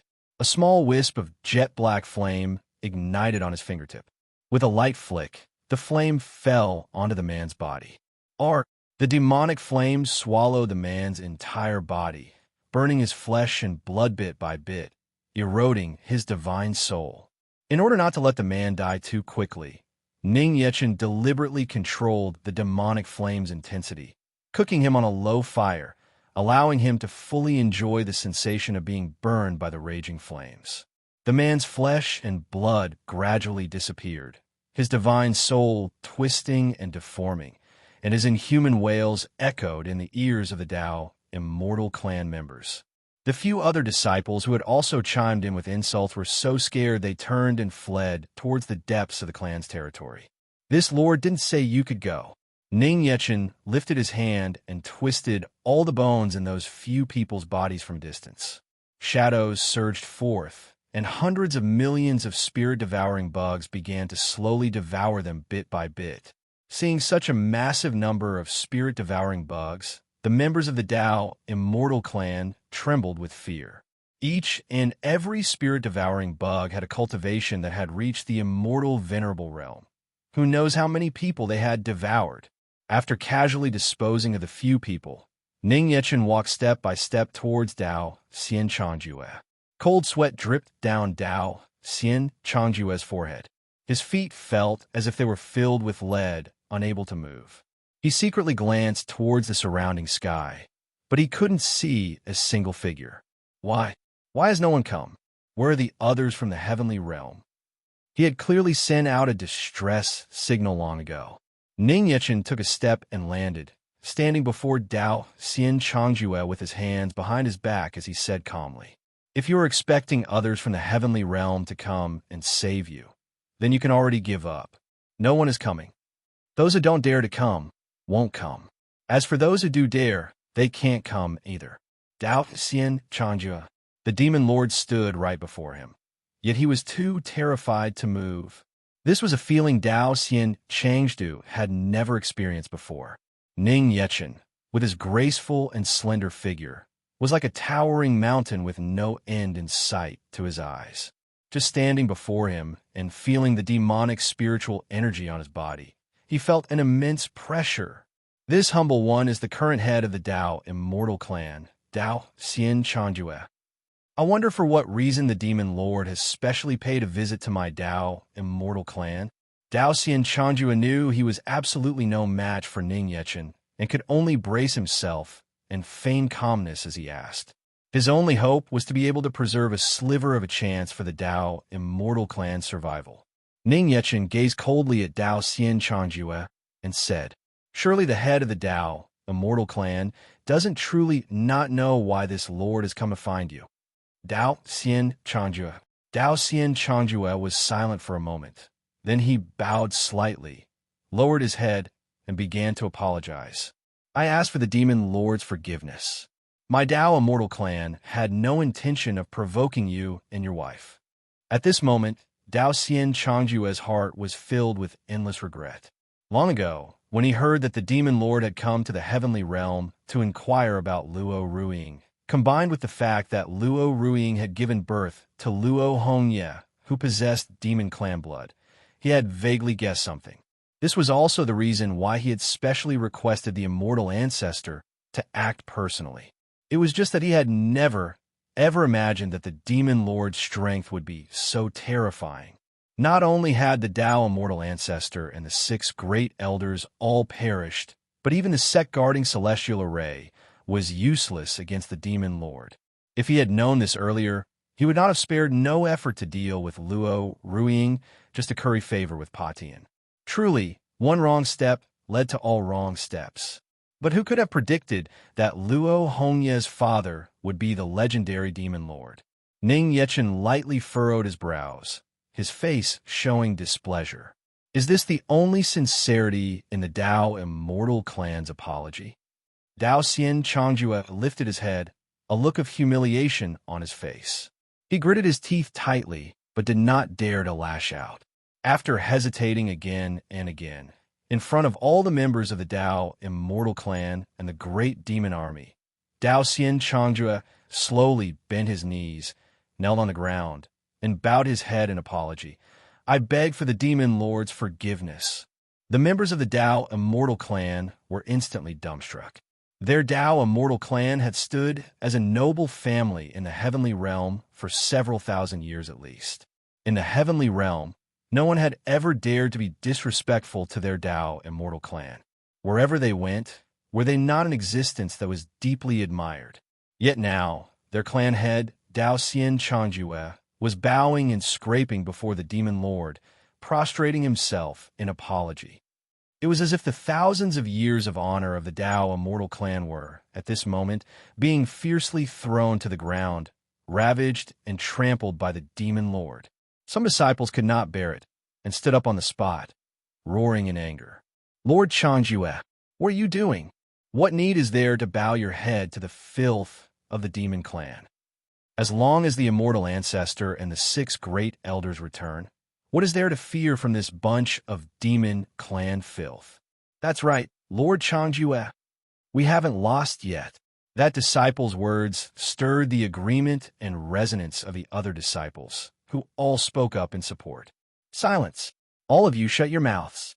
Dao Xian Changjue interrupted the members of the Dao Immortal Clan with an angry roar. He had not told a single person in the clan that the immortal ancestor and the 6 great celestial law elders had all perished. The immortal ancestor and the 6 great celestial law elders were the pillars of the Dao Immortal Clan. He absolutely did not dare to announce this matter, for fear of causing a panic within the clan. Looking at it now, he should have told them sooner. The members of the Dao Immortal Clan were so frightened by Dao Xian Changjue's roar that they didn't dare to speak again, not understanding why their clan head was reacting so fiercely. A playful smile appeared at the corners of Ning Yechen's mouth. He placed a foot on Dao Xian Changjue's head and, looking at the members of the Dao Immortal Clan, said calmly, "So you all still don't know? Your immortal ancestor and elders are not coming back. The members of the Dao Immortal Clan." Ning Yechen's words exploded in the hearts of the Dao Immortal Clan members like a heavy bomb. Everyone was instantly frozen on the spot with disbelief on their faces. The only hope remaining in their hearts was thus extinguished by a single sentence. Their strongest immortal ancestor and the 6 great celestial law elders had actually already. Looking at the despairing members of the Dao Immortal Clan, Ning Yechen simply said calmly, "All of you, kneel before this lord." Ning Yechen's words were unlike Yu Qingyo's word spirit and did not contain any of its power. Yet the members of the Dao Immortal Clan's legs went soft, and they involuntarily supported themselves with their hands, kneeling and bowing their heads. The ones your Dao Immortal Clan should be apologizing to are not this lord, but my wife and daughter, Ning Yechen said coldly, looking down on the members of the Dao Immortal Clan. Dao Xian Changjue and the other members of the Dao Immortal Clan lifted their heads to look at Luo Ruiying and Luo Hongye and beg for mercy with trembling voices. "Luo Shun Empress, we have offended you greatly in the past. Please forgive us. We hope that the Luo Shun Empress can, for the sake of the kindness our Dao Immortal Clan has shown you in the past, forgive our clan's transgressions." Luo Ruiying looked at Dao Xian Changjue being trampled under Ning Yechen's foot and the other members of the Dao Immortal Clan kneeling and prostrating, finding it hard to believe for a moment. The Dao Immortal Clan, who could command the wind and rain and were insufferably arrogant in the heavenly realm, were now speaking humbly and bowing their heads in apology. If it had been her Luotian palace, it probably would have been annihilated by the Dao Immortal Clan long ago. At this moment, the resentment and anger that had accumulated in her heart also gradually dissipated. Luo Ruiying pondered for a moment, then parted her red lips and said, "Ruiying is very grateful for the kindness the Dao Immortal Clan has shown me." Hearing these words, Dao Xian Changjue's face revealed wild joy, as if he had seen hope again. However, Luo Ruiying continued, "However, this kindness I have already repaid in full on that day, when you dug out my bone and took my heart, and I scattered my immortal emperor cultivation. I have only come today to take back my heart and bone." Hearing this, Dao Xian Changjue was instantly at a loss for words, a difficult expression on his face. "Luo Shun Empress, your heart and bone are no longer in the hands of my Dao Immortal Clan. Where are they?" Ning Yechen asked, his brows furrowed. The heart and bone were taken by an esteemed individual from the divine realm. Dao Xian Changjue answered truthfully, without needing Dao Xian Changjue to say who. Ning Yechen already knew. He continued to ask, "Where is he now?"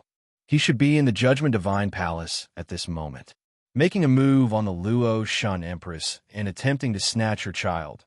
Demon Lord, were all things he instructed my Dao Immortal Clan to do. It was not the original intention of my Dao Immortal Clan."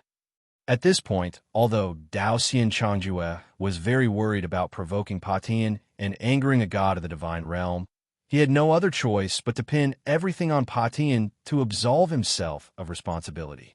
Come to think of it, the beginning of all this was because of Patian.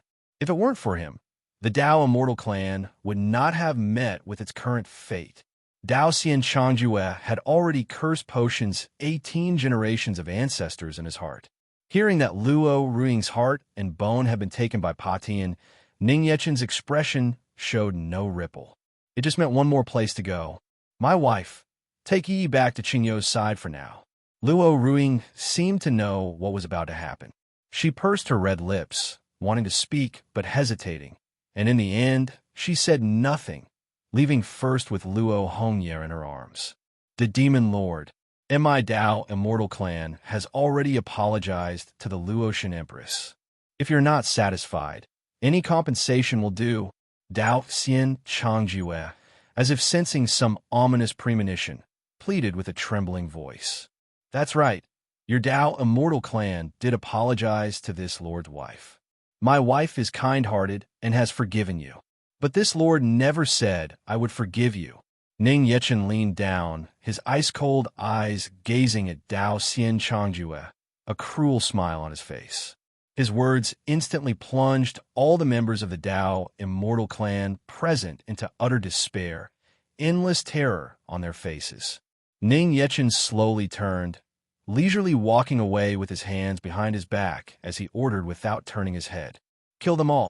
Leave no one alive. Enjoy yourselves.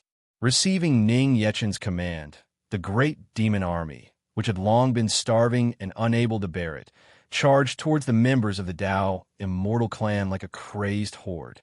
The majority of the Dao Immortal Clan members, already heavily injured, were almost powerless to resist and could only watch with wide eyes as the great demon army devoured them.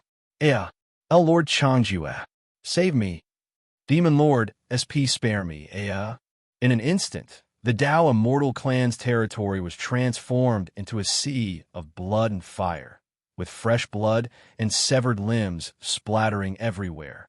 The inhuman, shrill screams of the members of the Dao Immortal Clan echoed throughout the entire heavenly realm.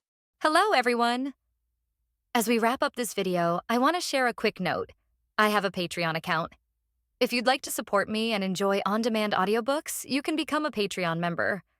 Alternatively, you can check out my Google Drive link, which has 500-plus novel audiobooks available through my Ko-fi or Patreon shop. I appreciate your support.